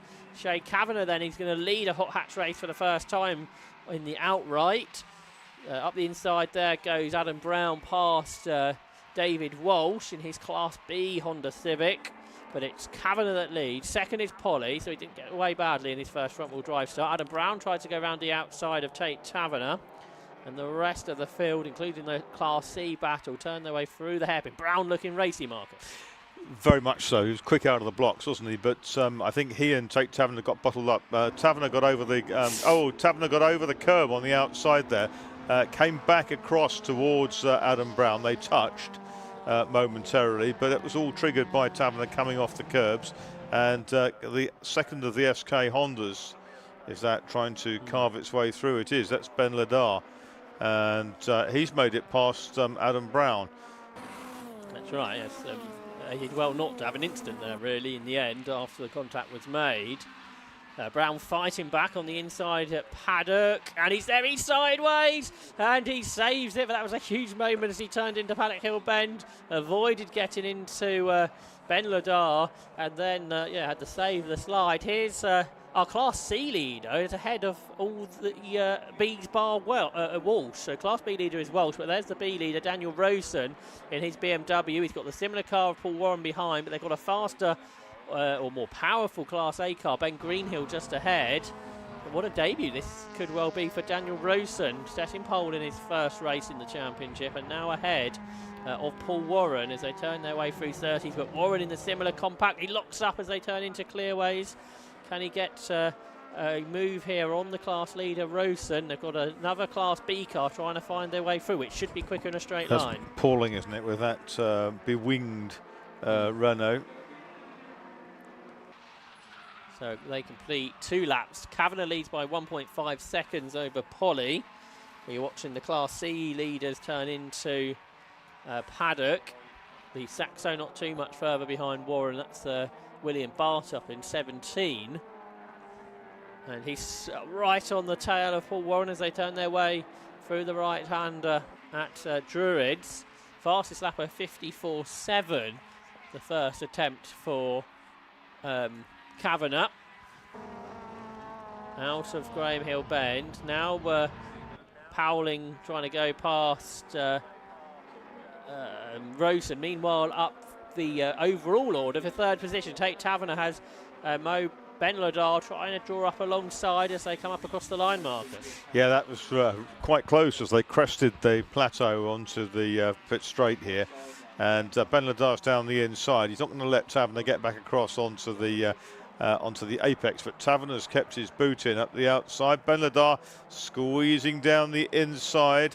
Taverner has to give way, and Adam Brown fancies his chances at ducking through the hole as well, but isn't quite close enough. Taverner fights back. Was there a touch there again? If there was, Ben Ladar saved the slide that he had, and now Adam Brown's going to try and get involved in this, but hasn't quite got the straight line speed in the Fiesta. So Taverner hangs on to fourth for now, but Adam Brown's going to have another look up the inside at Clearways. Had a little lunge, didn't he? And Taverner's run wide. So he missed the apex, I think, and Brown has drawn up alongside. Has the Fiesta got the legs in a straight line, though? I think the Civics might have a bit more. Maybe the Fiesta's lighter. So can fight back in the corners. Adam Brown looks to the inside at Paddock, but Taverner hangs on in fourth spot. Just behind him, the Class B leader, David Walsh. He's a long way ahead in that category. Switched from a Clio to a Civic this season. Meanwhile, down to Graham Hill Bend. There's Taverner still in fourth, still ahead of Adam Brown. Ben Ladar's got away since he passed him about a lap ago. SK Motorsport have built a couple of good Civics here, both in podium positions. Almost already halfway through this shortened restart, 5 minutes to go for Shay Kavanagh as he completes 5 laps of racing and sets a new fastest lap of 54.569, but that is bettered by Steve Polly. Steve Polly sets the aimshop.com fastest lap of the race of 54.380 and quicker than he went this morning in qualifying. So this is really hotting up now with 5 minutes to go. Exactly half this restarted race to run here at Brands Hatch on the Indy circuit. Fastest laps in the 54-second bracket. And there is Steve Polly in the Mac Tools car. He's just lapped the newcomer Kurt Webb, the driver from Sevenoaks. He's not had a very long trip to get here to Brands Hatch this morning. There he is in his Fiesta ST, the care and repair Sevenoaks prepared car. And he's just going to go a lap down to Ben Ladar 2, who perhaps has Tate Taverner again a bit closer to him once more. Adam Brown's dropped away in fifth in the Fiesta. Lead gap now 1.6 seconds. 8 attempts caught by Polly. What a story this would be if Steve Polly can win on his return after 21 years out of the racing seat. There he is in 36, up towards Druids in the polysport.com Honda Civic K24 engined machine. Yeah, he's got the bit between his teeth now, hasn't he? And here's that battle, and Taverner is closing on Ben Ladart in the battle for third. This, though, similarly coloured car of Shea Kavanagh. Got yellows at paddock. Somebody's had a spin, I think. There's lots of tyre smoke down there. It's got back going, though, I think. So no worry for the leaders, that. Meanwhile, the Class C leader, still Daniel Rosen, and he's got a car between himself and Paul Warren at the start of the lap. So the lead gap, which was 1.6 seconds, goes out because Kavanagh sets the fastest lap. 54.244, the new aimshop.com fastest lap of the race, which is within a second of the lap record. There he is then, Shea Kavanagh, in only his second season, the 30-year-old from Derby. Last season raced a Clio in Class B and never won Class B. Got 5 podiums, but was never a class winner, so he's never won a race before, whether that be for class or outright. Will today change that? He's got 3 minutes to hang on, 1.8 seconds ahead. Oh, the car that spun at paddock was the Class C leader. Daniel Rosen has dropped 5 spots. So Paul Warren leads Class C now with William Bartop second, and Rosen has rejoined in third. But what a shame there for the championship newcomer. Another best lap for the leader, Kavanagh, 54.222. So he's pulling out the lead now, 2.3 seconds.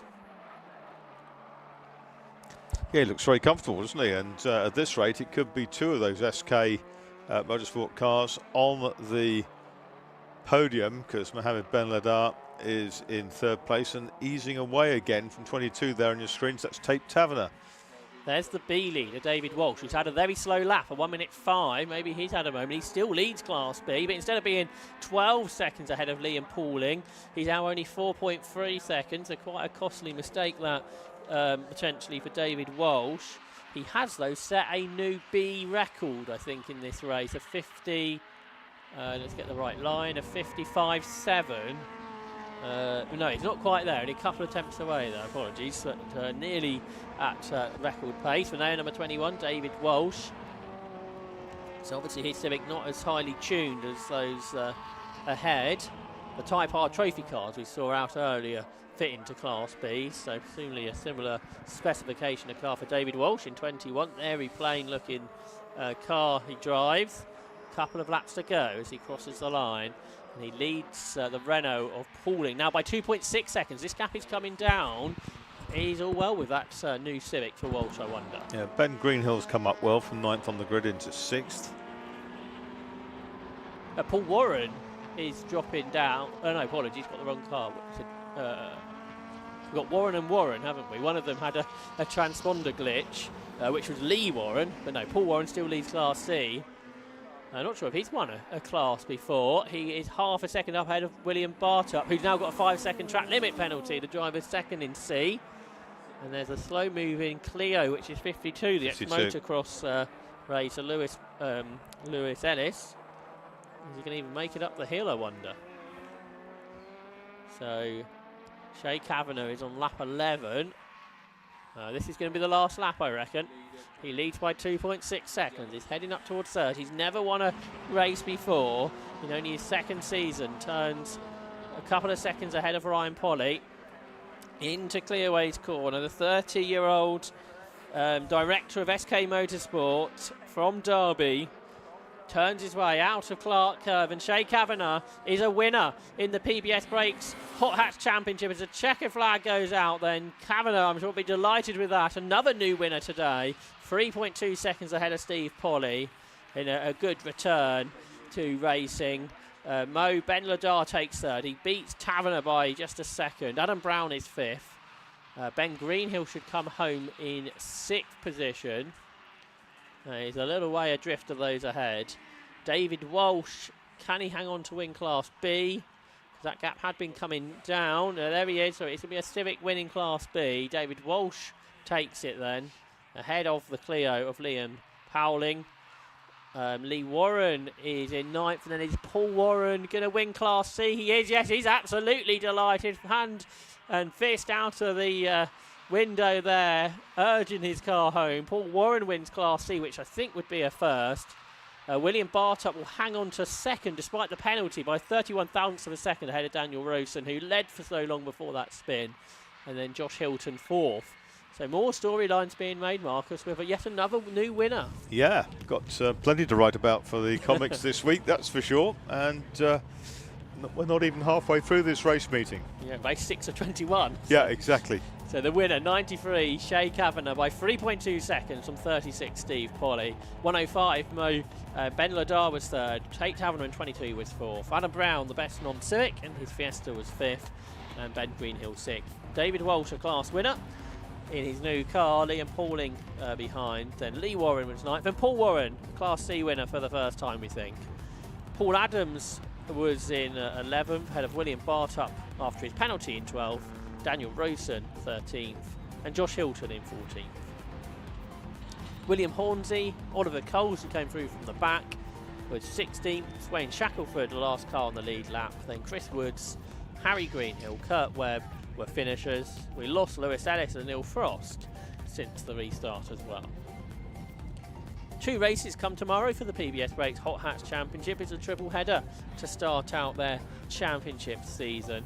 And we still have 4 races to come this afternoon. The F1000 Championship will pick up the pace in the next race before we have the second round of the Armed Forces Race Challenge, the 116 Sprint Championship and the Tegiwa Type R Trophy. But the Hot Hatches are making their way into the pit lane after that race, where we saw Shay Kavanagh take his first victory in a newly built SK Motorsport Honda Civic. So a great effort from him. Class B winner David Walsh in a new car in his Honda Civic. And then in Class C, it was Paul Warren after so many years of racing in Hot Hatch. He said he was only going to do this round as a one-off this year. I wonder how today's gone, whether we may see more of Paul Warren during the course of the season in his BMW Compact after a great battle to win in Class C.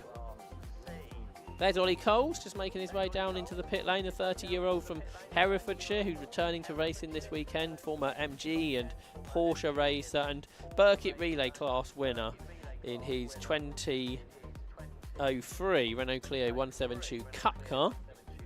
Great to have that, and we're quickly going to be into our next race of the F1000 Championship.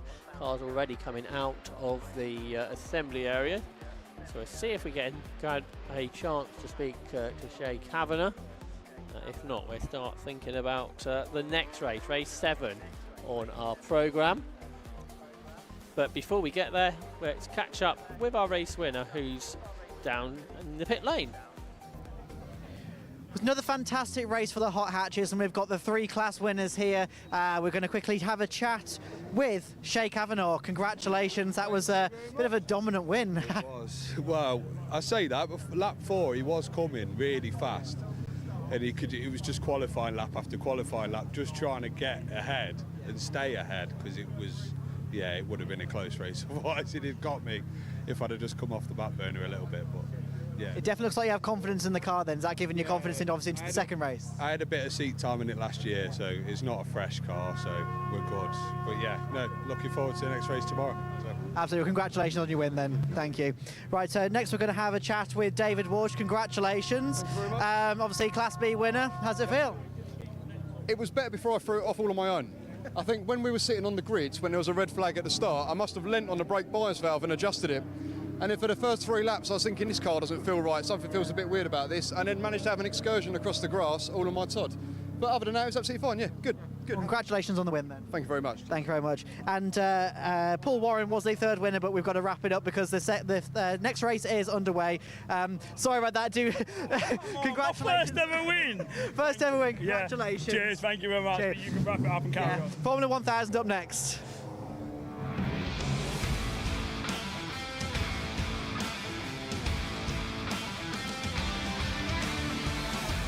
And already on their green flag lap, we have the F1000 Championship cars. On pole position, 12 is Tom Gadd alongside 92 Craig Pollard. On row 2, we have 5 Rob Wellham and 80 Dan Gore. Row 3 is 83 Matt Higginson and 17 Chaz Hyton, who had a great qualifying session this morning. Row 4, 42 from New York, James Clennell, and 19 is Sam Satchwell. Row 5 is 3, which is Tom Westworth, and 14 Adam Walker. Row 6 is 9 Ryan Thomas, and 7 Gunnar Johansson.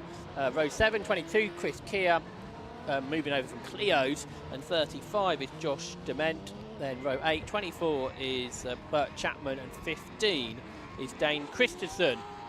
And the cars already making their way towards the grid on their new for 2024 Hoosier tyres, with Tom Gadd quickest in qualifying, Marcus, by all of 11 thousandths of a second. Well, there you go. And these Hoosier tyres are very different. They're using the Hoosiers if it's dry, Avons, old Avons if it's wet. And the Hoosiers are slightly taller at the back, out of the front, narrower at the front, wider at the back, affect the gearing of the cars from last year.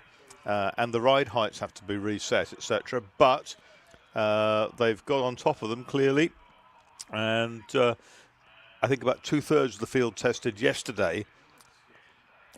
And it's starting to spit with rain, just what we needed for a slick, short grid on the fastest car of the weekend. The red lights go out, yellow flags are waving because there's a car that hasn't got away, but it's a great start from Rob Wellham from the second row of the grid, who takes the lead. A terrible start from Tom Gadd, who's dropped to 4th as they turn their way through paddock with a big twitch of oversteer, but it's Wellham then who leads from Pollard. Here comes Dan Gore, who on sticker slick. Hoosier tyres, who goes round the outside of the reigning champion Tom Gadd. Then Matt Higginson here in 5th. The top 5 in quali were separated by 1500. Higginson up the inside of Gadd, can't get there though.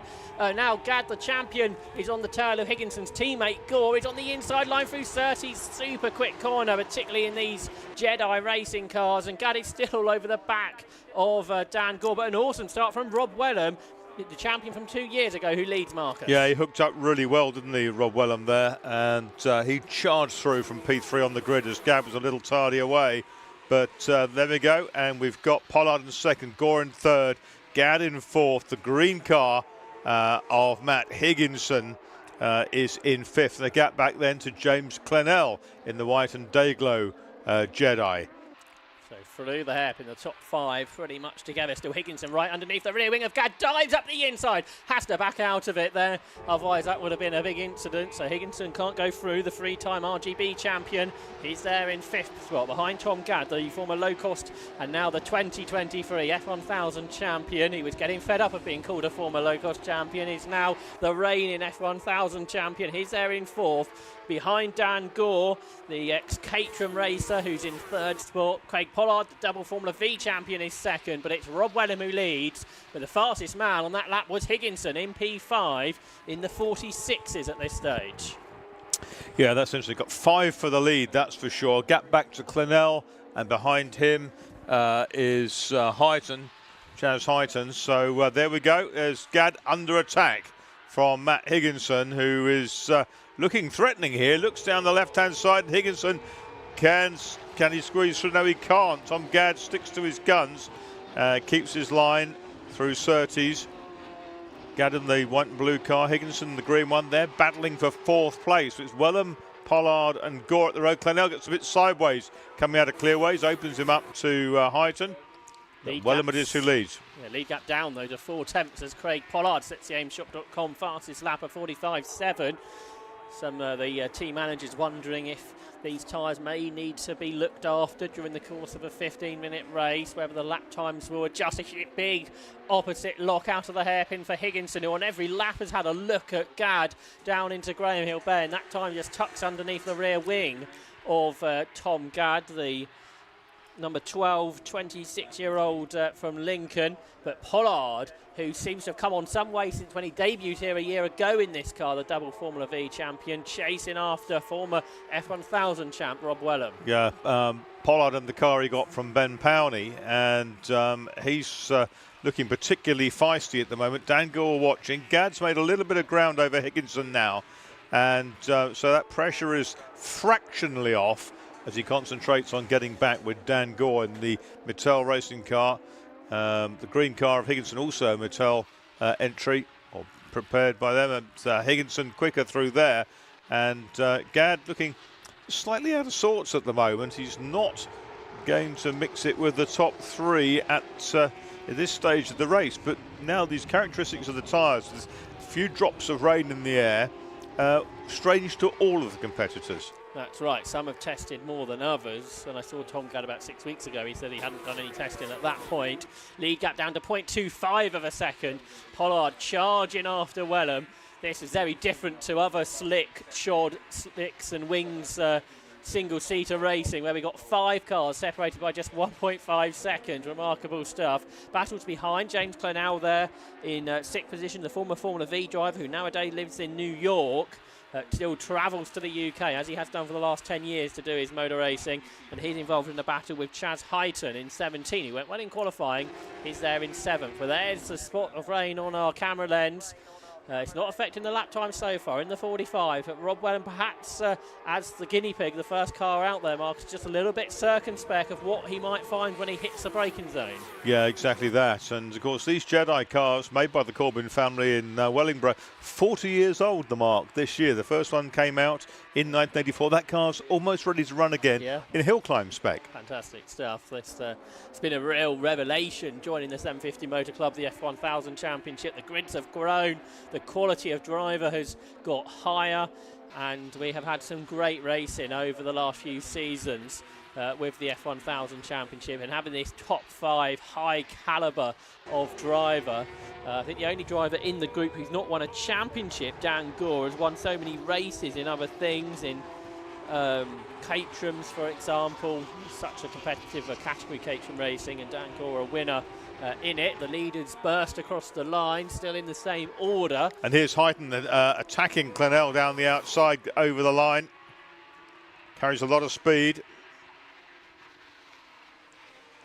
Can't quite make it into the corner. Out the corner, he's not quite got alongside either. Tom Westworth just behind them, the driver in his early 20s in a brand new car for this year. There he is, number 3, Westworth, in a 2024 spec car for the 21-year-old. It's kind of Duracell colours, isn't it?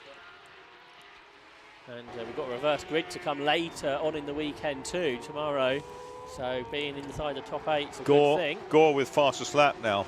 Yeah, 45.474. Not quite as quick as qualifying at this stage, but not far away.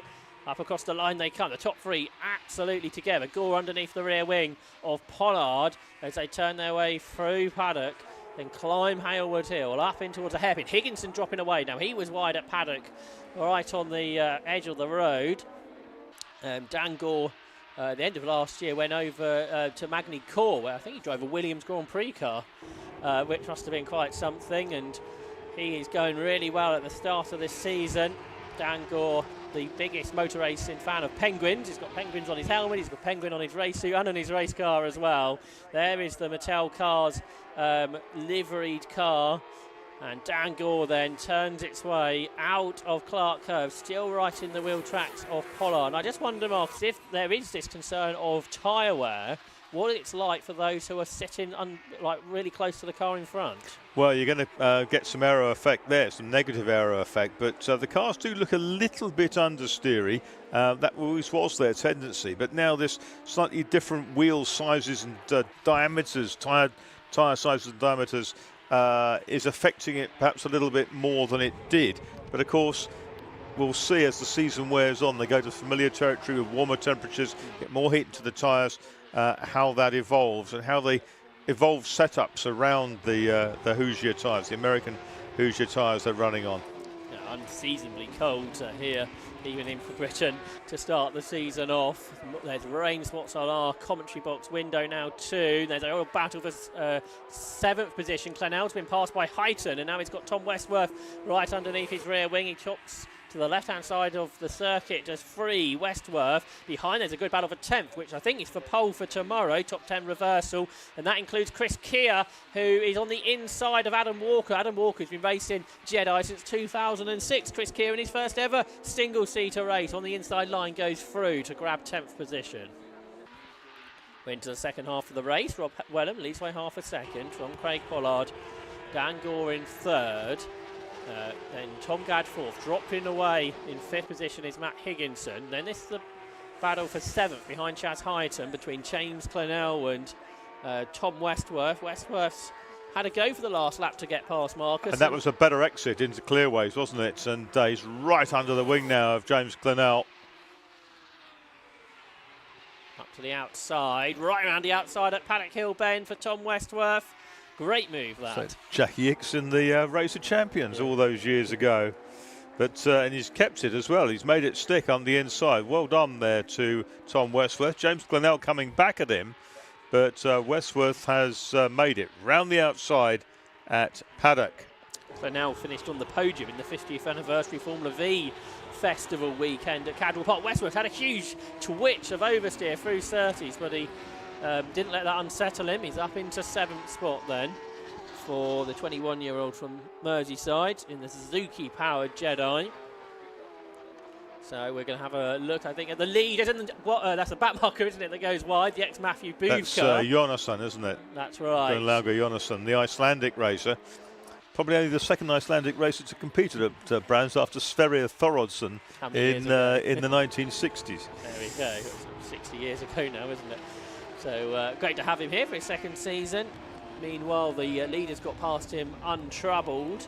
Don't think there's any more traffic for a little bit, so no concern there. Rob Wellham then leading the way, the driver from Ipswich, who's been racing about half a decade now. He's in a 2021 Jedi, another Suzuki-powered car. Pollard behind him, the 2018 and 2022 Formula V champion. Dan Gore right on his wheel tracks now. Gore, the 44-year-old who lives in London nowadays, originally from Leeds. Started racing just over 10 years ago. A couple of weeks ago at Donington Park, had his first experience in supercarts. So he's pretty bonkers. Is Dan Gore. This is a 2001 Jedi, so as Marcus said, 40 years of the company. Doesn't really matter if you've got one of the newer old cars, they're all evenly matched. And they're onto the same spec in this championship as well. So top four together. They've not really been separated by much more than a second throughout the distance, but no one for a while has been able to make a move. Those early laps seemed important. That poor start from poleman Tom Gadd, a critical moment as he lost those positions. 3 of the top 4 last time, 45.8, and the only quicker one was Pollard by a 10th. So lap times aren't going up here, are they? No. Like some people suggested, which is good to see. Despite still more rain spots appearing on our camera lenses and the commentary box window as well. 3.5 minutes on the clock, 15 laps done already. Higginson was wide there out of clearways. He just doesn't seem to be able to live with the pace of the top 4, perhaps surprisingly. 4 tenths a gap between Wellham and Pollard. That lap fractionally quicker than the last one because we're in the 45.6s and a 45.5 for Dan Gore. Gore, who's been racing in the championship since 2019, he's a 5-time race winner. Wellham had a huge sideways twitch out of the hairpin there. Is that going to give Craig Pollard a chance? I think he might be closer as they come through Graham Hill Bend, but then the aero wash affects him through the fastest corner at Surtees. And that just allows Wellham to patch a car length between himself and Pollard once more. Then Dan Gore's there. It's amazing, Marcus, how close they've been throughout the duration. Yeah, these top 3 really are in a class of their own, because Gadd's just decided, I think, that, do you know, we're close enough to the end of this race. I'm not going to risk getting with them and perhaps having a drama. We've got 2 races tomorrow, and the overall result from the weekend is more important than this particular individual stanza. But Rob Wellham out of the blocks at the start. Incredible. He led so early in the straight. Yeah. It wasn't like he had to fight for it at Paddock. He was already ahead. New regulation for this season is there's a limit on the amount of slick tyres you can have as well. So it's not just looking after your tyres throughout one race. They'll have to be used again over the course of the season, whether that's this weekend or later on in the year. New regulation to keep costs down. New fastest lap from Craig Pollard, a 45.443 on lap 17. He wasn't the only one to do a best lap on that lap because Wellham and Gadd also did personal best, but it's an aimchop.com fastest lap for Craig Pollard, 45.4. He turns his way through Graham Hill Bend. There's going to be a couple of laps to go at the end of this. showing he's got the pace, but despite he doing a fastest lap, he was only half a tenth quicker than Wellham, so there's nothing in it really. Although it's been close, we haven't really seen a challenge been made while we've been watching this battle. So are we going to see something like that in the final 2 laps? Yeah, the top 3 have all done 45.4s at some point in this race, and the next 2 45.5s, and the 6th place Heighton 45.6. So closely matched. Yeah, Heighton's going well. He didn't make the best of starts, but his pace this weekend is really strong. I think the best we've seen from him. And we've got that reverse grid race to come in the first race tomorrow. So that's going to be a pretty manic first couple of laps. And that's going to put Kia on pole, isn't it? The single-seater newcomer at this rate. That's right. So 1 lap to go. Has Pollard or Gore got anything up their sleeve for this final lap? Good exit to clearways for Rob Wellham as he starts the final lap then. 4 tenths ahead. You can see more rain falling there. Not just on the camera lens, but just on the camera full stop. Is that just going to make Wellham question something here? Has he got a lapped car perhaps to deal with on this final lap as well? Which can Craig Pollard sense an opportunity with that car? They've got to put a lap on Bert Chapman to challenge for the lead. Well, Chapman pulls off the left-hand side of the circuit. He's not going to affect this race at all. So if Craig Pollard's going to win this, he'll have to do it on the road. But Rob Wellham's got a few car lengths advantage. They turn right through clearways. The 2022 champion, Rob Wellham, from Ipswich in Suffolk, is going to come through to win the opening round of the F1000 Championship for 2024 by 3 tenths of a second over Craig Pollard, and a further 3 tenths back was Dan Gore. Maybe not as many overtaking moves in that race, but a great close race, a really enjoyable watch, Marcus. It was under 7 tenths of a second between the top 3. Rob Wellham, Craig Pollard, Dan Gore, Tom Gadd, pretty close up in 4th ahead of Matt Higginson, and Matthew Heighton in 6th place. Tom Westworth, James Clennell, Sam Satchwell, and then it was Chris Keir in 10th. It's Chris Keir who, in his second single-seater race, is going to start on pole tomorrow, isn't he? Yeah, I think so. Yeah, should be a top 10 top reversal. 10 reversal. So that's going to be quite exciting. But a 20-lap race in slicks and doing single-seaters, 7 tenths between the top 3 is excellent to see. So 5 the winner was Rob Wellham after those 20 laps. 0.34 of a second ahead of 92 Craig Pollard, with 80 Dan Gore in 3rd spot. Tom Gadd was 4th ahead of Matt Higginson and Chaz Heighton 6th. Tom Westworth 7th, James Clennell 8th, and Sam Satchwell 9th ahead of Chris Keir. Adam Walker was 11th, Bert Chapman 12th, Gunnar Johansson in 13th, and then 14th Joshua Dement. And Ryan Thomas was a non-finisher. Dane Christensen didn't take the start of the race, so that's F1000. We'll see more of them tomorrow. A real high-speed race that, with no interruptions. We have 3 more races to come this afternoon. Before we get there, Kieran will have a word with our race winner, Rob Wellham. You can't help but love this class. Absolutely, these top 3 drivers here, all separated by less than 7 tenths of a second at the end there. I'm going to try and grab the winner, Robert Wellham. Robert, can you just come over here a second for me? That was a very close battle. You had to really hold off there. Yeah, it was tricky. I could see on my visor there was bits of rain, but I didn't know how hard it was coming down. Craig was always on my rear end. Some places he caught, some places he didn't, but he was just trying to maintain the gap and look after the tyres, because it's an unusual. We're sort of in a grey area of how long these tyres will last, so it's just sort of learning how they hold up, and they hold up pretty good, to be fair. Excellent. And obviously, you said it started spitting, and we can feel it spitting now as well. Did it make any difference to the track conditions at all? A little bit, but it was more awkward with the last corner. There's a little bit of oil down, so sometimes you get a bit of understeer. Sometimes I was trying to change my line throughout, but Craig was always there, so I couldn't do anything drastic. But no, it was good. Good race. Well, congratulations on your win, and good luck for the remainder of the weekend as well. Thank you very much. Thank you. We'll go to second place man now, Craig Pollard. So if we can just grab Craig over here. If I just can butt in, Craig, so close, but fantastic battle between all of you. Obviously, I said just before I interviewed you guys, 6/10 just separated the three of you. 6/10, all three of you. Oh, yeah, wow. yeah. So. Yeah, no, it was a good race. I could see the spots of rain coming down on my visor, so there was no way you could make any lance sort of chance moves because you're going to lock up under braking. We had a bit of an off in quali. We've had to do a bit of work on the car, so you don't win it at the first race of the year. So let's see what happens for the next one. Absolutely. Do you reckon you could take the fight to him for the second race? Yeah, absolutely. I mean, what's brilliant about this series, we do the reverse grid for the next race. So, yeah, fingers crossed we can make our way through the grid and pick up the top spot. Excellent. Congratulations on the podium and good luck for the next one. Thanks.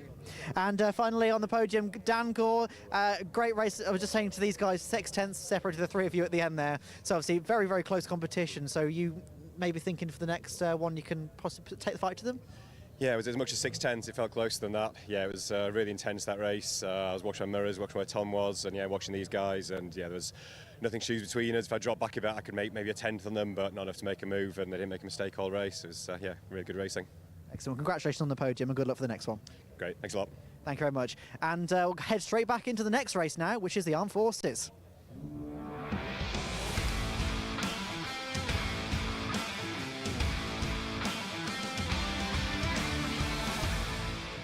So we're back with the Armed Forces Race Challenge, where we begun our race programme with the second race of the weekend, the grid set by the second fastest time from qualifying.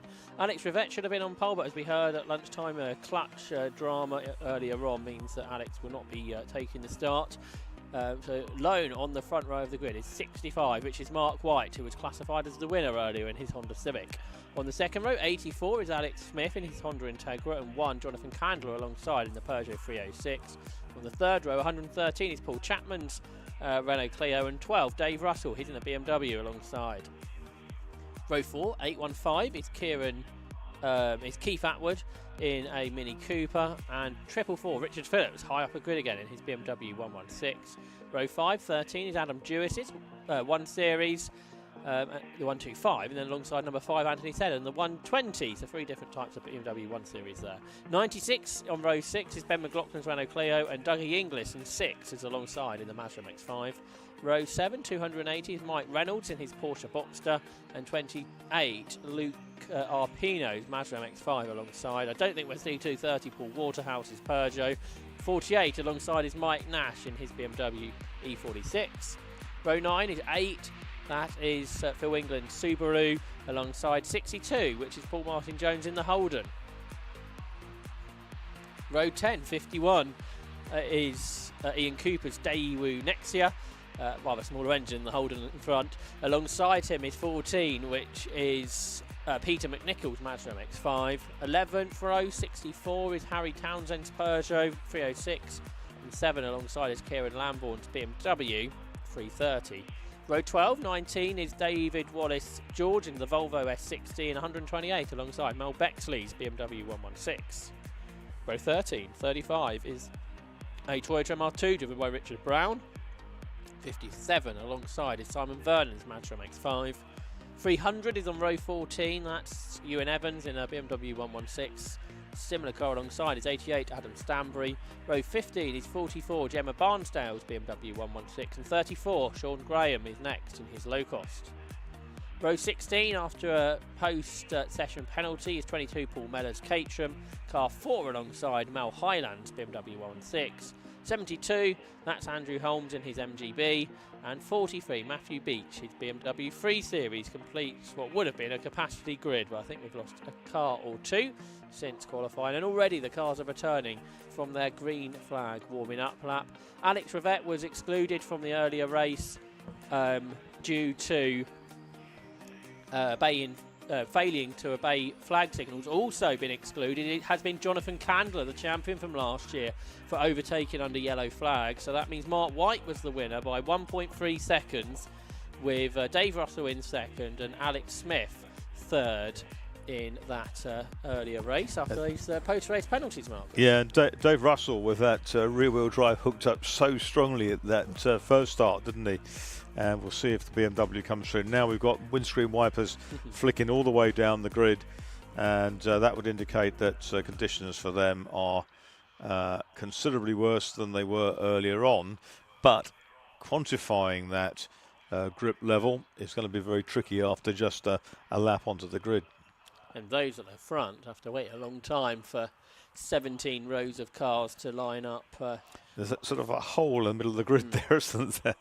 So who may we be missing, I wonder? Well, obviously we're missing Waterhouse, who was on P15, right. His second fastest. Wonder if we're missing Arpino ahead of him on the grid too, who retired in the earlier race. Which is car 28, isn't it?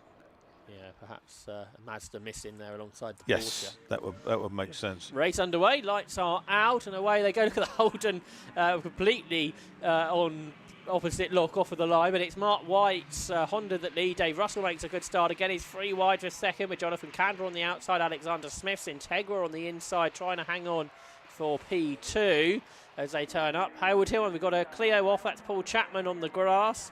He will hop back onto the road, but much further down the order than what he was. So perhaps more rain. Yeah, the rain's falling a lot harder. I can see at Paddock Hill Bend. Sideways is Dave Russell. There's a car off in the background. Mike Nashwood's going for a spin in the background there, and I'm not sure if he's tagged the wall. He's certainly on the grass broadside. So it's, as Marcus was suggesting, with these conditions now getting a lot worse since the green flag lap, it's all learning about the grip. Yeah, or lack of, and watch for the Subaru to come forward, the yellow Phil England Subaru, which is making its way up the order.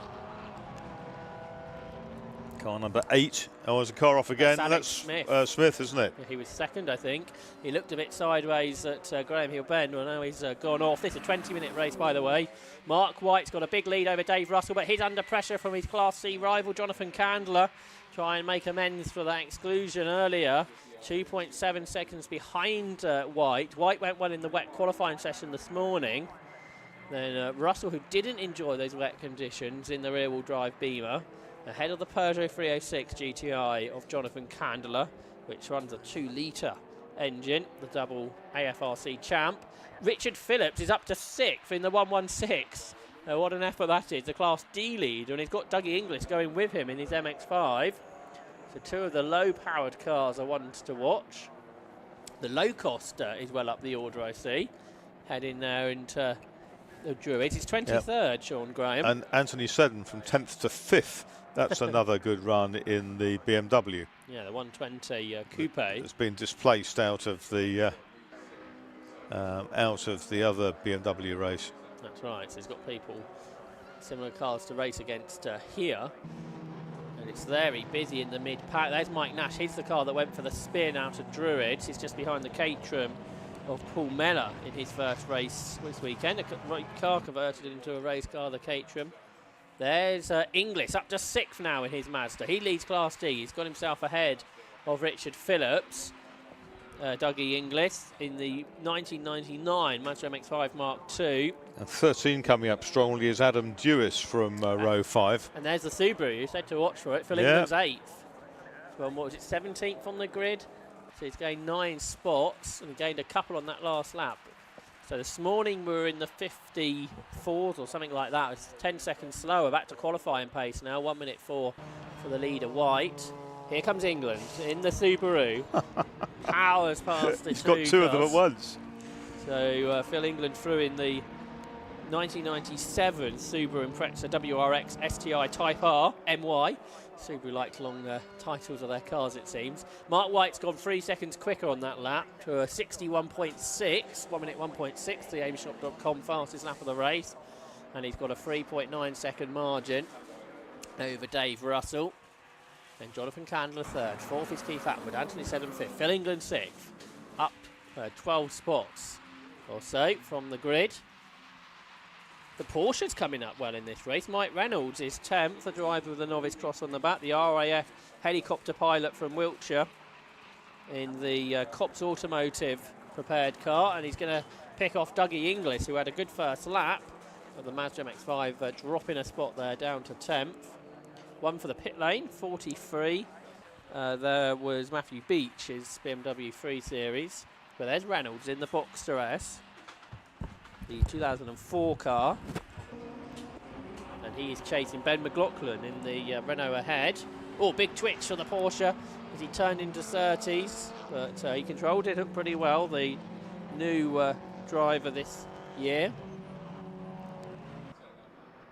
And here, Alex Smith, remember he was in the gravel on lap 1 in the Integra. He gets the English, which is for 10th, I reckon, with Reynolds ahead. And Smith was 13th at the end of the last lap. So that's 3 spots on that lap for Alexander Smith, who's done a 1:18, which is quicker than everyone bar the top 3. And Dave Russell has now set the fastest lap, a 1:06.73, 3 tenths quicker than White, the leader. So how high can Smith get in this race? Top 6 is possible, I think. He's only 5 seconds away from that at the moment. And we've only had a quarter of the race. Lap traffic is going to be a factor pretty shortly, I think.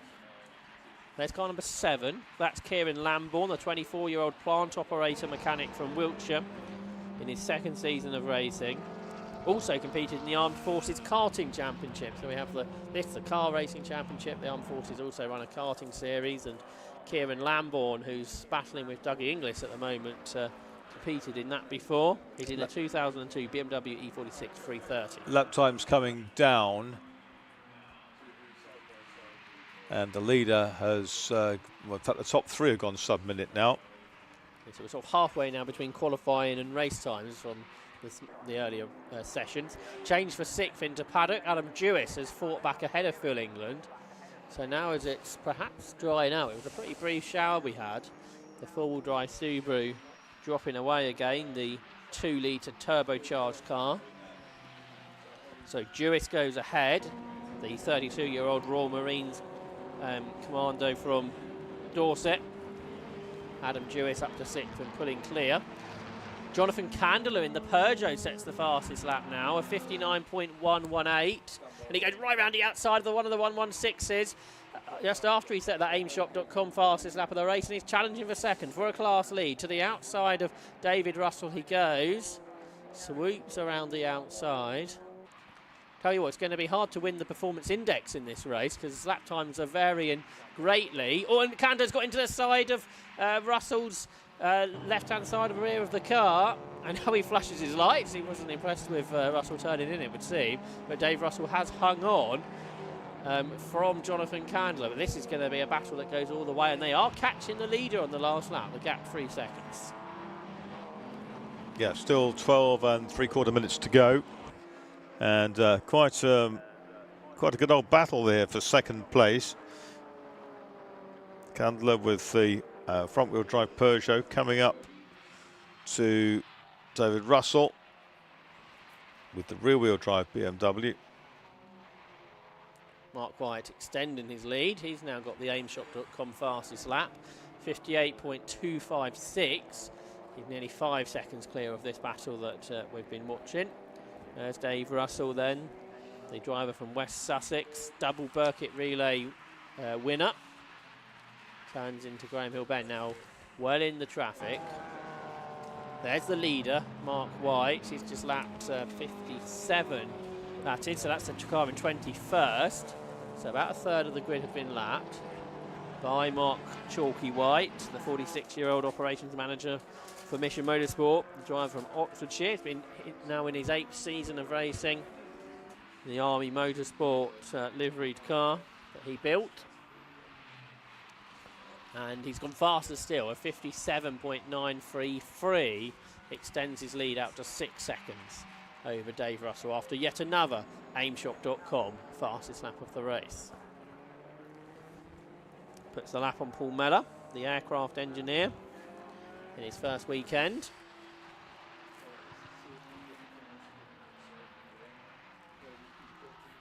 Now the fastest lap goes to the car in 7th place, Alexander Smith. In the gravel on lap 1, he's up to 7th and just set the fastest lap 6 tenths of a second quicker than the race leader Mark White.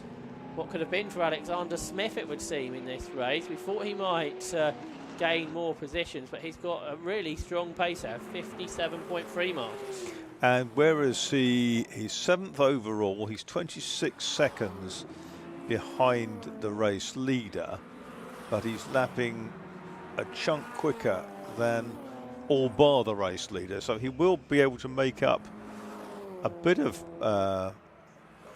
ground up the lap chart if he keeps this momentum up over the last 10 minutes or so. There he is, just behind Adam Jewett, just going through our short out of Clark curve up across the line past one of the 116s. And can Alexander Smith challenge? Well, he set another fastest lap of 57.0, but Adam Jewett is picking his pace up too, and both of them are catching Anthony Seddon at a couple of seconds a lap. To the outside comes Smith into the hairpin, and now we've got Royal Navy versus the Royal Air Force. So the Armed Forces Challenge living up to its name here with the two different forces members running side by side, but Alex Smith goes through up into 6th. Yep, got past Dewis at Graham Hill Bend. Next target then is Anthony Seddon in the gun. Oh, and the BMW ahead of him's gone off into the gravel, but it's managed to claw its way back on. 4, I think, Mel Hyland making his racing debut, the driver from Dublin. Part of the Army Motorsport squad. We saw Seddon go out of the shot there. So he is 4 seconds ahead. That's the chase gap. On that last lap, Seddon set a personal best, but was still 2 seconds slower than Alex Smith on that particular lap. The Royal Air Force engineering car of Smith works its way down towards Graham Hill Bend, chops up the inside of an MX-5, which was the car in 22nd position, number 57, Simon Vernon. Jewis does similar, but he's not able to go with the car in front.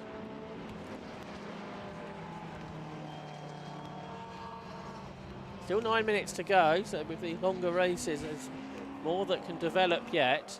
Top 3 have all done personal bests on that lap. 7 seconds between Mark White and Dave Russell. Russell's now 5 seconds ahead of Candler. And guess what? Another fastest lap from Smith. 56.819. He's already caught Anthony Seddon. His pace is so much stronger. Seddon's not going to be able to do anything about this at all. He doesn't bother to defend. No point in that. So the Honda Integra Type R, Alexander Smith in 84 up to 5th. And he might be able to get more before the end market. Well, he will at this rate, won't he? Because he is a couple of seconds a lap quicker than those ahead of him. Gap between him and the leader, 25 seconds. But his next target is the car of Atwood, Keith Atwood, number 815, running in 4th place. Here comes Alexander Smith with those windscreen wipers flapping. In the dry race this morning, Smith did a 55.3, so he's only a second and a half away from a dry time again. That brief shower we had on lap 1 caught him out, but he's the one that's got closer to his dry pace than anybody else out there. The Volvo that's just been lapped by Jonathan Candler. Candler's also lapped Phillips, who's gone off, the 116 man who qualified so well this morning. Back on the road at Clearways in 444. From the commentary box, we can hear every time the Holden goes past. The 6.2 litre engine. Just rumbles, doesn't it? That's right. It's very noticeable. Is the rain returning? The lap times are going up again. Unless your name's Alexander Smith, whose previous lap was a 57. Oh, yeah, his lap's gone up as well. So I think the rain is back for a second go in this race. Is that the MG that's gone off? It's only a low-slung car that's gone off down the hill towards Graham Hill Bend. And it is, I'm afraid, number 72. Peeling off to safety. Andrew Holmes. Although I think it might have taken the one of the polystyrene boards at some point. There's the Daewoo, not a car. You see racing very often, it's very sideways. Not a sideways, it's a car behind. Well, they're both off in opposite directions. That'll be the Daewoo, as the adverts used to go. So that's 51 being driven by Ian Cooper. 14's just got a warning flag gone out. 44 was the other car that went off, and that's on the road. That's Gemma Barnsdale. And Seddon went one side of him on the grass. Of her, I have to say, on the grass. Someone's getting a driving standards flag. I'm not really sure you want to be exceeding track limits at the No, moment, and if 14. you are, you're not doing it on purpose. So who's the quickest? It is now the leader, isn't it? White the best when it gets a bit more tricky. But Alex Smith has caught the next car. He has caught Keith Atwood. Here they are, out of paddock. Oh, another car in the gravel. Is that Harry Townsend's 306, I think. Pug is well beached. Yeah, I wonder if that could spell the end of this race. Another one's gone off right by it. That's Adam Stanbury in the Royal Air Force BMW 116. So we've got two cars on opposite ends of the corner. Yellow flags wave.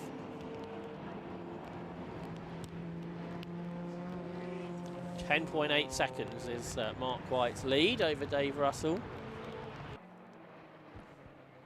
There's Mark White, we saw it, and the red flag has flown. Yeah, I don't think the Armed Forces Race Challenge tend to use safety cars, so that will be it, I think, after just 3 quarters distance. But understandable with cars on the different sides of the circuit up there at Clearways, and the conditions got very tricky very quickly over the last lap or so. We saw cars going sideways, we saw cars spinning. Don't think we saw any contact though, which is good. And it's going to be a double victory for Mark White. This time he's got it on the road as well, and by a bigger margin over David Russell. So red flags fly here at Brands Hatch, and the Armed Forces Racing Challenge weekend at Brands Hatch, where we think will be concluded there. They will resume at Oulton Park in 6 weeks' time or so. Part of the checkered flag being shown as well now, by the way. The Oulton Park meeting, part of BMW Live. So lots of BMW racing that weekend, including the 116 trophy and the BMW Car Club Racing Championship, and lots of BMWs on the Armed Forces Racing Championship grid too. Anglesey in July, Snetterton in August, and Croft in September. So if you're a member of the Armed Forces and would like to get involved, do get in touch with the organisers of the Armed Forces Racing Challenge, and they will welcome you into the community of going racing with similar people. Let's have a look at the result, or the order, as the red flag came out. It might be wound back a lap, but it should be roughly this. Winner number 65, Mark White's Honda Civic, was 10.8 seconds ahead at the red flag of number 12, Dave Russell's BMW E36. Jonathan Candler was third in his Peugeot, and Keith Atwood fourth in the Mini. Alexander Smith was one of the stars of the race, but his first lap off cost him, but came back to finish fifth in his Integra. Adam Jewis, Anthony Seddon, Mike Reynolds, Phil England and Ben McLaughlin completed the top 10. Paul Martin Jones was 11th, Kieran Lambourne 12th, Paul Chapman and Mike Nash completed the first page of results. Ian Cooper was 15th, Dougie English 16th, wins Class D ahead of Richard Phillips. David Wallace-George was 18th, Paul Mellor and Richard Brown completed the top 20. Then we had Simon Vernon, Mel Bexley, Ewan Evans, Harry Townsend, Adam Stanbury, Sean Graham and Gemma Barnsdale, who was one of those drivers who went for a spin. Andrew Holmes pulled off near the end. Peter McNichol, Mel Highland and Matthew Beach also had problems. But another good grid for the Armed Forces Race Challenge to begin their season. And there is Harry Townsend, Peugeot, the recovery team already with him up at Clearway, so his car will be recovered before we get to our next race.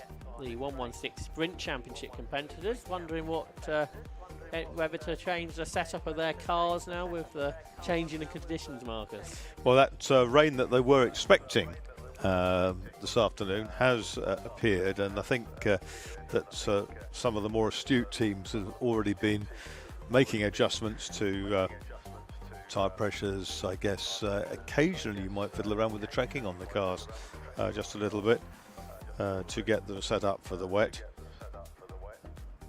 sure how adjustable the production-based suspension is. You can obviously change the shock settings on them. As they say, the rain we were expecting has arrived here at Brands Hatch. I think most of the cars have gone back to their garages, as you can see there, so I don't think we're catch up with anybody. So we'll take a short break before we resume racing.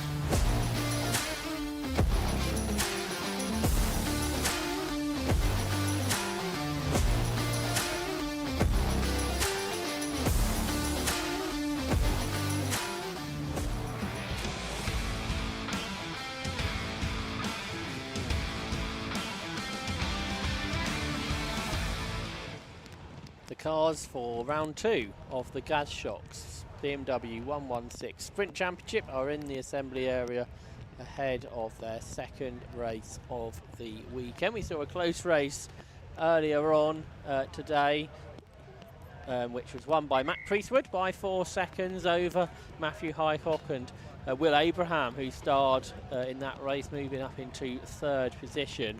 Peter Keane was 4th, Simon Hopecroft Lopez 5th, Paul Whiten was 6th in the earlier race. This is the first season as a championship for the 116 Sprint Trophy, backed by Gas Shocks once more in 2024, and the cars just making their way out of the assembly area ahead of a 15-minute race. There is a full grid of cars, so let's have a look how they will line up. On pole position, 151, is Peter Keane. alongside 555 Matthew Highcock. On row 2, the race 1 winner, 173 is Mac Priestwood, and 209 William Abraham alongside. Row 3 is 25 Ethan Hall and 48 Daniel Scott. Starts on row 3 alongside. On row 4, 50 is Liam Brazitz and 232 Jonathan Baker. Row 5, 10 is Lewis White and Turner and 30 Harry Miles. Row 6, 220 Andrew Partridge and 228 James Waring. Row 7 is 34 Toby O'Reilly and 83 James Cannon. Row 8, 320 is Simon Hopcroft Lopez and 86 Martin Brand. Row 9, 41 Tristan Rogers and 31 David Smith. Row 10 is 47 Neil Anderson and 104 Ben Dobbs. Row 11, 333 Damien Snee and 55 Lewis Charlton. On row 12, 78 is James Paul and 186 Cole Petters. Row 13, 233 is Giano Perra and 105 Kyle Fenton. Row 14, 103 is Sammy Walton and 1 Paul Offord. And on row 15, 8 John Turner and 888 the South African David Hudson. And on row 16, 325 Callum Davies and 102 Sean Frey, 2 drivers who start at the back of the grid despite not doing a lap in qualifying this morning after issues, I think, in the first session. So another full grid, Marcus, but different conditions to race 1. Yes, absolutely, and you feel for some of the guys and girls who are doing their first race meetings. We've got a problem here down in the assembly area. That's Callum Davis in 325. 325. Who's from Ipswich in his first season of circuit racing, former banger and stock car racer Callum Davis. We'll see if he gets out. There's plenty of whether they're his team members or other people that are around trying to help him out. They've got the passenger door open, they've got the driver's door open, they've got the rear doors open as well. I'm not sure, and the bonnet too. I'm not sure which door being open is being particularly helpful at this stage. Can't imagine there's much in the back. Still not running, so yeah. That's a shame. Yeah, but you feel for those doing their first race in this now, because they've qualified in one set of conditions, and now it's going to be considerably slipperier. And among them is Damien Snee in 333, first race for him. Brother Ben started racing quite seriously last year in his Lotus Elan, ended up winning the Autosport 3 Hours at Snetterton with the redoubtable Nigel Greensall as mentor and teammate. Nigel racing at Road Atlanta in the States this weekend. I think he's got a few customers on this grid, hasn't he? So he's obviously thinks highly of the 116 trophy and suggests people race here before racing things elsewhere. He said that the cars are good to drive. They're robust. They can be set up very well, very effective, good value for money, and it's an ideal way into to motorsport. The cars are certainly plentiful out there, and you can buy a kit of parts to convert them, or potentially buy an existing car if that trips your trigger. Yeah, there's sort of probably the most cars in a single category in Britain this year, the 116 trophy. We'll have a 90-minute endurance race for these cars tomorrow, where we'll see some other cars out. We'll see a lot, though, of the grid here for that too. And the third Snee brother, Dan, makes his debut in that tomorrow. Does he get more racing time as the other two have got to go today? Who knows? And Dad's here to watch as well, which is even better. That's right. It's a real family atmosphere in the 750 Motor Club paddock, whether it's actual family or if it's your racing family that you see at these events. So the poleman, Peter Keener, didn't go as well in the dry race conditions earlier. He dropped a few spots. He goes from pole then alongside Matthew Highcock, who's in BMW M liveried car alongside them. We've got Matt Priestwood, who won earlier, was really strong, but different conditions There's now. an inviting gap in front of Matt Priestwood with that pink and black and white arrowed car, and also on the outside there we've got Will Abraham, who is trying to make amends for the camber on the track there by just lining his car up in a slightly skew whiff manner. Yeah, he's the one that gets to go downhill, which is helpful. Yep. So the field in place. Lots of novice crosses on the grid, lots of drivers in their first ever race weekend here at Brands Hatch. The green flag has already been waved, the 5-second board has been shown, the red lights are on now, and the race gets underway. Who's going to make a good start? One hasn't got away from the third row, that's Daniel Scott, and he gets clobbered. We thought it was coming. It took a lot longer than I thought it might do, so we may well get another stoppage unless they can get back going. Red flag indeed. So it's just 11 seconds of racing. Hopefully everybody sees the reds here. The leaders certainly have done. They've slowed down already, and I think everyone behind knows what is coming because they passed the scene. It's very unusual to have stallers nowadays, and we've had 2 today. So we've got a very badly damaged car underneath, and the staller's got going, and it's 55, which is the damaged car by us. And for this race, number 55 was Lewis Cholton going from row 11 of the grid. And his race is over. And he's got lots of damage to the front of the car, but the driver is out of the car again, unaided, so good to see driver okay, Lewis Cholton. That's that Barlow car, isn't it, that was subject to much attention with the filming in the pits earlier on. What a shame. That's right, yes. Yeah. And the car then that stalled initially, I think, was Daniel Scott from row 3. There's so many cars I thought were going to hit it, and then didn't, and then eventually we got to that point. But especially if you haven't done a race start before, it must be a real shock when you're accelerating up the gears and all of a sudden all you can see in front of you is a car not moving. I had one of those at Silverstone in a big single-seater race when we had Formula 1s and 5000s and Formula 2s. I was in the Formula 5000 giving it absolutely everything off the line, and 3 cars at the front of the grid collided, had a big accident, and everyone else tried to stop.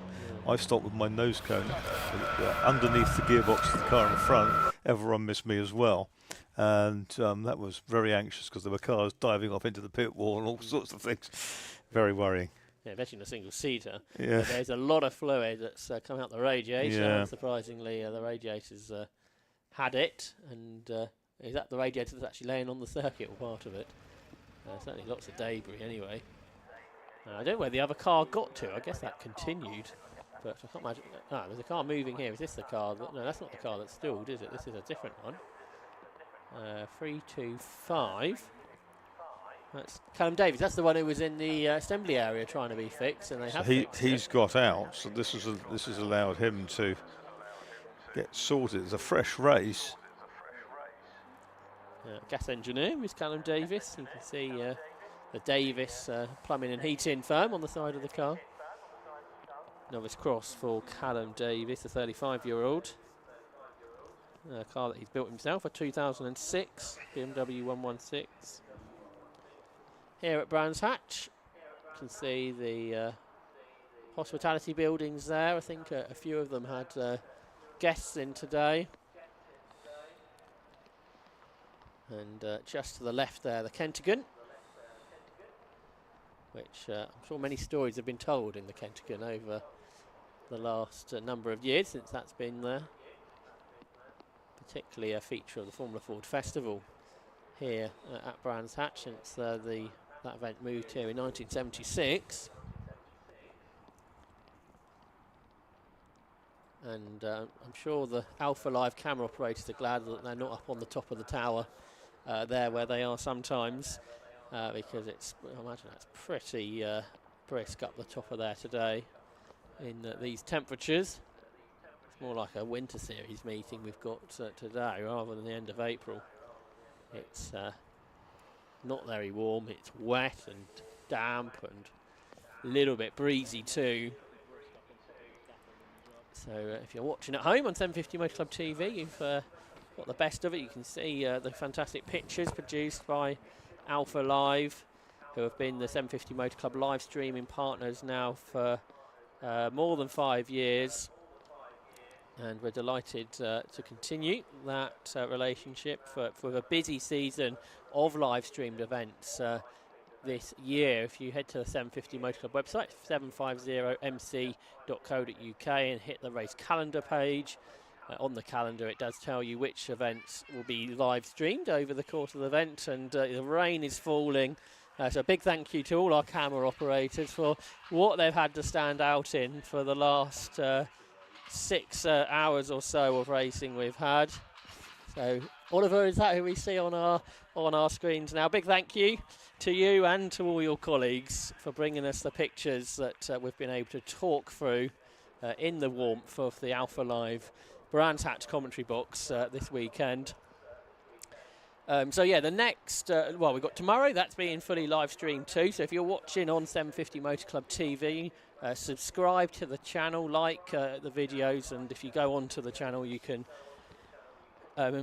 hit the remind me button for tomorrow, and you'll be notified when we go live tomorrow morning just after 11 o'clock with the first race, which will be for the PBS Brakes Hot Hatch Championship. We have 11 races tomorrow. The Clios are back, the Minis are back, the F1000 is back. We've got the 116 Trophy Endurance race, but we're also joined tomorrow by the Toyota MR2 Championship and the Race Parts Historic 750 Formula Series 2. But after this weekend, we're also live streaming BMW Live at Alton Park. We are live at Snetterton, at Anglesey, at Silverstone, back here at Brands Hatch in August, Alton Park in September, Donington Park season finals, the Burkitt Relay on the 26th of October, and then another set of season finals at Silverstone too, all live streamed this year. Thanks to Alpha Live on 750 Motor Club TV and on Alpha Live's Channel 2. There are, though, a few 750 Motor Club meetings coming up before Alton Park. Next Saturday, the 750 Motor Club are at Thruxton for a one-day race meeting where there is no spectator charge. So if you would like to come and watch racing here in the UK and you're not that far from Thruxton, next Saturday is a great way to get involved, watch a free day of racing, courtesy of Thruxton Race Circuit, with 750 Motor Club providing the action with the 5 Club Racing MX5 Cup, the 750 Formula Championship, the longest running championship in the world. 1949 750 Formula started and it's still going strong now. BMW Car Club Racing Championship are in action, the Calm Porsche Series as well, and at Thruxton too, Mazda 7s and Sport Specials. Then a couple of weeks after that, the Silverstone National Circuit has a 2-day 750 Motor Club meeting too, featuring a majority of the championships we saw at Croft 1 week ago. On that weekend too, back here at Brands Hatch on the Grand Prix circuit, is round 2 of the Tiguan Club Enduro Championship. So a great opportunity for club racers to have a 75-minute race on the Brands Hatch Grand Prix circuit in 3 weeks' time here at this fantastic circuit, which I'm afraid has been covered in fluid at the moment. So the marshals working hard. Big thank you to all the volunteer marshals here this weekend. The start line marshals had more to do this weekend than they do sometimes, and they're having to get rid of all the horribleness that came out of that BMW in that incident. So that's ongoing at the moment. So big thank you to them. There's the damage of the Barlow's BMW. It's very heavily damaged. If that car is due to be out tomorrow, which it is, there's a lot of work to do there, I'm afraid. Also, before Alton Park, there is 750 Motor Club content at Castle Combe too on the second bank holiday Monday, where the Clios and the Hot Hatches and the Type R Trophy we've seen today are all at Castle Combe at the end of May. So lots of 750 Motor Club action coming up next month, and then in those future events too, which will be, some of those meetings will be live streamed in full. So again, if you want to keep up to date with all of the future live streams on the 750 Motor Club YouTube channel, make sure you hit the subscribe button, and that will notify you when post-race edits are uploaded and when the live streams are coming up too.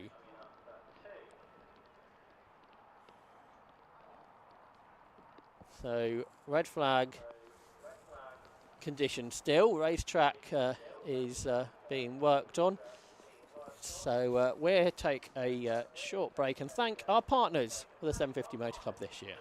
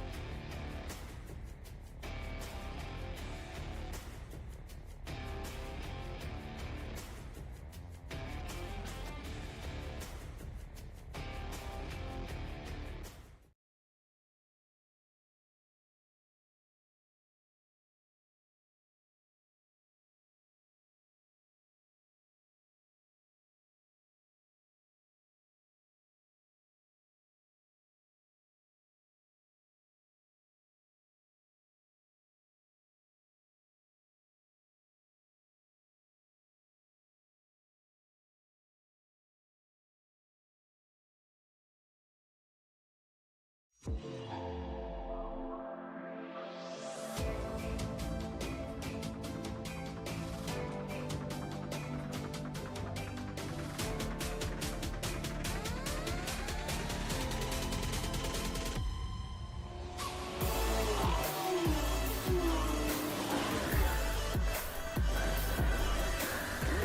by side, who's going to be the bigger man? Oh, big off! Straight in the gravel trap, both cars out. Is it going to work for Sean? He slides up the inside, it's getting very close, he's not made it. Have you ever seen a championship decided like that?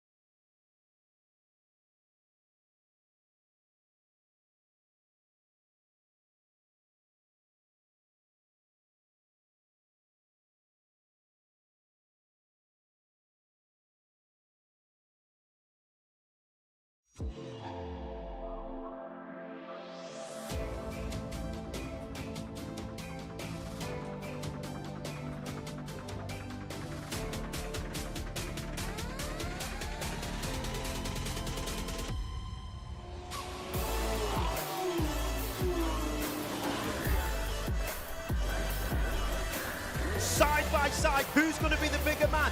Oh, big off! Straight in the gravel trap, both cars out. Is it going to work for Sean? He slides up the inside, it's getting very close, he's not made it. Have you ever seen a championship decided like that?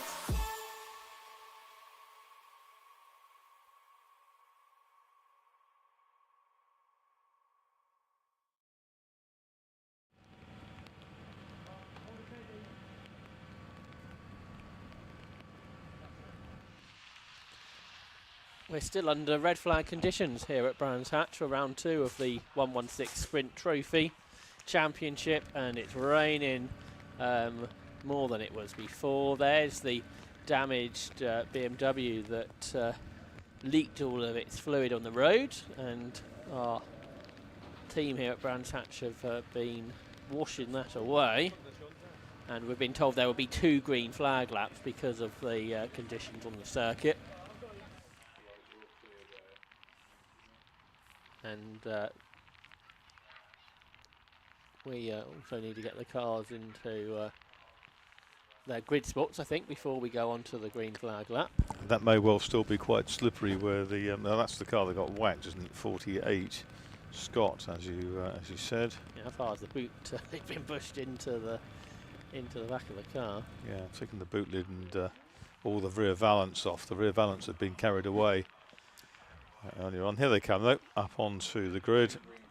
I think those 2 cars are going to be due to race tomorrow, but whether they make it or not is another thing. But as Nigel Greenswell was telling you, the cars are pretty robust, and we've seen cars come back in short order in pretty fast time before, so they've got a whole evening to do it, loads of time. I think Mac Priestwood's rear wheels are in that line of right. grizzly goo that's on the track. Yeah, so at least he gets to practice this. Yeah. To see if there will be any traction when he pulls away. And Will Abraham the same alongside him in the black car with the green detailing and mirrors. At least there's not too much power in these cars to put down on the circuit. In your 5,000, that would be pretty tricky, wouldn't it? Back in the day.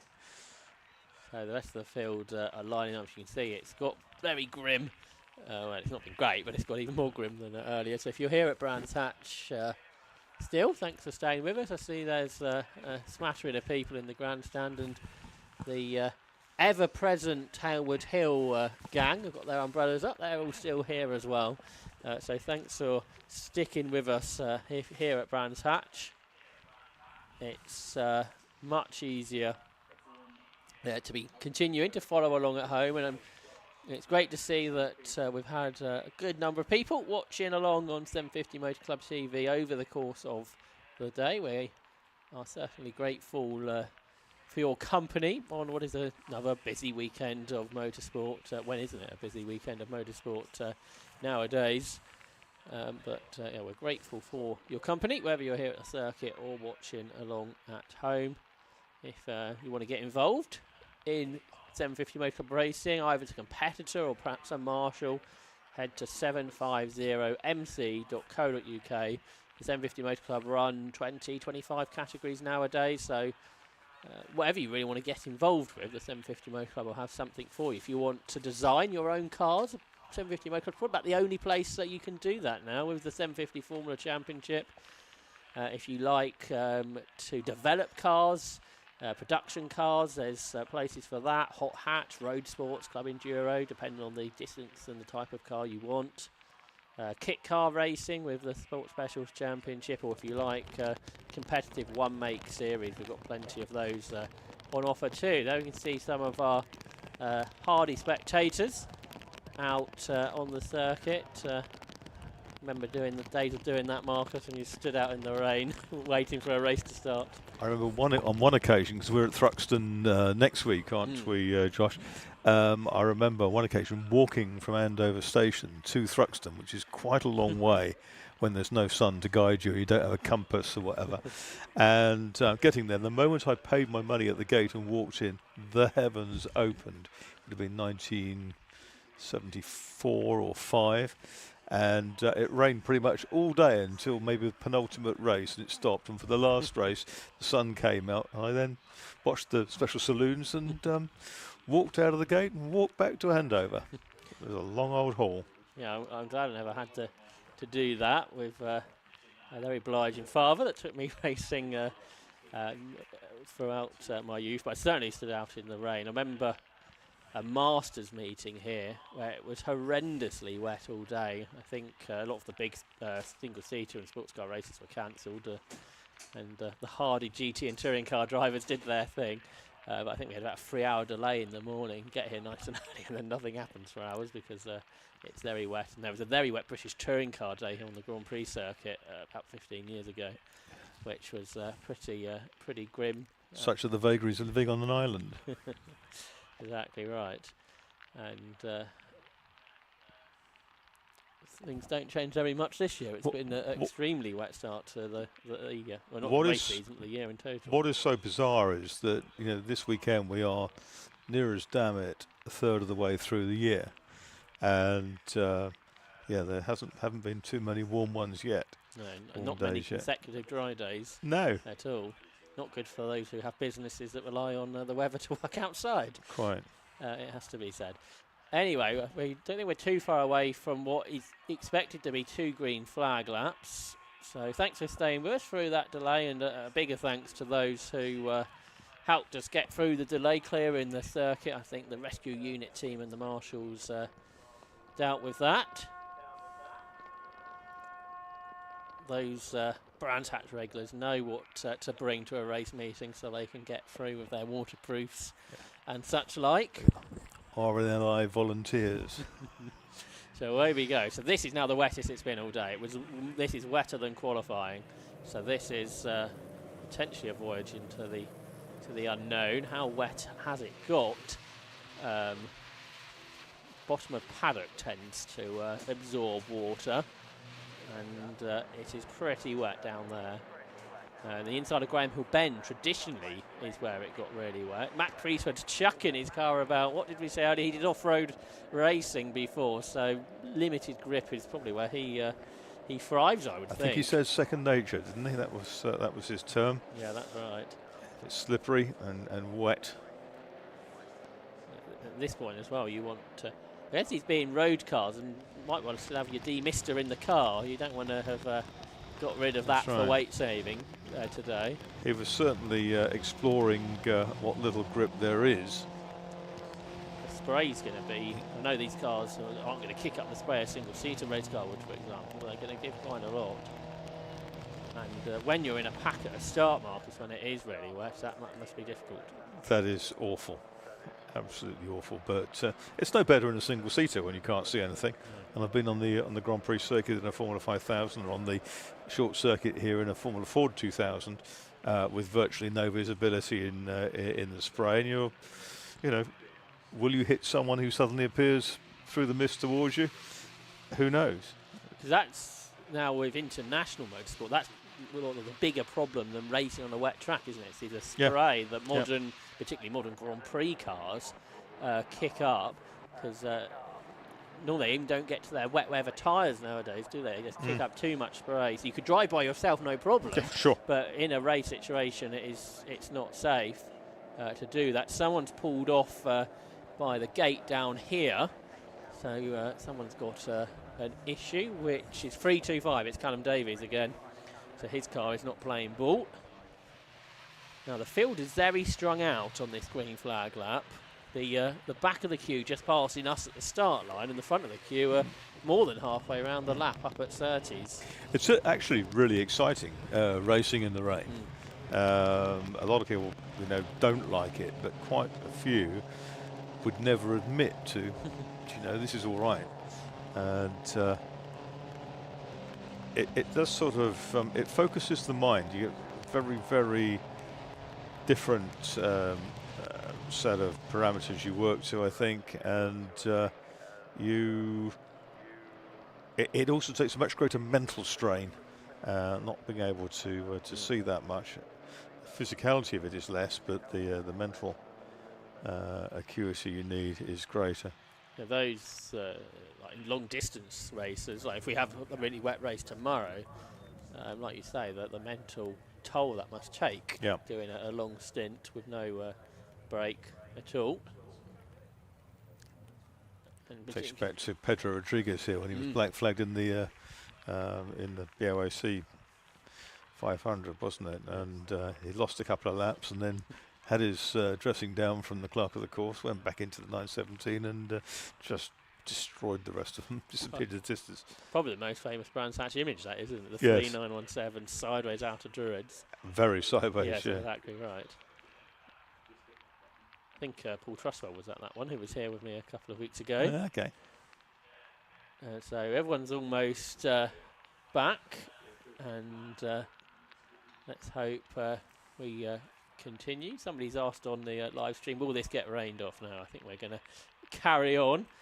As I say, because these cars don't kick off as much spray as international motorsport does, we can usually carry on in much worse conditions, and it's not that bad as of yet. Let's hope, though, the race runs smoothly. It's 10 minutes of sprint racing for the new 116 Championship. The red lights are on. Round 2 gets underway.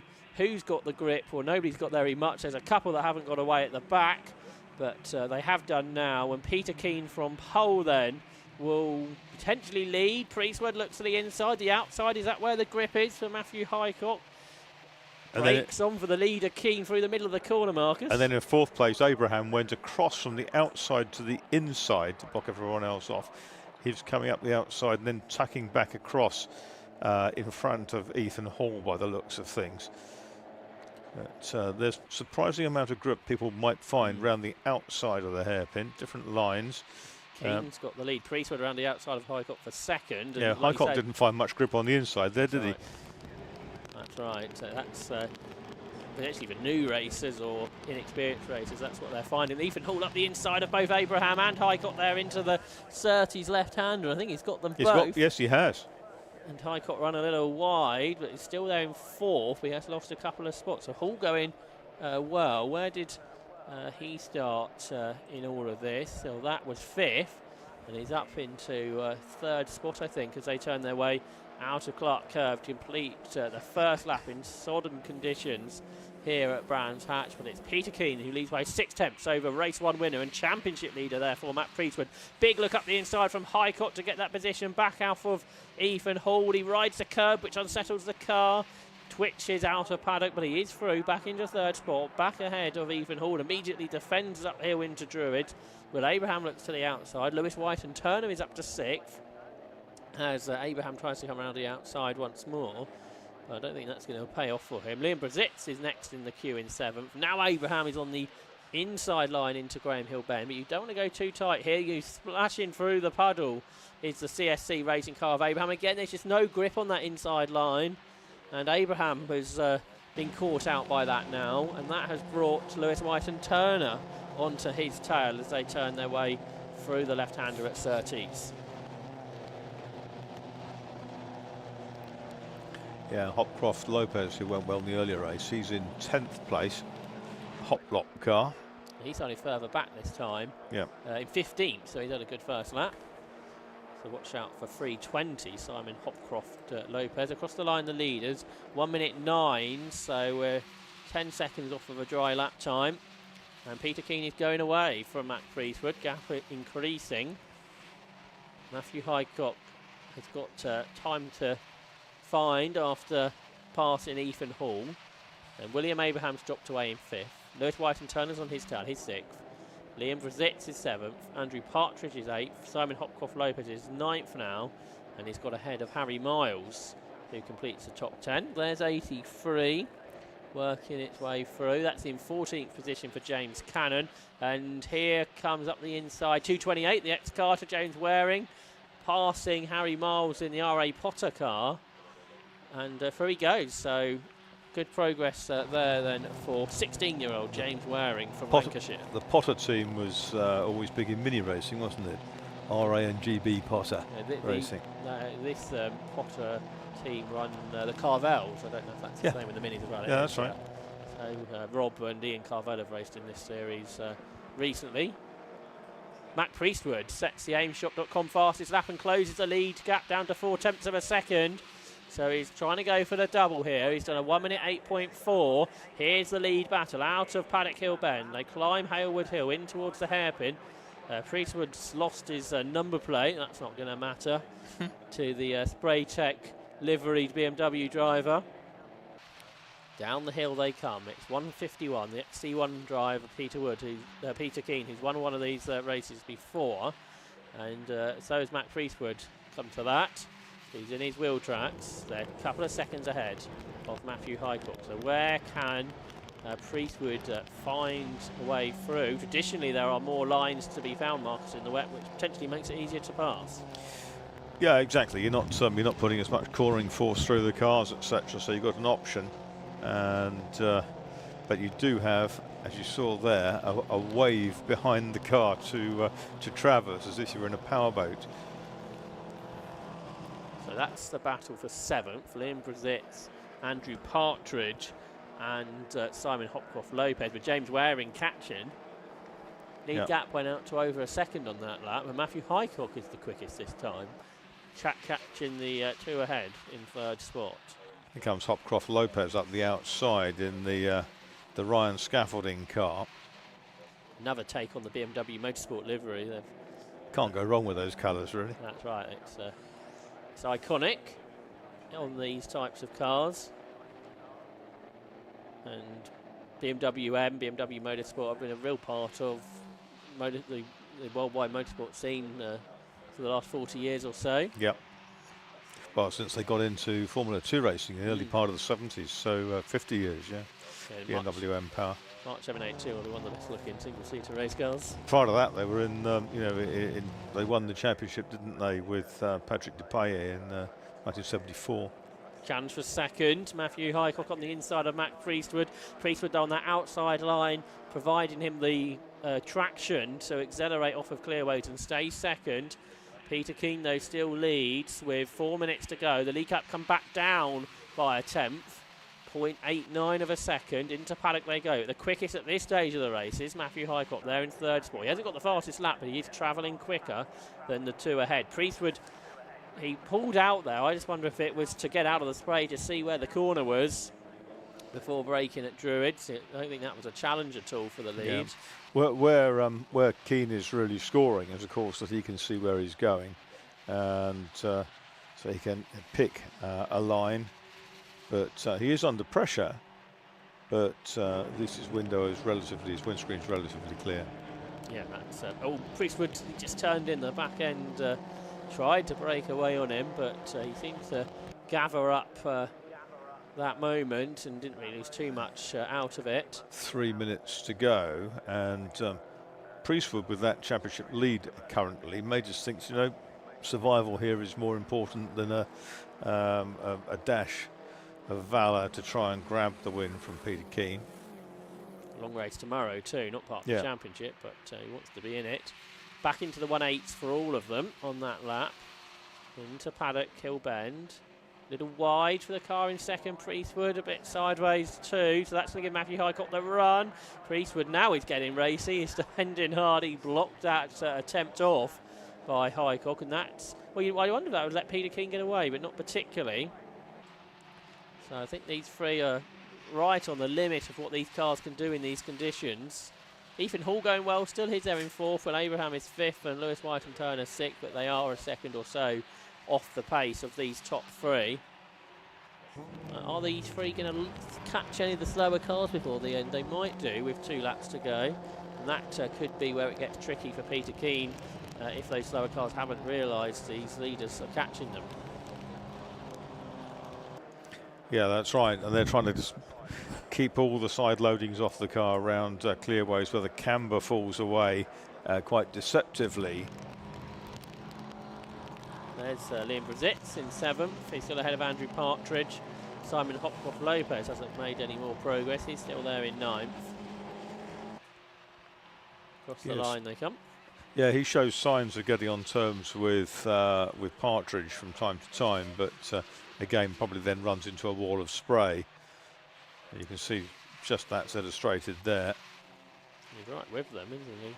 If he can't gain a position at this stage. Oh, he's gone out wide this time, and he's come up the outside. Is there enough grip round the outside? Oh, and down the inside comes the 320 car. He's made the places and then lost them on the exit. Yeah, so they were 3 abreast for a while there. Still side by side between Andrew Partridge and Simon Hopcroft Lopez, who's still on the inside of both of them. And I'm not sure if there was a touch there or not, but he's got past Liam Brazitz, whether Brazitz was expecting him or not, and that's dropped him to the back of the train. And it's all going on here. This is the leaders in the traffic. I wondered if they'd catch them, and that's changed a second. Highcock has got past Priestwood in the traffic with a lap still to go. And Priestwood's gone up the outside, and Highcock's got a car probably going to cling to the inside line in front of him. Priestwood's trying around the outside, and he's carrying some speed, but he might have to switch back now. It's not going to. He's got good momentum, and there's a slower car in Highcock's ways on the grass now. Oh, and there's a touch going up the hill. Narrowly misses collecting Mac Priestwood on the way back onto the track. That was quite something for Highcock. That was quite scary. Yeah, I think that was John Turner who got attacked somewhat. Cars coming either side of him up towards the hairpin, so that may give Peter Keane a chance here to hang on to take the win in round 2, but he's still got Surtees, McLaren and Clearways to navigate with more slower traffic just in his sight. Yes, he's going to catch one of the DTO cars here through the final corner, but he deals with that okay. There's going to be a race to the line for second because Highcock trying to come around the outside of Priestwood. Might get blocked though by the slower car, but it's Peter Keane who wins round 2 of the Gad Shocks 116 Sprint Championship. As the flag goes out then, it is Peter Keane who wins by 9/10 over Mac Priestwood, and Matthew Highcock takes 3rd. Ethan Hall is best of the rest in 4th. William Abraham 5th. Lewis White and Turner 6th. Simon Hopcroft Lopez comes through in 7th, so he got to the front of that battle in the end. James Waring was 8th, Andrew Partridge in 9th, and Liam Brazitz, after getting muscled out in the closing stages, comes home in 10th. Rest of the field still flow through in these wet conditions then. And everybody who took the restart is going to make it home. So that's impressive. He had the start line incident, but on this restart, all 28, it seems, 3 were lapped, are going to come home, including there across the line. That's 186, I think, Cole Pettis, just inside the top 20. South African David Hudson is up next. And there's still another 5 cars or so to take the checkered flag, which they do now. one more race to come, which is for the Tagewa Type R Trophy. But before we get that, I think we can have a look at the results of that 116 race. If you can take us through those, Marcus.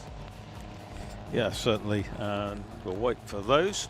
There it is then. First 151 Peter Keane, second 173 Mac Priestwood, third 555 Matthew Highcock, fourth 25 Ethan Hall, fifth 209 William Abraham, sixth number 10 Lewis White and Turner, seventh 320 Simon Hopcroft Lopez, eighth 228 James Waring, ninth 220 Andrew Partridge, 10th number 50 Liam Brezitz, 11th 232 Jonathan Baker, 12th 83 James Cannon, 13th 34 Toby O'Reilly, 14th number 30 Harry Miles, 15th Neil Anderson, 16th David Smith, 17th Martin Brand, 18th Ben Dobbs, 19th Tristan Rogers, 20th Carl Petters, 21 David Hudson, 22nd Steve Lloyd, 23rd Damien Sneed, 24th Jana Pera, 25th Sean Frey, 26th Carl Fenton, and 27th the Turner and Grimes car.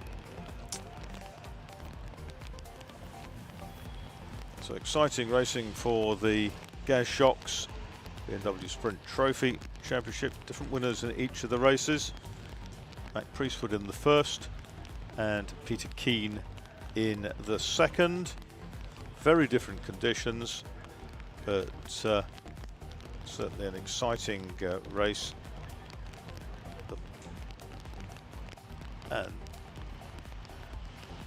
And down we go into the pit lane where we have our interviews.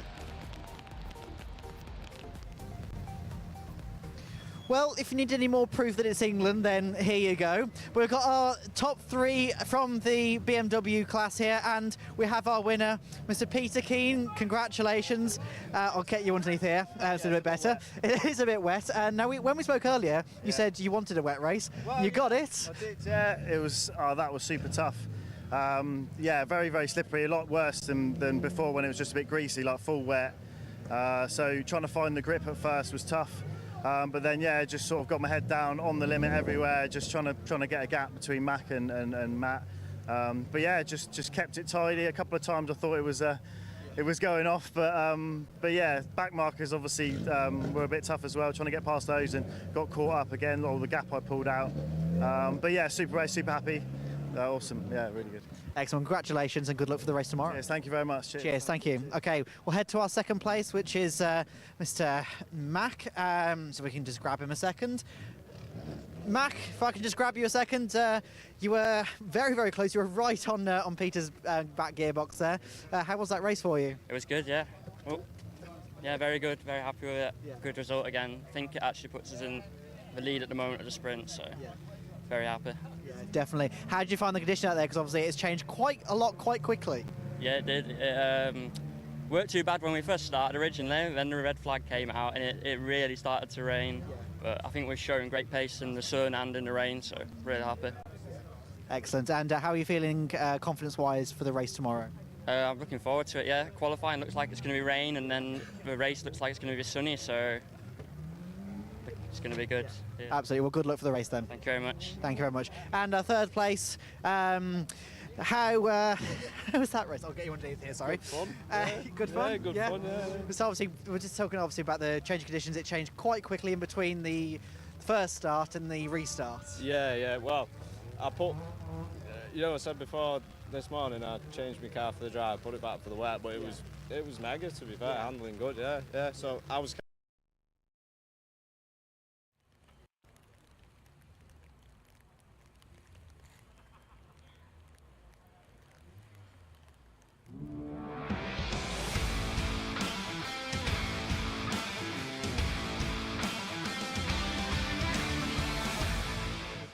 The cars for the final race of the day are making their way towards the grid before two green flag laps for the Tagewa Type R Trophy.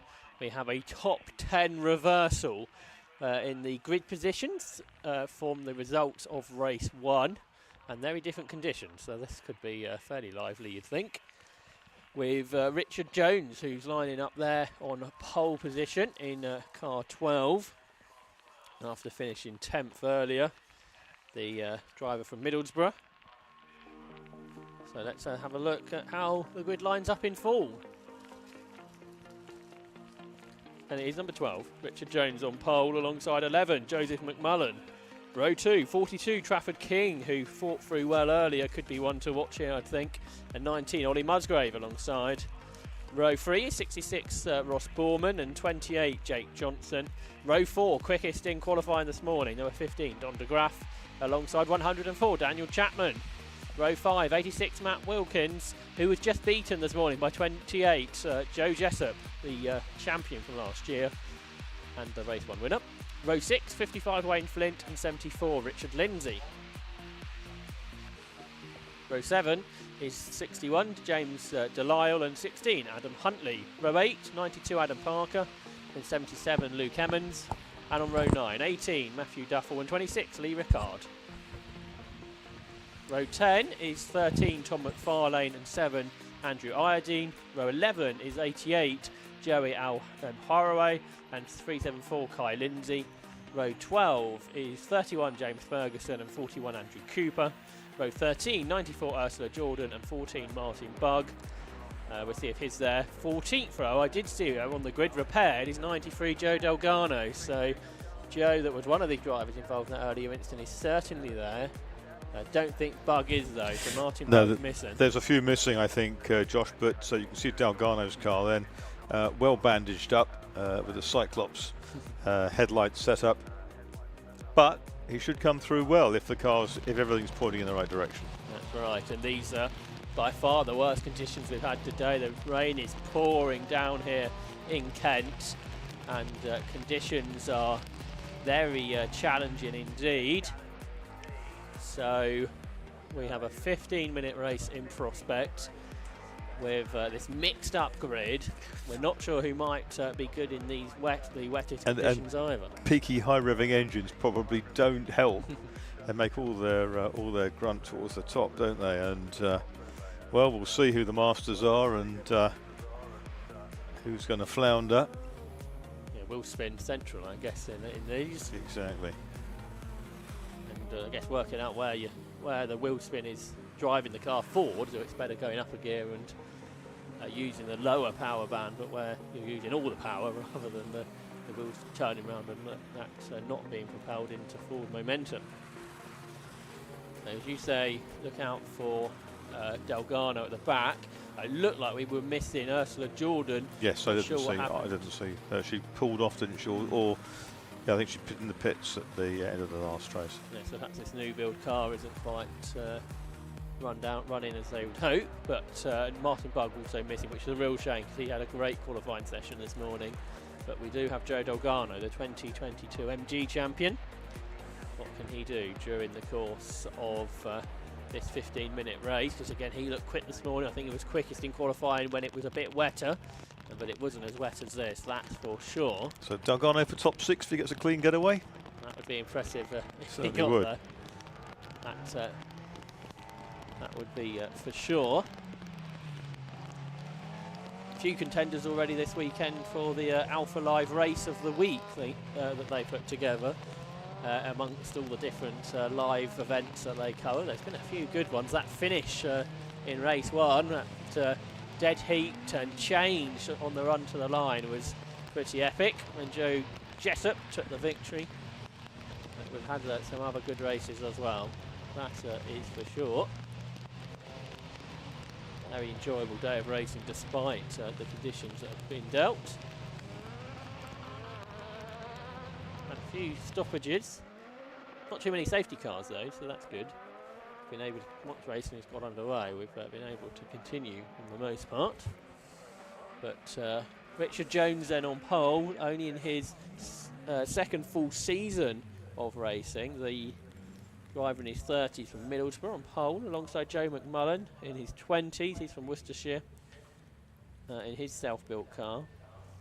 Then on the second row we have Trafford King, the 29-year-old machine operator from York in only his second season. He finished 6th in the championship last year and was the best novice. Also won the 750 Motor Club Sim Racing Championship over the winter, did Trafford King. I think he won some prizes for that as well. Ollie Musgrave starts alongside. He's in his 20s as well. He's from Cheshire in his second season of racing. On the third row is Ross Borman, former Clio racer.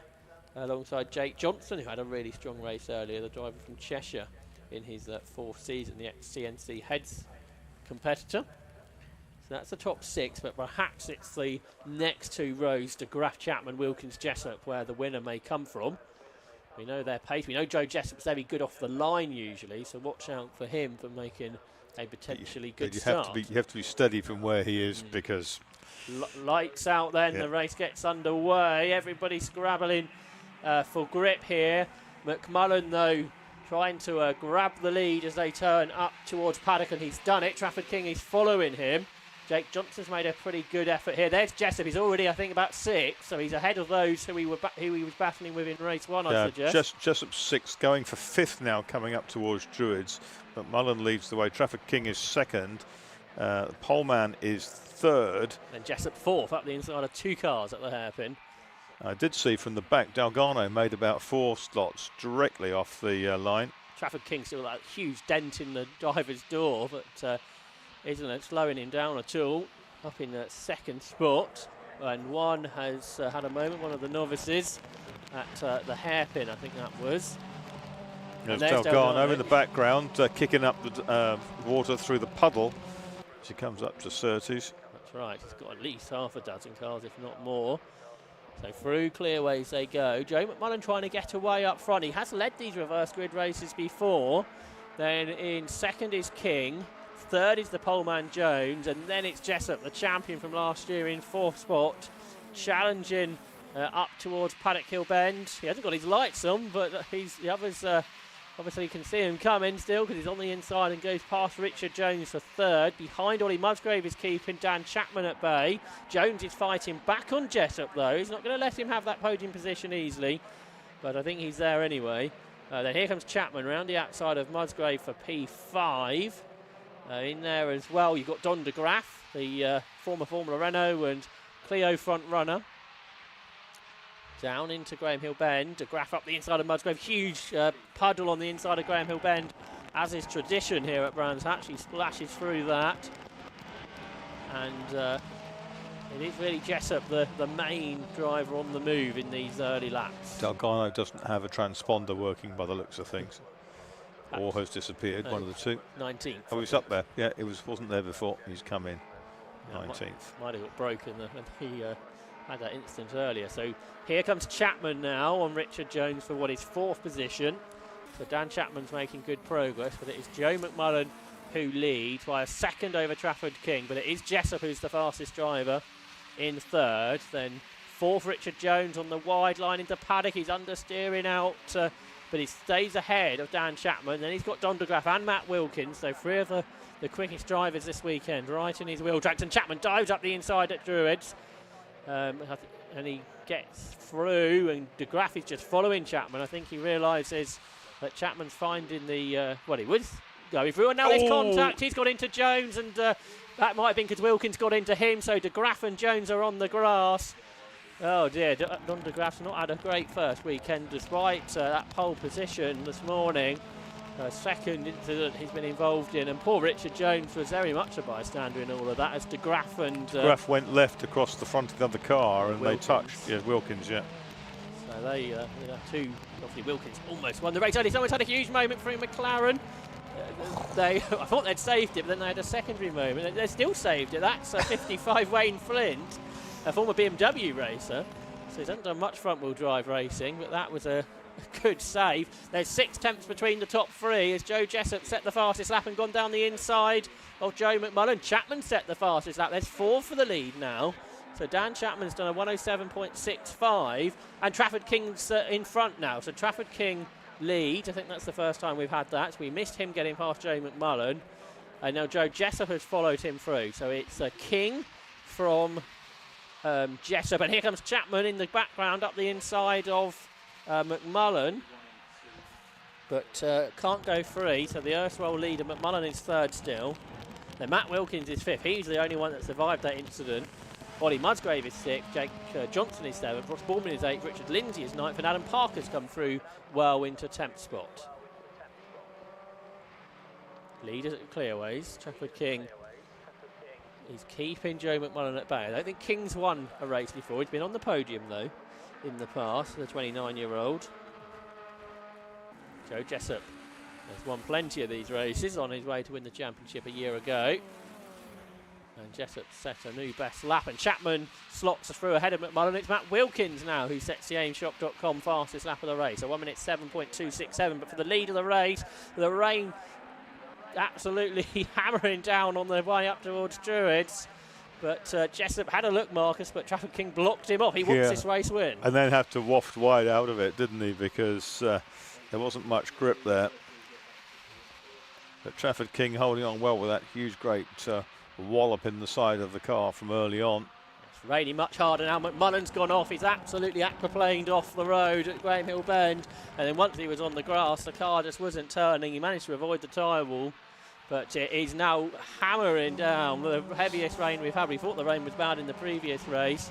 It's got a lot worse now, so much so the race controller asking people to put the lights on, and Joe Jessup hasn't got any lights on there in second place, and neither the third place car, actually, Dan Chapman. But drivers are being asked to put their rain lights on with the decrease in light that is out there with these worsening conditions. And Trafford King looking for this first victory, defending from Joe Jessup there. And Jessup's run very wide at Graham Hill Bend. He gathers it back together, but a bigger margin now develops between them. There's that sign letting the drivers know what they should be doing at this stage. Matt Wilkins has set another fastest lap. He and Dan Chapman are catching the top two. Yeah, Chapman in third place using a wider line at the hairpin. Someone's gone off at the top of paddock, I'm afraid. So there's double waved yellows there, right underneath our camera position. There it is, 13. So that is Tom McFarlane in his first season in the Type R Trophy. Not sure if he's actually hit anything. I think he just skated off at the top of paddock. So we may get an interruption. And we are going to get an interruption. Safety car. And we've had... no, that's traffic, isn't it? And there's yellow flags out. Trafford King really doesn't want to be overtaking a car here. Both him and Jessup have done it. That car is... there could well be some discussions here. Just what race control wanted on the last race on Saturday. There is a big question mark now, Marcus, I suspect, over the top... Well, the top three. Top four came past. So you could say that car that they were lapping was slowing down offline, but that's not really an excuse when there are yellow flags and safety car boards out around the circuit. Anyway, we are under caution with 7.5 minutes to go. In fairness, as they came up onto the plateau there, they may not have seen the yellows on the outside for the spray. The safety car's coming out then at after 6 laps. Trafford King been doing a good job, hasn't he, to keep those behind, particularly the experience of Joe Jessup. Well, Jessup's not terribly experienced, really, although he won the championship last year. He's only in his 4th season of car racing. Trafford King, though, he's only on his 2nd. Jessup's kind of picked up the order. He was always quick, but over the years before he won it, he was moving up, wasn't he? Yeah, I think did he complete a sequence 3-2-1 or something like that? I think he got 6th the first year, then 2 second in 22, then the champion last year. Where'd you go after that? No way to do it any better. But trying to retain is Joe Jessup, a very experienced karter. He's in his 40s now. He was karting since he was 14, so he's had plenty of racing, just not necessarily in cars. But yeah, Trafford King much less experienced, only his 2nd season. Driver from York, 29 years of age. And Jan Chapman there in 3rd. He was 3rd in the championship last year. Matt Wilkins was 2nd in the points last season. He's there in 4th. Here comes the telehandler. Yeah, so as the car's quite a long way away from where they want to take it, this might take a little bit longer than we'd really like.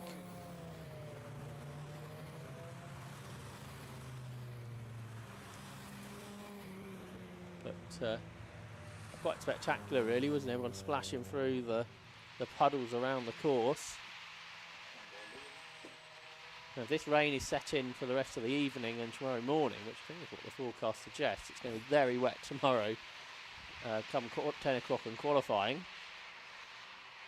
those of you here at the circuit who are returning tomorrow, we have 3 qualifying sessions from 10 o'clock. The Toyota MR2 Championship, the Gadshocks 116 Trophy and the Race Parts Historic 750 Formula Series. And then the live broadcasts with TV and the 750 Motor Club TV coverage and Alpha Live will begin just after 11 o'clock for the first of 11 races tomorrow. 10 sprints and that 1 90-minute enduro. So if you're watching at home, we hope you can join us again tomorrow.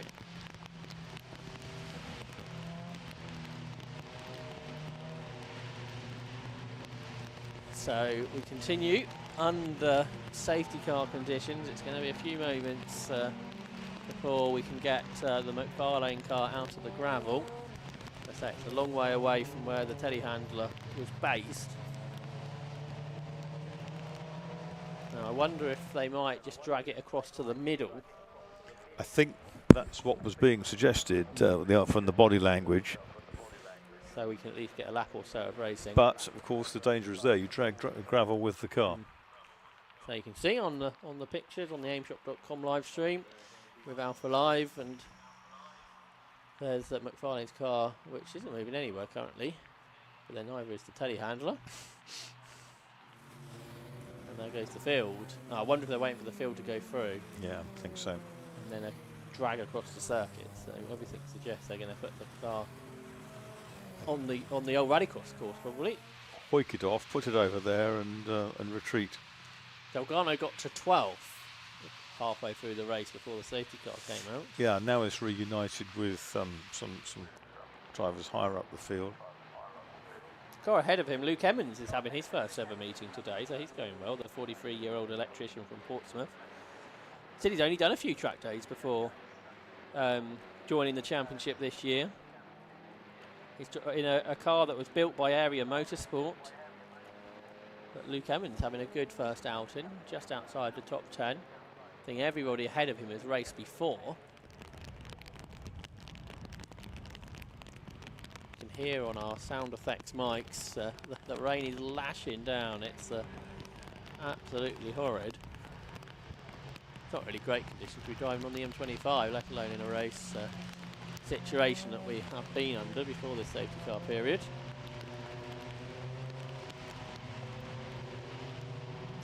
This recovery isn't going anywhere, is it, at paddock? So I'm not sure what the problem is. Which is now looking doubtful to what may happen next, other than no more racing laps. Now we've got a recovery truck. Yes, I think this race is pretty much done, isn't it? I'm afraid. So an unfortunate way to conclude the day, and a checkered flag is being shown. So Trafford King will win for the first time. That's not the first time we've said that today, is it? Another new winner. As Trafford King then, okay, he wouldn't want to win under safety car circumstances, but he did the hard work earlier, holding off Joe Jessup despite a damaged car from the race 1 incident. Trafford King then is a Type R Trophy winner. But Jessup in second, Dan Chapman is third, Matt Wilkins was fourth, Ollie Musgrave fifth, and Ross Borman takes sixth to complete round 2 of the Type R Trophy for this year. The championship that goes to Castle Combe next month, Anglesey in July, Snetterton in August, Croft in September, and the Silverstone National Circuit will conclude the season the day after the Burkitt Relay. So if the championship is still up for grabs, a Silverstone National Championship finale. It's like the old days, isn't it, Marcus? Silverstone Finals Day. Absolutely. All good. That's a good contrast, that meeting. The 6-hour relay, the Burkitt Relay on the Saturday, and the championship finals on the Sunday on that Grand Prix circuit. Yeah, the final stage on the national track this year. Oh, is it? Yeah, there's been a change around, so we have to have single races rather than some of the dramas of having double You get more races. Laps, don't you? That's it. A lot more laps. And it's a great circuit for racing, the Silverstone National Track, particularly if it's dry. I think we might be able to have a look at the final results of the day then, which was won by number 42, Trafford King. That should be coming up on your screen in just a moment. Here they are. 42, Trafford King, the winner. 28, Joe Jessup second. 104, Dan Chapman third. Matt Wilkins was fourth, Ollie Musgrave fifth, and Ross Borman sixth. Jake Johnson, Richard Lindsay, Adam Parker, and Wayne Flint in the top 10. Luke Emmons, Joe Delgado from the back was 12th. James Delisle, and Richard Jones, who did start from pole but was off the road. He dropped to 14th. Don de Graaf was 15th. Joe McMullen 16th. All drivers that were leaders or in the leading pack at one stage. Matthew Duffel, Andy Iodine, Lee Rickard, Andrew Cooper, Joey Haraway, and Adam Hartley, Kai Lindsay and James Ferguson were all finishers. So the only car we lost, which I think did hit the barriers because it's got a damaged car, is Tom McFarlane, the one non-finisher. So that's day one complete, Marcus, and okay, we didn't end the day in a great way, but we had some good races. It was certainly a day of contrast, wasn't it, in terms of conditions, but I think the drivers rose to the occasion magnificently and coped really, really well. So yeah, good effort from Trafford King there. He must have thought his day was over when he was hit amidships by, it was Martin Bugg, wasn't it, I think, in that earlier race. I think it was Delgado that hit him. Delgado hit him. Bug spun, made contact with King, and then Delgado got into the side. Big incident. So, but the fabric of the car was okay, and after scrutineering, allowed back out, which is great. Yeah, thanks, Marcus. Look forward to working with you tomorrow. For one final time today, we'll go down to Kieran, who is in the wet pit lane with the Type R Trophy winners. Once again, an absolutely soaked race. And we can see just how bad it was. We can see obviously the missing up on the side of Trafford King's car here. And we can see Trafford getting out of the car at the moment. I'll just try and grab him. Could you just bring you over here just a second, sorry. I can't, unfortunately, the camera won't extend that far. But obviously that was a pretty wet and treacherous race. You won by literally just 1/10 of a second. How was it? It was interesting, to say the least. I think it was one of them where it was, I knew these boys had probably struggled to come through a little bit, and I thought I'll just sit behind Joe, and then when he made the mistake I was like, I'll have to go here. And then I saw Joe come behind me, and it was a case of we have to go. But then, as you've seen from this morning, there's every cloud. Yeah. Every cloud, it got me near front for reverse grid, and then sorted it. Absolutely. And would you prefer the wet conditions or the dry conditions? Dry. Believe it or not, yeah. I was dreading coming out on that last session, but it's one of them, you make do with what you got, don't you? Absolutely. Well, congratulations on the win, fully deserved, and obviously we'll see you again soon. Yeah, cheers, thank you. Right, we'll try and get Joe Jess up next. Let's bring Joe forwards. Joe, so close, so very close. How was that race? It was pretty treacherous. I mean, it was fairly difficult to see what you were doing, to be honest. So, yeah, it was just getting wetter and wetter through the race, so it was a little bit sketchy, but yeah, congratulations to Traff. Make a win for him. And how was the spray coming off the back of the car? So obviously you were second in line. I mean, it was pretty bad for me, so I'm guessing it would have been a lot worse further down the grid. So yeah, I was sort of just trying to peek out of Traff's toe down the straight so I could see where I was going. But yeah, it was pretty tough conditions. Did you find it difficult to keep in a straight line? Yes, and yeah, going around the corners without it sort of stepping out sideways. Absolutely. Well, congratulations on the podium still. Cheers. Thank you very much. Cheers. Thank you. And final driver is Daniel Chapman. We'll just wait for him to come round here. Daniel, fantastic race. Pretty treacherous again. How was it for you? Very slippy. Like, so slippy. Not a lot of grip out there at all, but car's back in one piece, so happy with that. That's the main thing. And how was the spray in the pack? You can't see a thing. Like, if you're mid-pack or if you're bunched up tight to somebody, you can't see anything. It is just, you're just hoping that the people you're racing against have got a light there and everyone's going along with it and just doing what you can do. So. Absolutely. And obviously for those of us who aren't racing drivers, let's say, when you can't see anything in the back of the pack, how do you pick out your braking points, your turning points? How do you know where to go? You're just really relying on the car in front. And, you know, the problem is with these is, like, if they lock up, they normally stall. So then there's that chucked a factor in, which you got to try and get them running again. And, you know, it is, you really are relying against the people you're racing against. But it seems a good grid, so. Absolutely. Would you say the competition's pretty tough this year? I'd say so. It's tight, definitely. Absolutely. Well, congratulations on the podium. Great race, and congratulations on the day as well. Yeah, brilliant. Thank you for that. Cheers, thank you very much. And well, that's it from us down here at Brands Hatch today. Obviously, we'll be back here again tomorrow for day 2 and a couple of series that we haven't actually seen yet today either. But from all of us at Alpha Live and from all of us at 750, thank you very much for watching. And of course, we'll see you tomorrow.